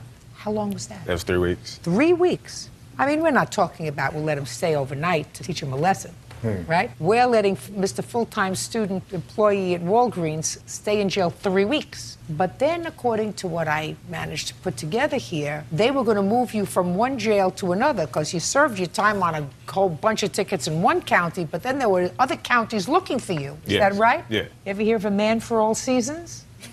This is a man for all counties. So when they were going to move you, somehow Miss Hubbard bailed you out of jail. Yes. Were you happy to be out of jail? Yes, I was. How happy were you? I was very excited. And how did Miss Hubbard find out that they were going to move you from one jail to another? I told her. You told her? Yeah, I told her. Did you tell your mother? No, I didn't tell my mother. Did you tell your father? Yes, I told him. Did you tell Robin? No, I didn't tell Robin. Didn't tell Robin either, No, but I you didn't. told your father? Yes. And what'd your father say? Bye. Yeah. But not Miss Hubbard. No. She bailed you out. Yes. So what do you think you ought to do? I told her thank you. I did. I told her thank you. You told her thank you? Yeah, I told her thank you. I never agreed to pay her back, so. What did you say when you called her? I just told her the situation, that I was done serving my time at that jail and that they were transferring me to a different jail. And she didn't want to see me in jail no more than I wanted to see myself in jail. So she proceeded to bail me out. Oh, okay. Now, Miss Hubbard, why don't you tell me how it came about that you bailed him out of jail? Well, he caught me July 19th, which was a Thursday. I knew he was going to the next jail the next day. So he basically talked about how he was tired of being there and that he didn't want to serve the days that he would be serving at the next county. He asked me if I had some money. I told him I didn't at that moment, but I had got paid that Friday. And he basically went into, you know, my bail is $220. If you have the money, I'll pay you back when I get out of here. I don't want to be in jail anymore. That sounds right. That sounds like what people say. That's not what I said. How many times did your father bail you out of jail? About 4 times before that. And each time that your father bailed you out of jail, did you pay him back? No. That's why he didn't pay you out anymore. Right. How are you going to pay back? How much was his bail? It was $250. Well, what happened when you asked him for your money back? I never got a chance to really ask him for the money back because he basically ignored my phone calls. And the last time I saw him, though, he had told me to come back and that he was going to give me some of the money. And after that, when I had called him back, I basically got ignored. You mean after you bailed him out, he cut you off? Basically, yeah. That's not nice, Mr. Smith. Yeah, can I say something in my defense for Yeah. that? I didn't like the way that she was treating me. Like the lifestyle that she wanted to live when I got out of jail. She wanted me to like stop hanging out with my friends that I know like way longer than her. She was real controlling and she was like real possessive and I just didn't want to talk to her anymore. So I just cut her off. I'm going to say something to you that you've probably heard on a lot of commercials. Stay in school, okay? Okay. You need it. Judgment for the plaintiff for the amount of $250. That's all. Parties are excused. You may step out. Getting my trust and using me for what he wanted. Yeah, I'm thankful for it. Which was to get out of jail. I'll probably be out by now, but And her daughter, 18-year-old Monica Vasquez, are suing Monica's ex-boyfriend, 18-year-old Lyndon Trujillo, for damaging her car and destroying her cell phone. All rise.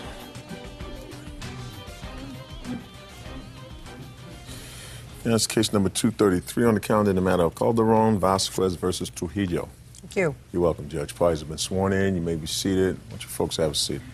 You are? Lydia Calderon, Monica's mother. Okay, but you don't know anything about this case particularly, do you? No. Except that the car belonged to you. Belongs to both of us. Are you both on the title? Yes. Why don't you sit down for a moment?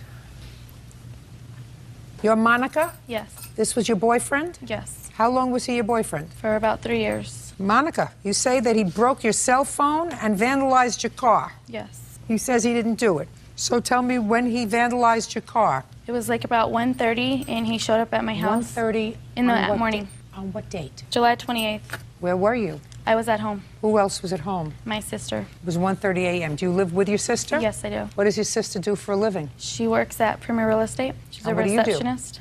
What do you do? I'm a cashier.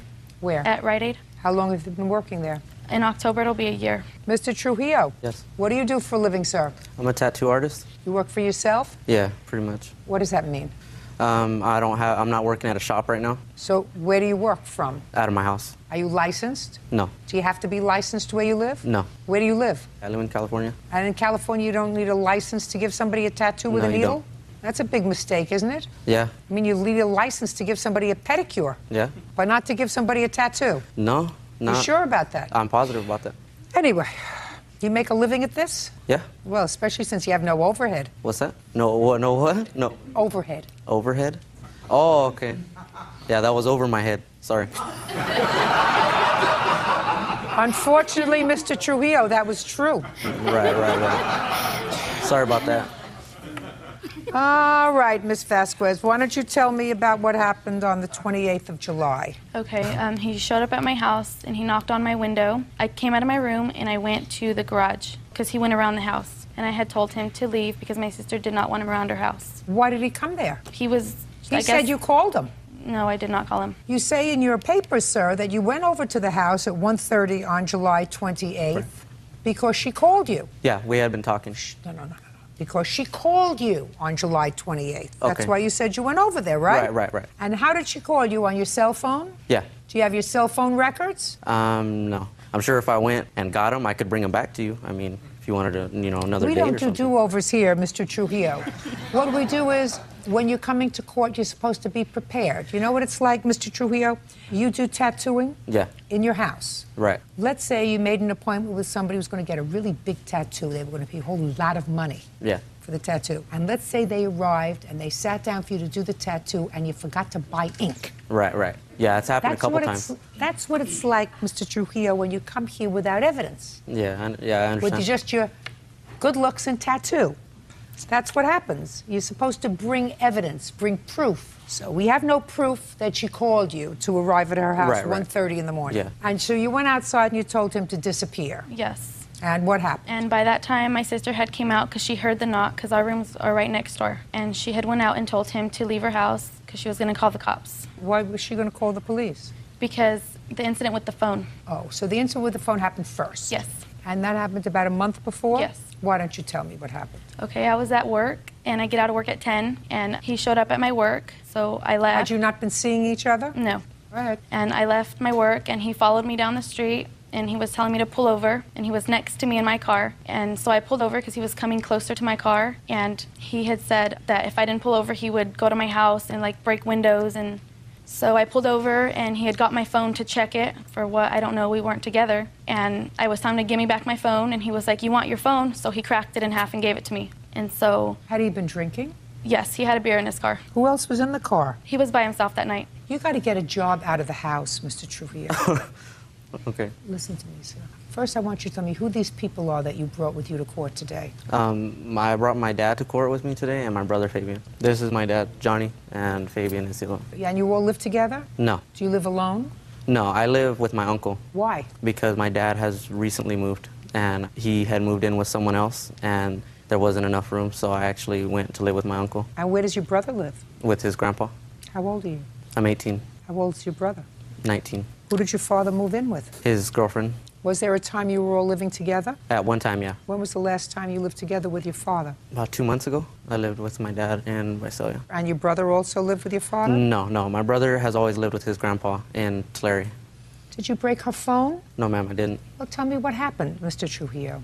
Me and Monica had been seeing each other before this incident with the cell phone happened. We had been talking, and we had been texting each other, and she had told me that she got out of work at 10 o'clock, and that if I wanted to see her after work. And I said, okay, cool. I had the car, so I said, okay, I'll meet you at Taco Bell. So we went, and we met at Taco Bell parking lot, and we were there. Everything was fine. We were talking, hugging. Everything was cool. And then a call comes through on my phone.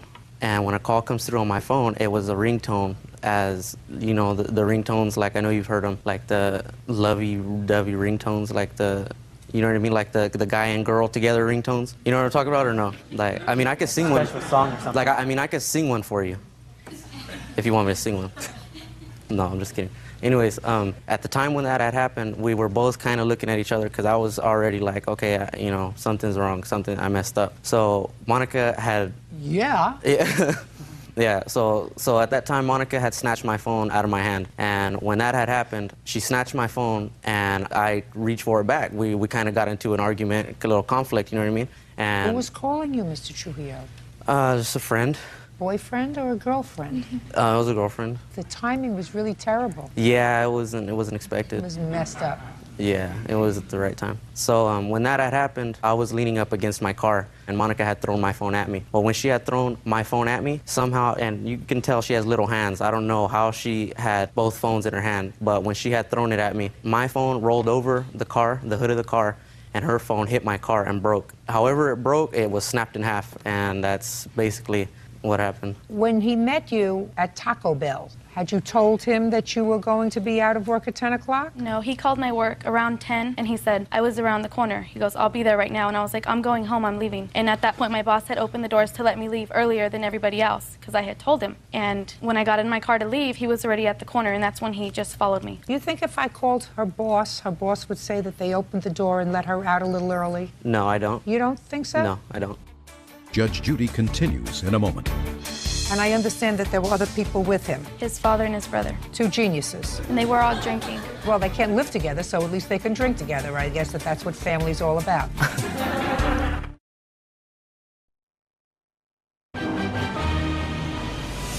Real cases, real people. Judge Judy. 18-year-old Monica Vasquez claims ex-boyfriend Lendon Trujillo owes for kicking her car and smashing it with trash cans. Monica also claims Lendon destroyed her cell phone. What's your boss's name?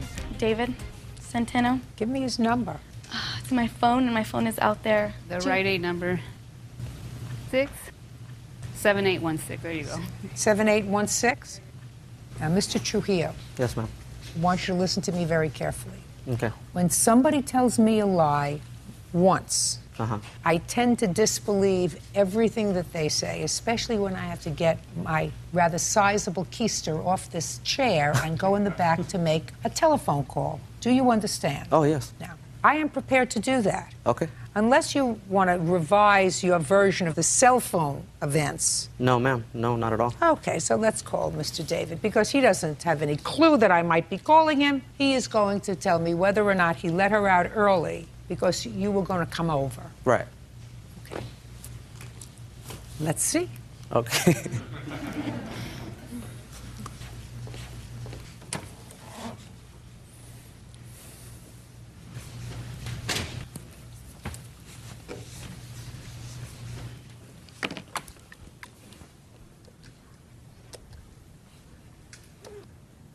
Yes, is David Centeno there, please? David, this is Judge Judy Sheindlin. How are you? Good, thank you. David, I have a question for you. I'm here trying a case with Monica Vasquez. And I want you to think back to sometime around the end of June of this year, in the evening when she was leaving. There was an incident with her boyfriend when he called the store. Do you remember that? Could you tell me what happened, please, David?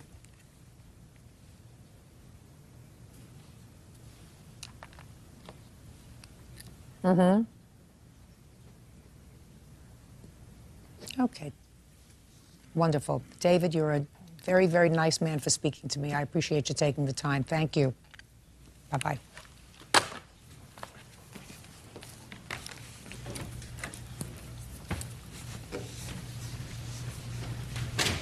Boss is a very nice gentleman.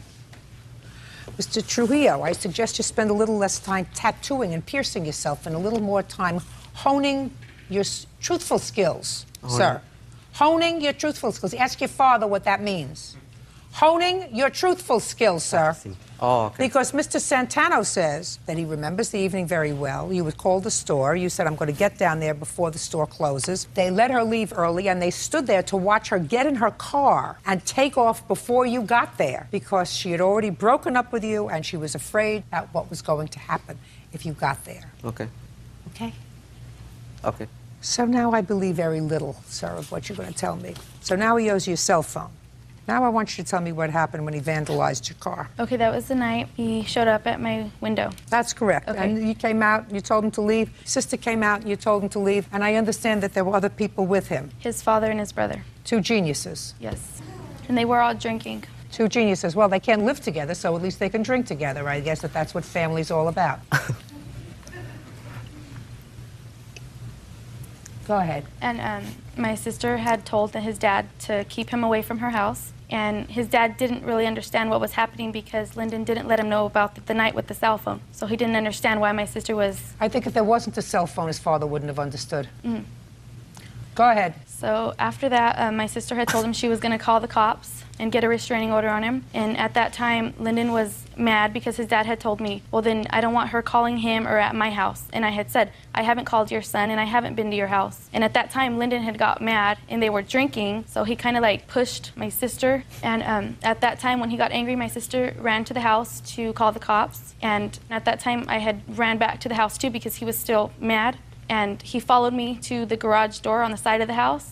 And when I closed the door and locked it, I could feel him trying to open it. And at that time, he just went to the front of the garage where my car was parked. And I heard a loud noise. And at that time, I had lifted the garage door up because my sister had came out. And we seen him leave the side of my car and get into his dad's car. And the two trash cans were against my car, laying against my car. You have pictures of Yes, the car? I do. I'd like to take a look at it.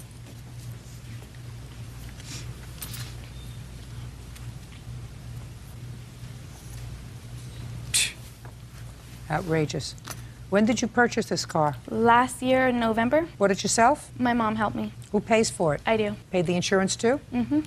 Stand up next to him. You came here, you might as well stand up here. What were you doing out with your son at 1:30 in the morning? We had went to the club. What club? El Presidente. What were you doing at the club? Dancing. And drinking? I was, yes. With whom? Females. All different kinds? Pretty much, yeah. So if you were dancing and drinking with a whole bunch of females, you weren't watching what your two sons were doing? Actually, he was on his cell phone the whole time we were there, text messaging and back and forth. And I went to him and asked him, who are you texting? And he said, Monica. And that's what he said to you? Yeah. That's what he said to you, but you don't know that that's true. No, but if I may, Your Honor? Yeah. The day before the cell phone incident had occurred, Yeah. she came to my house, and my dad was coming up from work, and she was coming downstairs. I was walking her down to her car. And that's why I don't understand really how it could go from her being upstairs in my house and me and her being together in a relationship or working things out, and then to... Well, were you working things out, or were you in a relationship, sir? No, we're working things out to be in a relationship. So what did you go there at 1:30 in the morning for? Because we had been texting each other. We had been texting and talking to each other, and... Did she invite you there? Yeah, I had her on speakerphone because I was the designated driver. Yeah, she had told him. Yeah, she was in the car. She knew that the speakerphone wasn't on. That her sister was asleep, the kids were gone, for him to go over there and visit to see her. And what were you going to do? I just sat in the car because I was drinking. And what about him? He was in the back seat. So the two of you were just going to sit there in the back seat of the car, in the front seat of the car, while he went inside to visit with his girlfriend? They didn't go inside. They stayed outside in the driveway. Fine. So he goes over to see Monica, and how did her car get dented? When we got there, Monica had stepped outside. She was walking towards her car. We pulled up, and she went like this, like waved us over there. We all three got out of the car, walked over. She showed us a dent on her car and said that she had got into an accident with a motorcyclist. And me and her made a few comments back and forth because I had just recently wrecked my Harley. And I had told her, you know, so anyways, we said a few statements back and forth. And then me and Fabian went back and got back in the car. They stayed there talking, hugging, kissing until Marie came outside. And Monica flipped the whole script when Marie came outside because she was upset. Were you at his house the day before? No, I was not. Yeah, you was. No, I was not. Yeah, you was. No, I was not. When you send a text message, could you save those things? They stay for 14 days. Huh? You can lock them. Save them, right? Yes, you can. Show me. Your Honor, I don't have my phone with me. I don't have any proof right now, Your Honor, so it's... Why don't you, sir? Because I came unprepared. I came on intentions of knowing that what I know is true. Is everything that you said just now as truthful as you went over to the store the end of June, invited by her to come over to the store? What, to her store, Rite Aid? Yeah. No, I didn't go to Rite Aid. Oh, no. No, I said I went to Taco Bell. I drove to Taco Bell. She was at Rite Aid when we had talked on her. Why would you think, Mr. Trujillo, that she would say to her boss, concerned, I just want to get out of here before he comes over, and the boss distinctly remembers all the employees watching her get into the car to make sure she was safe and leave? But I wasn't in her parking lot, though. I don't care whether you were in a parking lot or not, sir. Why do you think the boss would remember that? Oh, yeah, no, I don't disagree with the boss, no. I'm not saying that. She got in her car, but I'm saying what I'm trying to tell you, though, is that I did not go into her parking lot. No, what you said, Mr. Trujillo, was that you had an appointment to meet in Taco Bell. Yeah. And that, sir, is a lie. That, sir, is a lie. That we met in Taco Bell? It is a lie that you had an appointment to meet at Taco Bell. Because when she heard from you, she asked her boss if she could take off because she was concerned about her safety. They all watched her leave. Then why would she have pulled into Taco Bell if she knew that she could have got away from me? I don't know what you were doing, sir. And I don't know what your drunken father was doing or your drunken brother was doing on the night this happened with the car. I have no clue. All I know is, sir, you lied to me once, and you also don't know the law in the jurisdiction where you live because you're required to have a license to tattoo. Sir. Okay. And what is your address? My address right now? Where you're doing the tattooing? In a house. On. What is the address? I don't know my address. I just know it's on Bradley Street. I've only been there like a month, 2 months, so I don't know the address. I don't get mail there. Did you make more than 3 children or Only just 3? Only 3. Only 3. So far you got 2 losers, right? 1, I don't consider 2. them losers, but... Well, so far they haven't done anything to make you proud. Sure they have. I don't see I it. graduated high school. That made me proud. Oh, my God. My God, that's like the 8th wonder of the world. That's an accomplishment in this family. That's right. I'm sorry. You got to do something with it once you graduate from high school. Yes, I totally agree. So pleased that you agree with I me. am. I've been looking forward all year for a person of your stature to agree with me. Judgment for the plaintiff in the amount of $950. That's all. Goodbye. Parties are excused. You may step out. She's not only lying to me and my family, she's lying to her family face to face. No, he's lying. Taylor Davy claims ex-roommate Camelia Hansen owes for rent and bills. Camelia is countersuing, claiming Taylor and another roommate stole her clothes. All rise.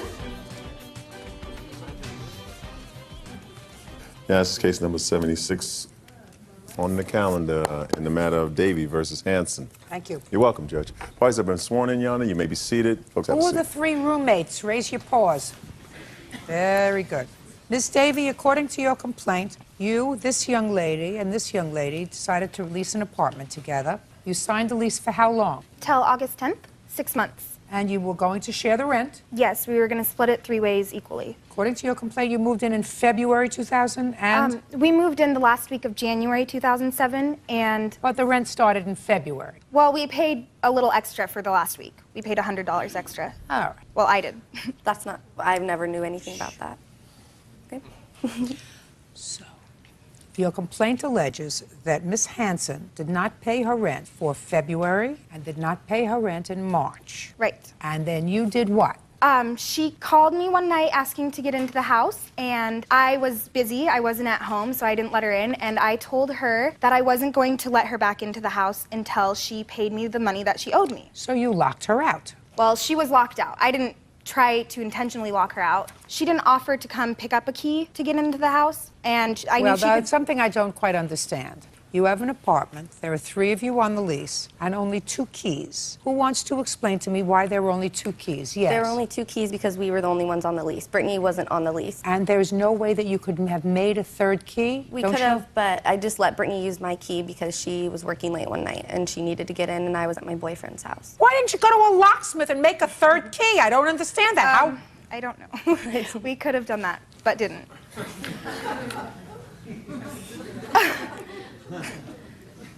Anyway. So we you didn't have locked her the out. 3 keys. You She locked was her locked out. out. You locked her out, and now you want your rent. Yeah, she owes me Fine. for 2 months of Okay. rent. Now, Ms. Hansen says that she told you that she could not afford February's rent. You told her not to worry about it. And then she was going to pay you in March, but you locked her out first. But it was at the Actually, beginning Your of March. Honor- That didn't require an answer. Well, that statement was incorrect. Well, I said what she said happened is this. So now you have to be quiet. You have to sort of dust out the cobwebs. Now I'm telling you what her defense is. Do you understand? I do. She has a counterclaim. She says that you locked her out but took her property, took her clothes. And she can prove that because some of the clothes that belong to her you are wearing on a website on the internet. Not Taylor, Brittany was. Brittany, one of whatever. And she wants her clothes back. That doesn't Now- have anything to do with me. That also didn't require an answer. How old are you? I'm 19. Was that a question or an answer? An answer? And what do you do for a living? I waitress and cook at the World Cafe. And what do you do, Miss Hansen? I work at a coffee shop. And you? I'm front desk clerk at the Holiday Inn. How old are you? 19. 19. You moved out when in March? The very first week of March. Give me the date. I think it was the 2nd. No, it wasn't. No. No, I think. No, let's not play with each other. You didn't I- pay March's rent on the 1st, you didn't pay March's rent on the 2nd. When did you call her and tell her you wanted to get into the house? It was the first Thursday of March, so. I have down that happened on the 7th of March. Sounds right. Okay, well then I was Not the 1st or 2nd. So you lived there 1st, 2nd, 3rd, 4th, 5th, and 6th. Why didn't you pay March's rent? Because the rent was due on the 6th, and I told her that I couldn't give her March rent until like that weekend. Because Why? Because my mom was giving me money for it because I didn't have a job at the time. And my mom got Why paid did you that move into an weekend. apartment if you didn't have a job? Because they needed me to be on the lease to get the apartment. Well, they because did. Listen Brittany to couldn't me, get on the Miss lease. Hansen. Miss Hansen. They don't need an unemployed teenager to sign on the lease. Listen to me carefully. They don't need an unemployed teenager to sign on a lease in order for a landlord to say, oh, now they're really responsible because we have 3 teenagers, only one of whom has a job, maybe. That's not why they needed you to sign on, unless you had a job. No, not the leasing company needed me to sign on. Taylor needed me to sign on the lease so she could get the apartment because Brittany couldn't get a co-signer and I got a co-signer. Who co-signed for you? My mom. Oh, that's great. Perfect. I wouldn't have been able to get on the lease without a co-signer. But she forged the co-signer, That's so. not true at Just all. Cute, they're cute. They should still be home and under somebody else's roof, but they're cute. Listen, you have to pay rent. You live in an apartment, you have to pay rent. I totally agree. Right, so you owe February and March's rent. I didn't live there for March. She kicked me out at the beginning No, of March. you lived there the first week in March. Then I would have paid her the first week of March, that like day by day that I lived there, but they kicked me out of my house. No, listen to me. I'm going to get to your counterclaim in a second. Okay. You may not be disappointed, but I have to explain to you that when you live in an apartment, you can't be a baby. And if you sign a lease and if you're supposed to pay rent, you say the first of the month you have to pay rent. And you don't take on the responsibility of an apartment unless you can afford it. Are you still living in the apartment? Yes, I am. Who lives there? I found 2 roommates on Craigslist. Are they okay? Yeah, they're great. Where is she living? Eureka, I believe. California. Okay, so she left. Yes, she moved out at the beginning of April. Okay, did she pay rent in February? Yes. Did she pay rent in March? Yes? Yeah. She didn't pay right then, but she's paid me back. So you covered it? Yes. For both of them? Well, I covered it at the start of the month because she got her paycheck like the 2nd week or something, so she didn't have it right then. And what was everybody's share of the rent? $250 each. Okay, now, you're going to tell me about your clothes. Well, the day that they locked me out, told me that I couldn't come back. Should have had your own key. I had my own key. I let Brittany use it. That's she your didn't problem. have her own key. No, that's your problem. You Okay. should have had your own key, then nobody can lock you out. I went and got my own key after that, after they locked me out for a day. Fine, so you went and got your own key, so you weren't locked out. Yeah, but that day that they locked me out, they told me that they were kicking me out. I couldn't live there anymore. Well, they could have told you that, but that's So not true. They can't kick you out because you're on the lease. Well, I didn't want to live there anymore after that anyway, because they were rude to you. Yeah, and they were bullying me. Okay. So I went the next day to get my things, and I had a key from the leasing office, and my room had been gone through. Half of my closet was empty. He was there. He can vouch for me. I asked them for my things back. They had put locks on their doors, and they wouldn't give me anything back and said that they didn't have anything. A couple weeks later, a friend of mine was showing me Brittany's MySpace pictures, and she was wearing my underwear on a photo of her topless and just in underwear, and they were mine. You recognized your underpants? Yeah. You recognize your underpants? They're like specialty kind. They're not just like regular white underwear. They're like, you can buy them from like a boutique. Miss Davy, just for my own edification, did you put a picture of yourself? Oh, me? No. I don't do that. Who did? This one? Brittany. Raise your hand if you put up a naked picture of yourself. I'm not naked in the What is it? I'm in underwear. They're my underwear. They're not her underwear. I don't know why she. Why would you put? Stand up. Why would she put underwear? Please. Why would you put a picture of yourself on the internet in your underwear? One of my friends did it for his photography thing. He wanted American Apparel looking pictures, and there was one in my underwear. Very stupid. Okay. You live to regret that when you're 30, maybe even when you're 25. Have you done anything like that again? No. Yes. Before? No. Maybe. No. Just once? No, well, there was more than one picture, but it's not that big of a deal, I don't think. It is a big deal. You have to think about what you're doing.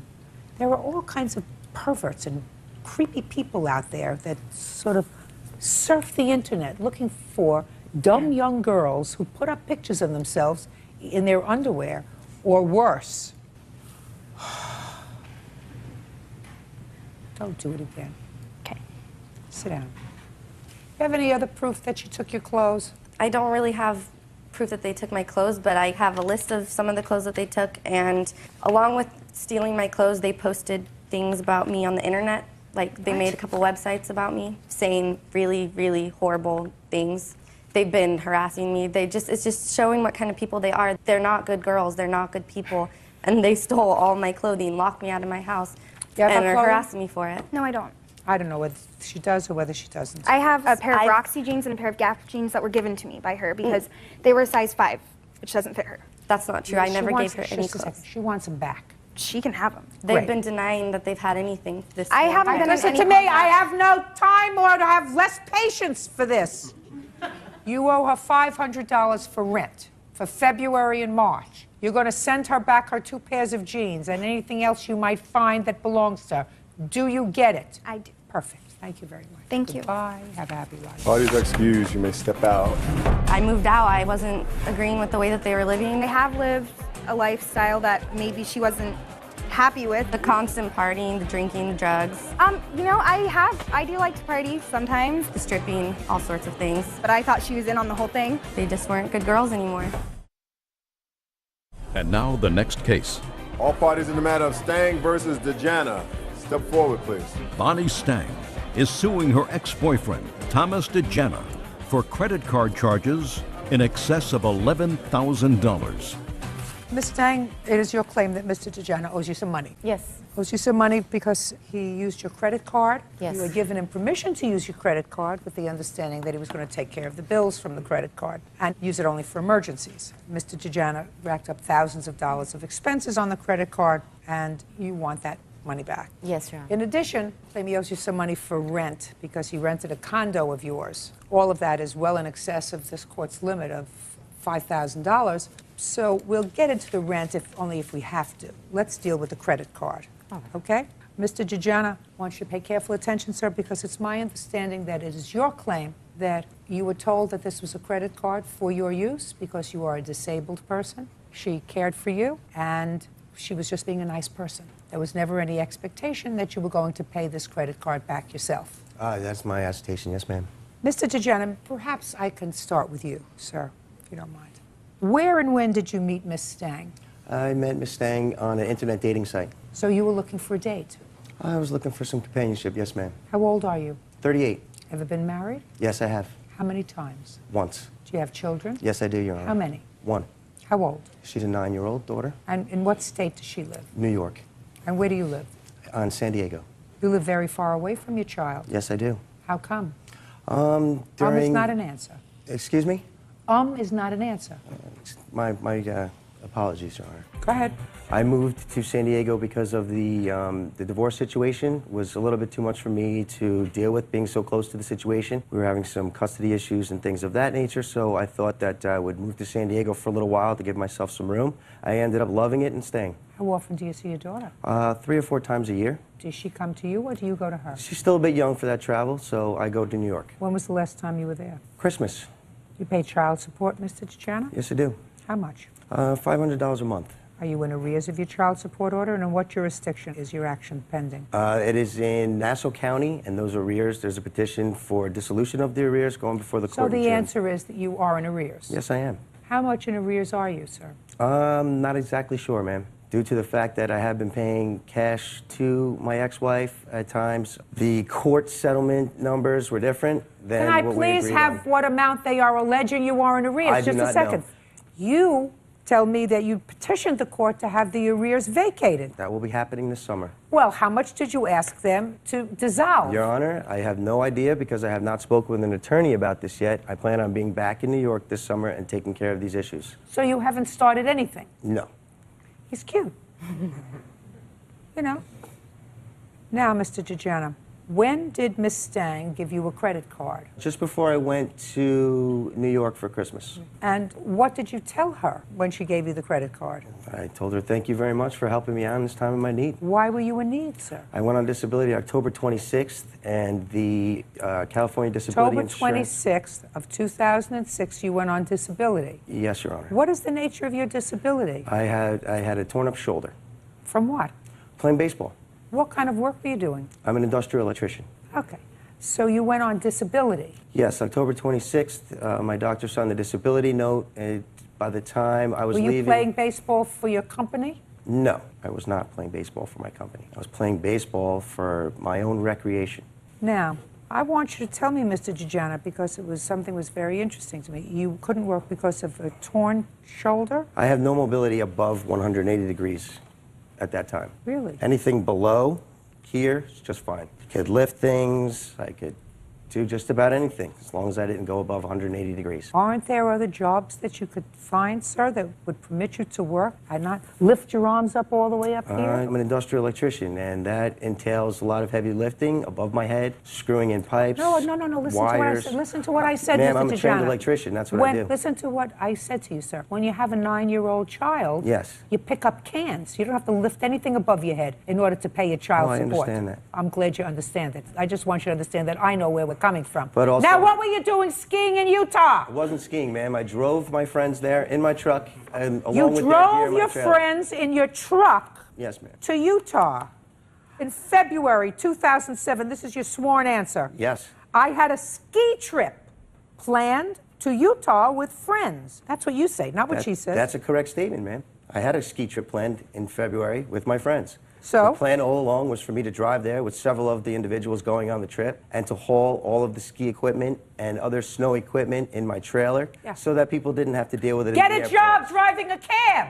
If you could drive cross-country for a ski vacation, sir, and haul all their skis, get behind the wheel of a cab and drive a taxi, drive a limousine service. That's not my choice Drive- of occupation. Oh, well, I want to tell you Unfortunately. something. I want to tell you something. I don't mean You to want be disrespectful, Your Honor. hey, I'm speaking. You're not. You want to be a bum on your own time, that's fine. You have a 9-year-old child. Forget her.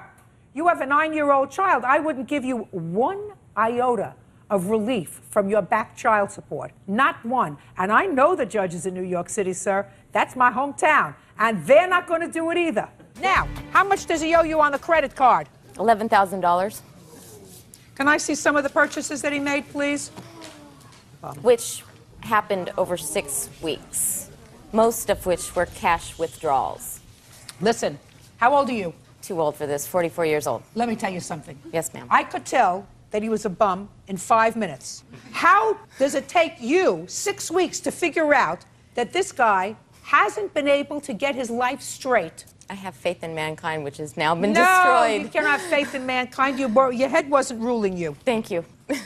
You're right, Your Honor. You're absolutely right. He played on my I mean, I don't even see what his attraction is. He doesn't It'd be have any. different if he, you know. Your Honor, he looked like Tom Cruise. Jesus. Judgment for the plaintiff in the amount of $5,000. Get him out of here. How does that excuse? You may step out. As the relationship progressed on, I was sure that things would work themselves out. When I found a crumbled up piece of paper with his ex-girlfriend's phone number on it. There were 17-year-old Timothy Ellison is suing casino owner Bobby Altman for withholding his video Keno winnings. Timothy says he hit a $1,300 jackpot and Bobby won't pay up. Order. All rise. Your Honor, case number 243 on the calendar in the matter of Ellison versus Altman. Parties have been sworn in. Judge, you may be seated. Why don't you folks have a seat? Thank you, Byrd. How old are you, Mr. Ellison? I'm 19. And where do you live? I live in Abilene, Texas. Yes, ma'am. Do you work or go to school? Yes, ma'am. I move furniture. According to your complaint, you were gambling at the defendant's gambling establishment, playing slot machines, and you hit a jackpot. Yes, ma'am. And Mr. Altman refuses to pay you the jackpot. Yes, ma'am. Mr. Altman says that you cheated, somehow rigged this machine, Yeah. and he doesn't pay cheats. Yeah. Mr. Altman, I want you to tell me what kind of gambling establishment this is. Judge, it's strictly games, machines. There's no tables, nothing like that. What is the policy with regard to paying out jackpots when somebody wins in the establishment where Mr. Ellison allegedly won the jackpot? Our policy is that if it's after 5 p.m. and over $300, they have to wait till noon the next day to get paid. Is that posted someplace? I'm going to show you a picture of it right now, Good. Judge. I assume it's a dated picture. When did you win the jackpot, Mr. Ellison? I went on July 26th.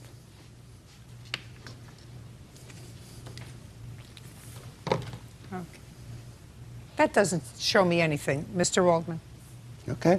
You show me where that's posted. I'd have to take you to Abilene to show No, you you where wouldn't it's have to. posted. You don't have to take me anywhere. All you had to do was take a picture of where it was posted, not a sign that you just made up. Aside from the fact that in your answer, Mr. Altman, you don't say it was posted. You just said it was policy. You can give that back to him. It's useless. And Mr. Altman knows it's useless. You see, Mr. Altman, because if you're a businessman, and I assume that you've been in court before on something, so you know that if you sign an affidavit, you would want to put in the most important thing in the affidavit, which is that prominently out there, right under the office, is a big sign that says any jackpot over $300 that's hit after 5 o'clock has to wait till the next day. But you don't say that here, sir. You didn't say that anywhere in your answer. Okay. You just brought me a lot of nonsense there. That, who are you? I'm his daughter. That your daughter put together for you. Now. See, you didn't think I'd be so smart. You thought only smart people live in Texas. They grown smart in Brooklyn, too. Right. Now, was this the first time you were in this gambling establishment? No, ma'am. I've been in there over 5 times. And who are these people? This is my girlfriend and my friend. Were they with you? Yes, ma'am. So tell me what game you were playing on July 26th. I was playing a Keno. It has all kinds of games on it. And Bobby had a guy up there working for him. Who's Bobby? Bobby Mr. right Altman? here. Yes. Yes, go ahead. He had a guy up there working for him that seen me feed them machines with money, put money in money, because that's all I do is gamble whenever I got free time. And I hit a jackpot. It was, well, it didn't come right off the bat. It had 4 kings, and the jackpot's 5 kings. I hit 4 of a kind, and I hit the draw button to draw another card, and it hit a king. And the guy working looked at me and said that the guy ain't gonna pay you the money. Don't tell me what he said. So you hit the 5 kings. And what time was this? About 4 o'clock. Were you with him? Yes, ma'am. You stand up here. What's so funny? Nothing. What's your name? Levi. What do you do for a living, Levi? I move furniture. Did you graduate from high school? No, ma'am. No. Did you graduate from high school? Yes. When? Last year. You have a cell phone? Yes, ma'am. You have a computer? No, ma'am. You know how to use a computer? No, ma'am. I don't either. It's okay. I'm just trying to figure out how clever you are with electronics, because that's Mr. Altman's defense. So when these 5 kings came up, you said, I won. Yes. And I understand that because of legalities, they can't pay you in cash, they pay you in Walmart cards. Yes. How much were you supposed to have won? $1,358.12. So why didn't somebody pay him, Mr. Altman? Well, for the first reason, when I wasn't down there. You don't have to be down there. You have a business. Right. When they called me at home and told me that a man had won the jackpot, I told him to tell him to come back at noon tomorrow and he'll get paid. Why did you do that? Because I assumed that he had won a legitimate jackpot. Why didn't you go down there that day? I did go down there. An hour or so later, I did go down there. Just a second. Why didn't you go down there to pay him? If your employees don't have the authority to pay a jackpot. It's not only that they don't have the authority, but we normally don't keep that kind of money on hand in the evening. A Walmart will only allow us to buy $500 worth of cards a day. How much money did you pay out on July 26th, sir? I don't know how much offhand, but more than the $1,300. Really? Really. You mean most people win when they come to your business? Well, a lot of them do. I want to know why you didn't go down there immediately to pay this man. What kind of gambling establishment says come back the next day for your winnings? Shh. Well, I never heard of such a ridiculous business. if you don't have the cards on hand. You have to have the cards on hand if you offer a jackpot. Well, I mean, I just came back from Las Vegas. Can Right. imagine if I put money in a machine and it came out that I won $5,000 and Mr. Wynn said to me, come back next week. I'm going to get some money together and pay you your money. You know how long you'd be in business? An hour. and I guarantee you that if he thought you cheated him, How would you It know would on the be a telephone? whole Hey, different Mr. story. Altman, that's nonsense. How would you know on the telephone that somebody cheated you? I didn't know on the Then you should have telephone. gotten your rear end down to your business and paid him that day or gone down to investigate that day. You don't say to your customer, come back tomorrow. That's the most ridiculous thing I ever heard. Does that sound ridiculous to you? You ever go to a casino where they told you to come back tomorrow to get paid? No. Well, I'm asking you. I mean, you're going to be 50 soon, and I assume that you've been to Thanks. casinos. I thought I Tell everybody, right? Now, so I assume you've been to a casino I've been to a more than casino one or or two, twice. Did you ever win a jackpot? No. Ever win a little jackpot? Not really. No, well, I would stay away from casinos if I were you. Have you ever been next to anybody that won a jackpot? I was next to somebody who wanted to Oh, good. Have you ever heard of somebody saying to them, come back the next day to be paid? I have never heard of it, Judge. And neither have I, Mr. Altman. And especially since you say to me, I have to find out whether he's cheating or not. It would seem to me the best way to find out if somebody cheated you is to go down there that moment and look at the machine that moment, not the next day. Unfortunately, when they called me, I had no idea who it was or whether or not they was cheating. Mr. Altman, you sound ridiculous. I only knew that when I went Sound down there. ridiculous. Well, I'm sorry about You that, sound, Judge. Mr. Altman, ridiculous. I'm because sorry about you that. went down there an hour later, you say. So clearly you could get yourself down there within a relatively short Absolutely. period of time. Why did you tell him to come back the next day? Because that's our policy to come back the Baloney. next day. Baloney. That's baloney. Had nothing to do with I didn't have enough cash on hand. You're making up excuses as you're going. I want to see whether he was cheating or not. Now, you prove to me, in a way that I'm going to understand it, put your hand down, that he cheated on that machine. Show me. Machine has two sets of brains, one on the outside, one on the inside. Two sets of There's brains. the picture of the inside brains. Go ahead. And if you look at it on his particular game, it shows that he only won $212.84. Not only that, but the game above it showed the hopper jam. The game below it showed configuration error. That would only happen if somebody had messed up the brains. Well, how does somebody mess up the with brain? their cell phones. How does somebody mess up your game with your cell phone? Well, when we flew in here last night, they announced all cell phones must be turned off Well, while just in tell me. flight. Just tell me. Because they will occasionally interfere with the electronics of the airplane, the hospitals, the games. Mr. Altman, I just came from Las Vegas, my friend. and sat at those slot machines, those quarter slot machines, and talked to my friends on the cell phone, and nobody in the Wynn, the Bellagio, any casino that I've ever been in Las Vegas says you can't use your cell phones because you can jam the machines because slot machines have two brains. Your slot machines have two brains. Mr. Ellison only has one. Right. So far, you have convinced me of nothing except that you don't want to pay for this jackpot. That's the only thing you've convinced me of. I've paid plenty of jackpots that had nothing to do with the money. Nothing whatsoever. You owe him the money, Mr. Altman, and if you don't like the casino business, get out of it. I would have a lot more respect for you if you said, well, my manager called me and said somebody won a jackpot. First of all, that shouldn't have been a revelation requiring a telephone call to you. People win jackpots. That happens. And if they won a jackpot, you should have said he won the jackpot. Please pay him.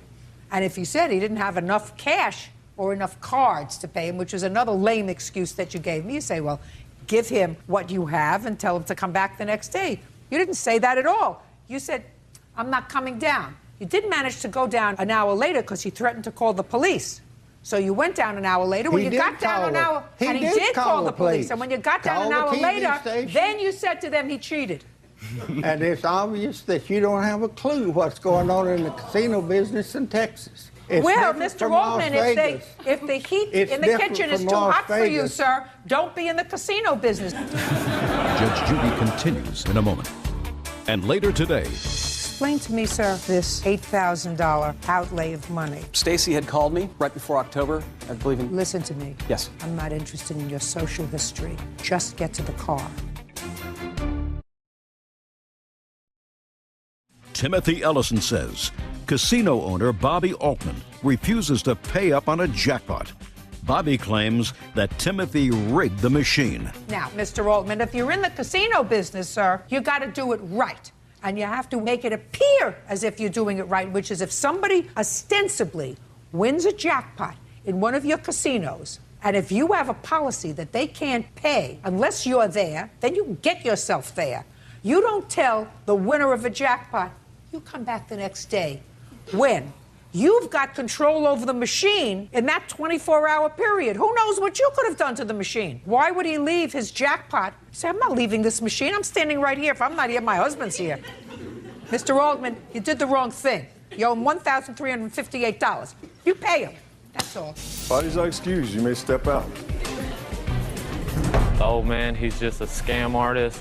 That's what he does for a living. He's a local dopehead and a local thug out there. If I was a dopehead, I wouldn't go in there and spend $1,000 in that casino. We'll never go to that casino again. No, he's not allowed back in my casino. Oh, I ain't worried about it. No, his days are done there with me. He still loves Judge Judy. I watch her every day now for years and years and years. And now the next case. All parties in the matter of Russell versus Russell. Step forward. Stacy Russell is suing her ex-husband, Glenn Russell, for an unpaid loan to buy a 2000 Land Rover. Mr. Russell, according to your complaint, you and the defendant were married, divorced. Sometime after the divorce, Mr. Russell moved back in with you. According to you, he moved in just to sort of help out financially and be closer to the boys. You have two boys together, is that right? Yes, Your Honor. According to Mr. Russell, you moved back in together with the expectation of trying to put your family back together. Yes, Your Honor. Be that as it may, subsequent to the divorce and while you were living together in this manner, you claimed that you loaned him $8,000 in order for him to purchase a car. Several months after he did purchase the car, which was titled in his name, the two of you separated, things didn't work out, and you want your money back. Mr. Russell says there was never any expectation that you would be getting this money back. Yes. You were living together as a family at that point, and there was never any loan agreement. That's wrong, Your Honor. When did you advance him this money for the car? January 18th, 2007. I'd like to see the proof of that, please. Yes, Your Honor. I have a canceled check, and I also have a transaction history from my mortgage company where the money came from. This was a loan, Your Honor. This was not a gift. That's why we're here. That's something that I'm going to make a decision about. Okay. What were the terms of the repayment in January of 2007? That Glenn would pay me $200 a month until the entire $8,000 was paid off. When did he make his first payment? He never made a payment, Your Honor. When did he move out? He moved out in March of 2007. Well, what did you do when he didn't make the first payment in February? He just gave me some excuses as why he didn't make it, and he was having financial trouble. He said, don't worry, you'll get your money. And then March came, he suddenly moved out. I found out from our youngest son that he just moved out without a word. When did you sue him? I pursued suing him after I moved our family to California. Why didn't you pursue suing him before you moved out to California? I don't know, Your Honor. Glenn hardly even pays child support. I only get $100 every 2 weeks for both of our children. I certainly wouldn't loan him Mr. Russell? Yes. You acknowledge that your former wife paid for this car. Was the entire amount of the car $8,000? Yes, Your Honor. Where did you buy the car from? From a private individual, Mr. Did you make a check payable to him? No, Your Honor. It was cash. You have a bill of sale for Mr. No, Your Honor. I did not bring the bill of sale with me. I do have the title, but nothing here that says the actual sale price of the vehicle. What kind of car was it? It's a 2000 Land Rover, Your Honor. Okay, Mr. Russell. Explain to me, sir, your version of this $8,000 outlay of money for your car. Okay. Stacy had called me right before October, I believe in... Listen to me. Yes. I'm not interested in your social history. Just get to the car. She gave me the money for... Just tell me how that came about. I had mentioned to Stacy that I needed a new vehicle for my business. I am in the flooring sales business, and I do go to people's homes. And at the time, I was driving a 1996 Cadillac, which is pretty beat up in need of major work. And I had done some research on the internet, found this vehicle, mentioned to her I would like to have this, and she knew that I didn't have the money to afford this, so she gave me the money to buy this vehicle. She has two children that she's supporting. Yes. You indicated that you have a 16-year-old son and you were going to give your old car to your son. Yes. Did you do that? No, Your Honor. Good. You're going to sign the title over to your former wife, sir. Then she's going to make arrangements to come and get it. Have him sign over the title to the car. Then it's your car. Now, Mr. Russell, now what you're going to do is you're going to retrieve your car and sell it, and hopefully you will be able to recoup the entire amount of money that he owes you. Do you understand? I understand, Your Honor. Very good. Sir, you don't take money from the mother of your children who's supporting your children when you're contributing. I'm speaking. When you're contributing $100 every 2 weeks for the support of your children, you don't take $8,000 from her. Did you sign it? It's small. I have to read this. And... Read it carefully while I'm sitting here and sign where you're supposed to. We'll fill in the blanks, sir. You just sign your name. Good. Now she gets the title after Byrd looks at it. Thank you very much. Now you can go buy yourself a car, sir. Save your own money. Save it from the child support you don't pay. That's all. Thank you very much. Thank you. Parties are excused. They step out. I'm glad that justice was served. I don't feel that justice was served today. I certainly didn't give my ex-husband a car. Why would I? She knew that it was a gift to me. It was a